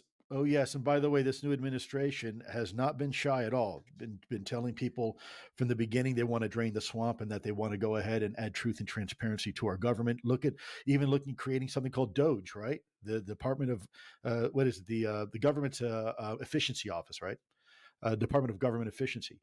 So they're taking bold steps to fulfill a promise that administration had made previously during an administration prior to this one that we're in now. And I suspect that they are getting very serious about it. Several of the people that have been appointed to cabinet positions, I'm not going to say who, I am personally aware of their interest into into leveling with the American public about what's going on, whatever that may be, that narrative. They're interested and committed to doing that. And I think that we're having more and more of our men and women in uniform feeling more and more emboldened to tell the truth, because they see what's happening right now. They see that maybe society is more prepared for the real truth than even the government is, right? And so maybe now is the time to come forward, if anybody out there is listening who's been part of these legacy programs, because we know who some of you are. Probably great if you came out and had a conversation with the American people, because you have an opportunity to be a hero here if you're willing to speak truth to power. Let's give the best possible spin to what's going on in the White House, Lou. Let's assume that, yes, there's been a secret kept for 70, 80 years, that there's a retrieval program involving non-human technology. What, hypothetically, could a president be being told that would persuade them that it's a good idea to continue lying to the American public about that? Because at the moment, we have a situation where Dr. John Kozlowski, who may or may not know directly himself, has told the Congress, not under oath, mind you, but he's told the Congress in public hearing that there is no evidence of extraterrestrial engagement with planet Earth. Yes. Well, I think every member of the executive branch, when going before Congress, should swear, under oath. That's part of the problem. I did it. So did Grush and others, Mike Gold and Schellenberger and Admiral Gallaudet. So should these bureaucrats as well. I think there are several aspects to this that could be cause a great deal of social angst and anxiety internationally. It is potentially destabilizing information that is potentially considered threatening.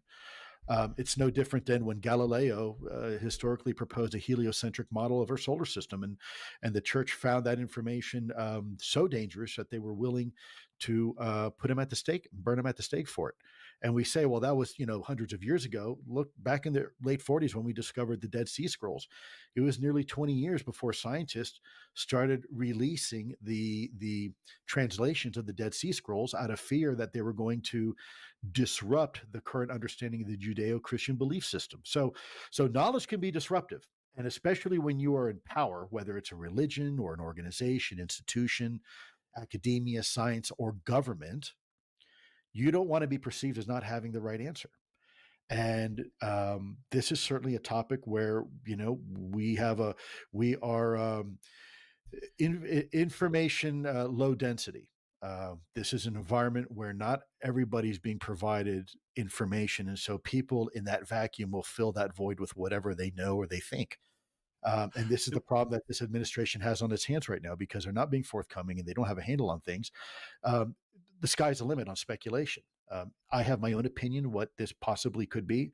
I'm going to hold that opinion until we get more data, but I think it's pretty clear that we're dealing with an advanced technology. And if it turns out that it's foreign adversarial, then shame on us. If it turns out that it's our own technology, then shame on us. And if it turns out that it's something far more exotic, then again, shame on us, because we're not having the conversation.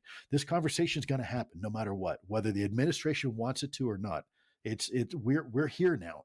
So trying to put the cat back in the bag and pretending like there's not a drone issue, I think is probably the worst thing that you could do right now at this point if you were somebody in the administration.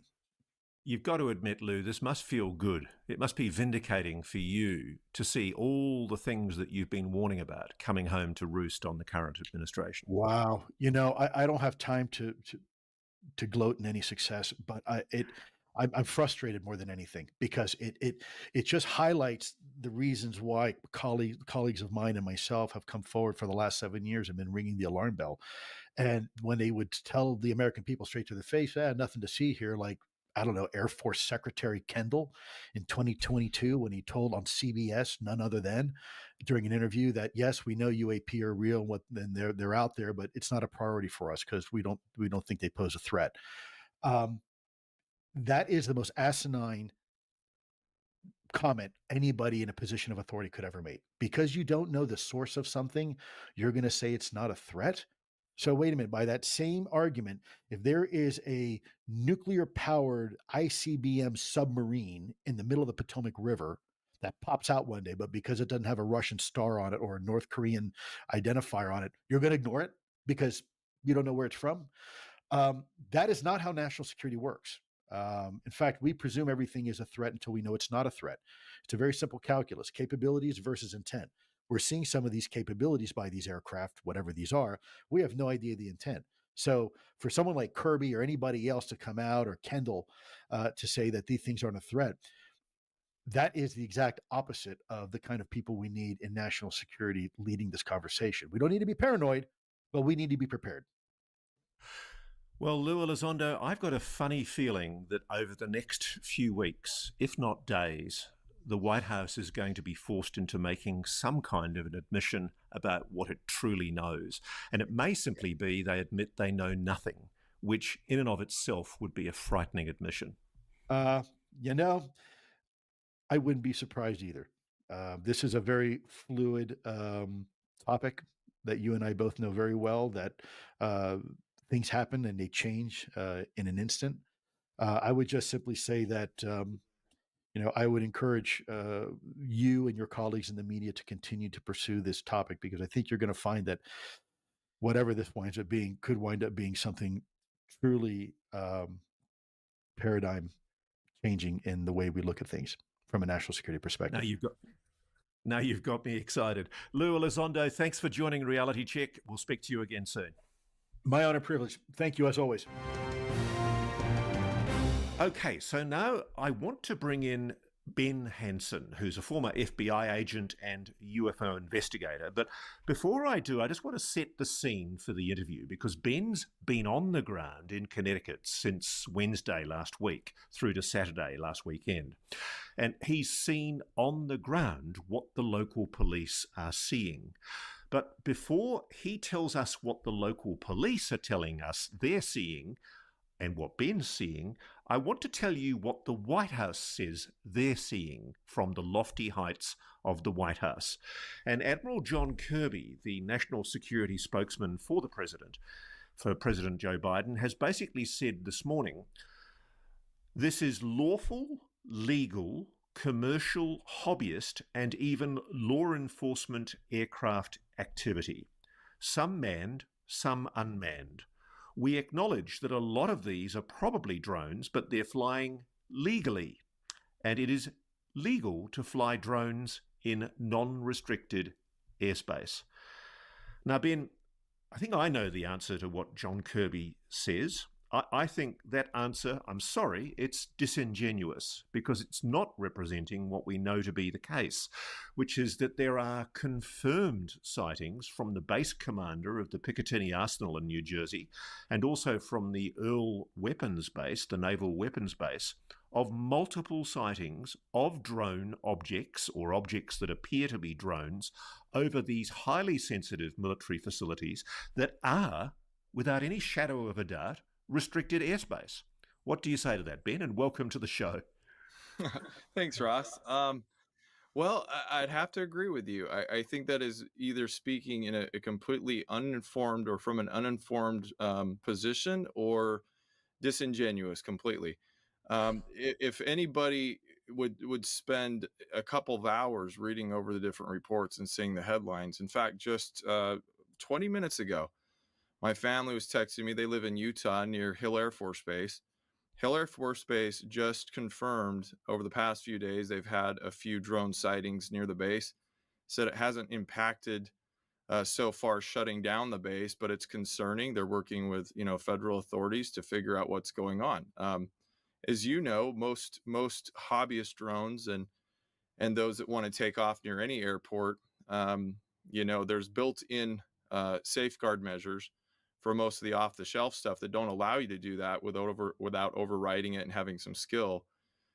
They are violating the law. If these are known craft, let's say that they're either hobbyists or commercial, they have to have specific waivers to do this sort of thing, which means that the FAA is aware of them and they've been authorized to do so, yet you have the FAA telling us and other federal agencies they have no clue who they are, where they're coming from.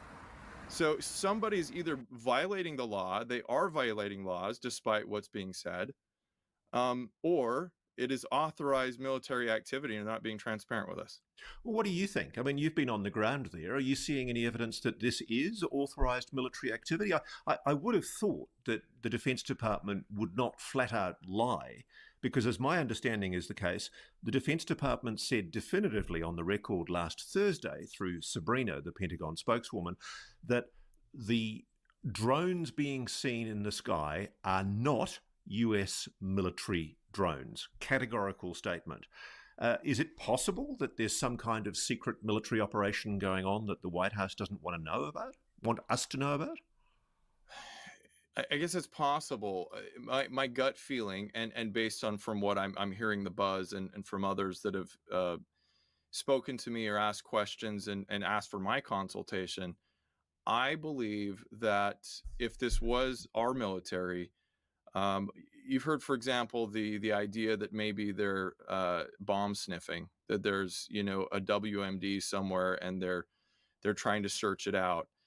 Having worked for the federal government, I'm not speaking on knowledge of this particular case, but that interagency interoperability, the communications, the JTTF, the Joint Terrorism Task Force, all those that work on this sort of thing would be involved. I don't see a world where your federal agencies are not going to know if it is that serious and that type of emergency, where there's either going to be a special ops or there's going to be some sort of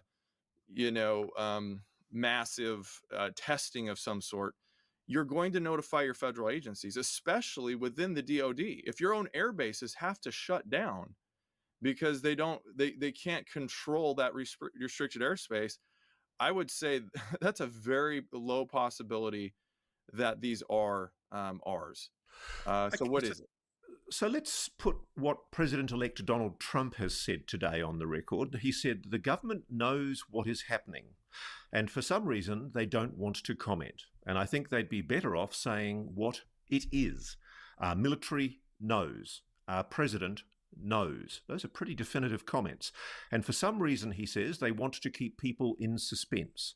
I can't imagine it's the enemy, because if it were the enemy, even if they were late, they'd blast it. Something strange is going on. Do you really think Trump does know, that the president and the Defense Department really does know what's going on? Because the impression I get from everybody I'm talking to is the complete opposite. From county police, the FBI, Homeland Security, the Defense Department, everybody has no idea what these objects are, other than that they look and appear to be drones, but they behave in ways that are not necessarily consistent with normal drone activity. Yeah, I think if we've learned anything, for example, from 9/11, it was that the agencies weren't communicating. Intelligence was not being shared, handed off, and pattern analyzed. That wasn't happening like it is now. And I think at risk of having some major attack, something happen again, if it were that serious, I would fully believe these fusion centers would be working overtime. You would have every agency out there and filtering down at least to the high level of alert, be out on the lookout for this with local law enforcement. And none of that's happening. So I don't know. It's so easy to say that the government knows, because like you said, everything I'm seeing is the reaction of like a knee-jerk reaction of, we don't want to appear panicked, and so we're going to put out the message that, hey, there's no national security threat here, but yet we can't control our airspace and we have to shut down our air bases for a few hours. But frankly, that makes the White House's comments that everything that's happening with these drones is perfectly legal nonsensical. It actually makes them look ridiculous, doesn't it? It does. And if you have a sec, I can walk you through some of these regs, because a lot of people don't really understand. I'm a Part 107 FAA drone pilot, or they call it small UAS. I've been that licensed ever since about 2010 or 11, when they first started issuing licenses.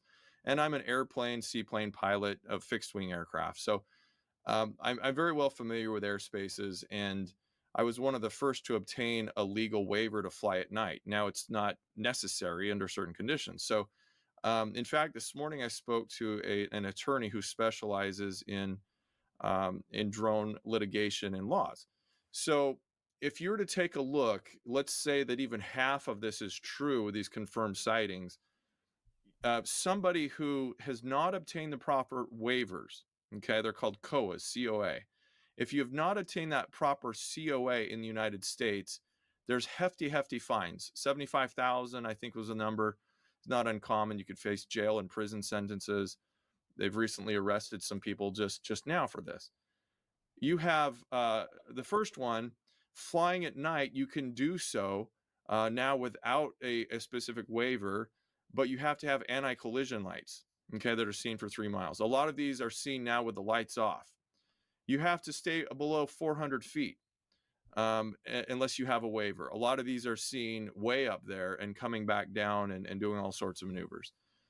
You have to fly within line of sight, meaning the controller of the craft has to have maintained visual sight of their drone.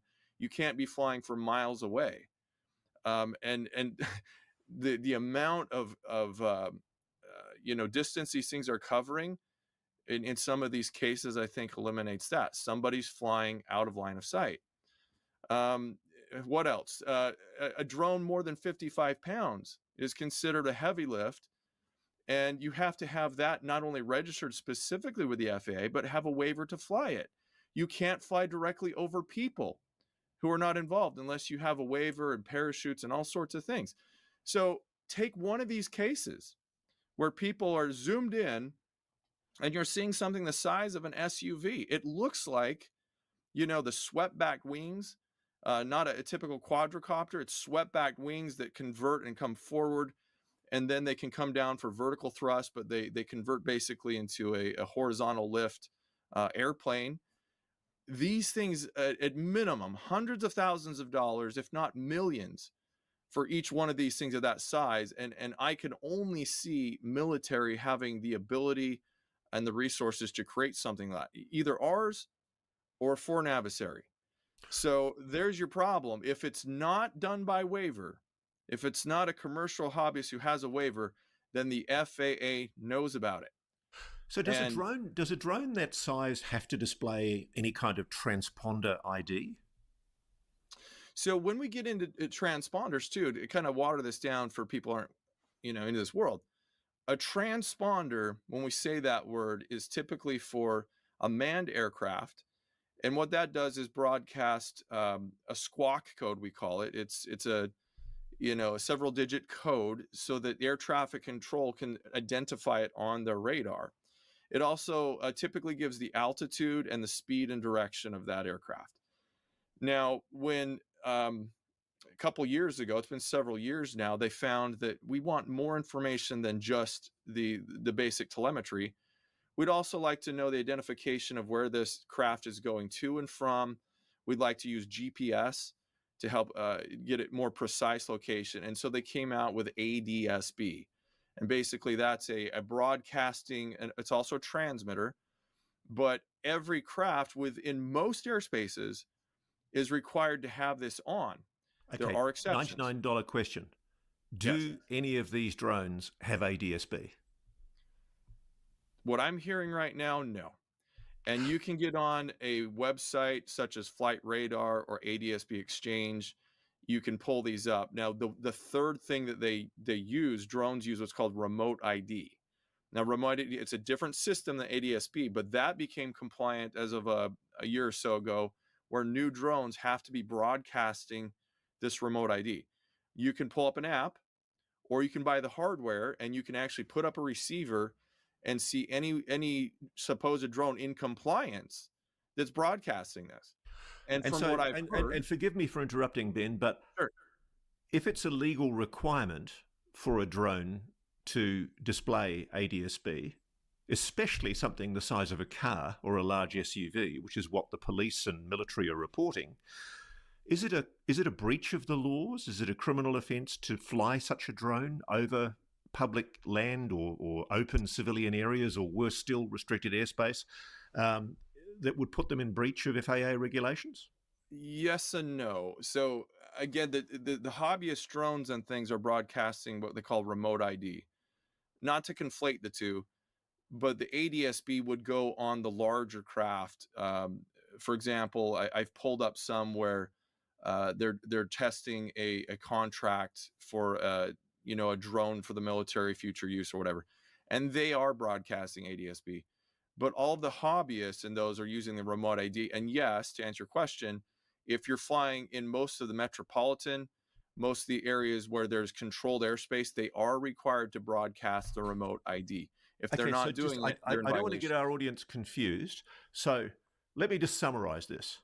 There are multiple reasons why what is being seen in the sky by police, military, and civilian observers is demonstrably a law breach. It's unlawful for those craft to be being flown without the prerequisites that stipulate in the FAA regulations.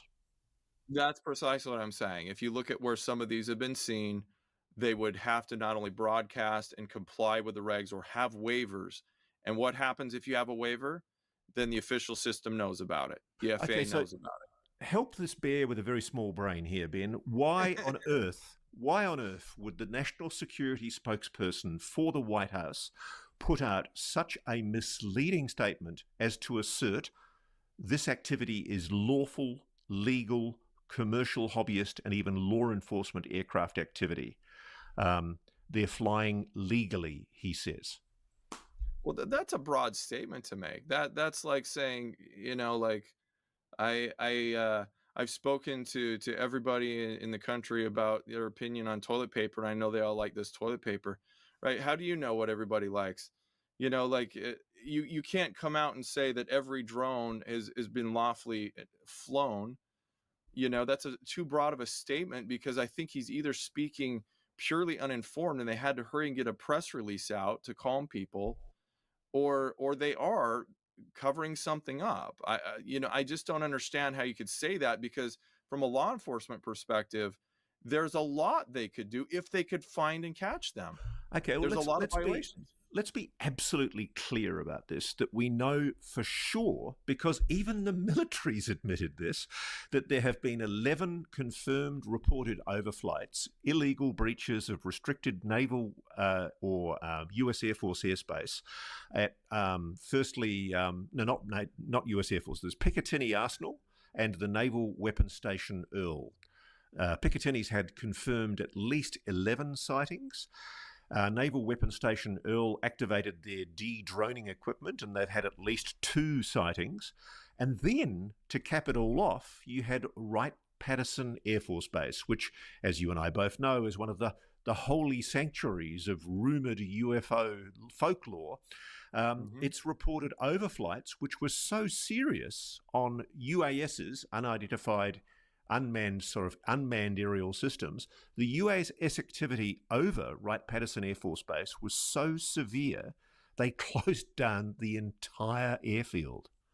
Now, by any definition, that's unlawful, isn't it? Yes.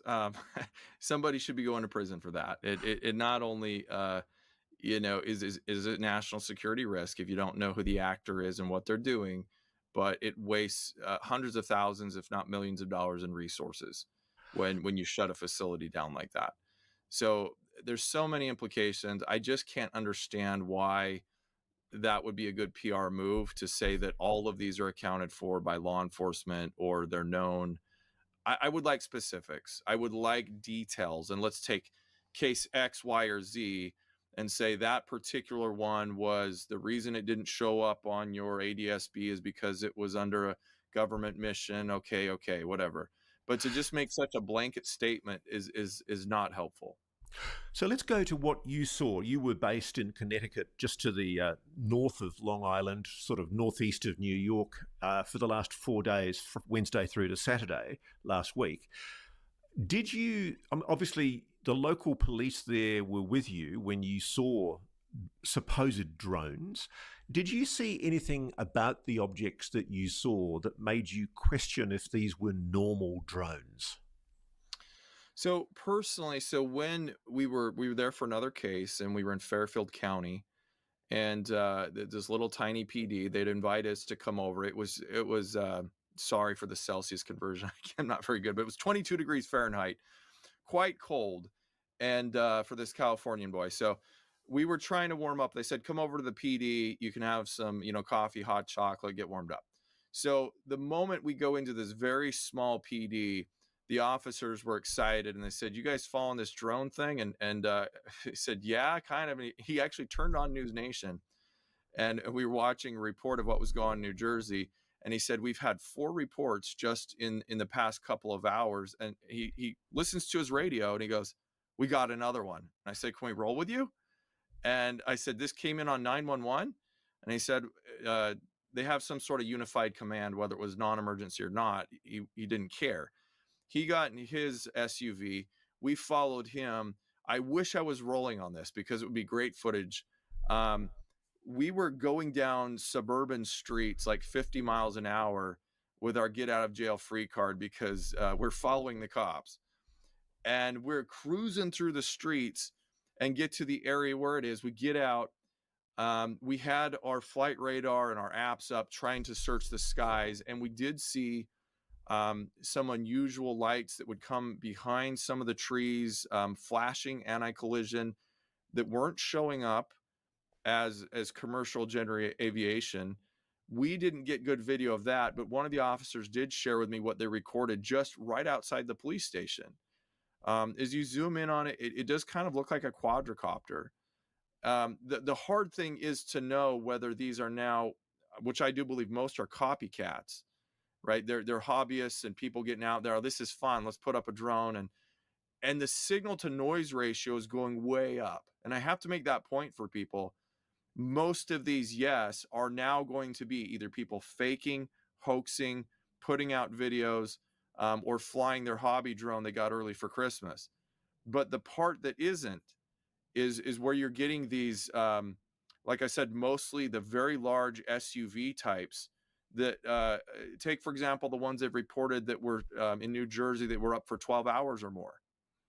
I'm very well connected to what is the next thing coming out in the industry. I've been working with companies that are doing this. And let me give you one example. There's a company that was going for government bids, and they were very excited that they could get a drone that was hydrogen powered. Okay, so the core system is hydrogen powering an electrical motor that is very quiet. So like they're describing, these things are very quiet, still some noise. And they were excited they were getting about 2 hours of airtime out of it. 2 to 4 hours. We think we could do 4 hours in the air. Okay. You're talking about stuff right now, if true, that's staying up for 12 hours or more, right? I wouldn't call that exotic. I would call that next gen. It's possible, but it's not something that I'm aware of that current industry is doing right now unless they've already implemented it. So that's a problem. These are not your off-the-shelf commercial drones. If all this is true, they have some extreme capabilities, and yet we don't know who owns them. I wonder how those police in Connecticut or New Jersey feel that they're being gaslit by the national security spokesman for the White House, telling them that they're not seeing what they think they're seeing. They're upset. They're upset. Plus, you got to remember, especially in the rural areas, they don't have the resources to have a robust counter UAS program. The bigger metropolitan areas now are having like fusion centers where they'll get the anti-drone jamming. The jammers, they see that they hold like a rocket launcher and they can jam and bring down or redirect them. The small towns don't have this. They're pretty much doing what the rest of us are and trying to put an app up to the sky and seeing if it's a known craft or not. And so they're at a loss because what they're being told from the government is 2 different things, right? Out of the same, Department of Defense. One half is saying we're closing down our airports, and the other half is saying, no, that's all accounted for. We know what these all are. And the local law enforcement is, what do we do with the concerns of the people? Well, Ben, thank you for sharing your insights. I suspect both of us are going to keep on digging and trying to get answers, but it's not helping the strange contradictory comments we're getting from the White House, which are telling the people of New Jersey and Long Island that they're not seeing what they know they're seeing. Well, let me leave you with one thought. you are a connoisseur of history. If you go back, this echoes 1952. You had the red alert over DC, right, over 2 weekends, and legitimate nuts and bolts craft, it would seem, were chased off by our scrambled jets. They'd disappear, they'd come back. After that happened, there was a spat of a lot of reports where people were seeing all sorts of things. And that's when the Robertson panel was created by the CIA, because they were afraid, officially, that signal to noise ratio was going to be so high that people would get reporting fatigue. They would eventually forget to report or say, let's not talk about drones anymore in this case, or let's not talk about the strange lights in the sky in 52. And they were afraid that what would happen is a real incursion by Russia during the Cold War, and that they could come in amidst all the UFO reports and actually attack. What I'm afraid of, and we've been very careful to not suggest this is alien or anything else, what I'm afraid of is that reporting fatigue will get to a point where 2 years ago, we just stopped talking about it. Remember, it happened over Nebraska, Colorado. They had a task force. They got together and multiple agencies, and they could not conclude on what these things were, and we kind of forgot about it. And it's happening again and again, and it will happen. This will fade in a little while. It will come back. But is it somebody probing? Are they testing to see our reactions? Are they surveilling? We cannot just put this aside and forget it. We've got to figure it out, because it's very concerning. Ben Hansen, thank you so much for joining Reality Check. Thanks, Ross. Thanks for watching. Go to joinnn.com to find News Nation on your television provider. And please don't forget to click that red subscribe button to ensure you get more of News Nation's unbiased and fact-driven news coverage.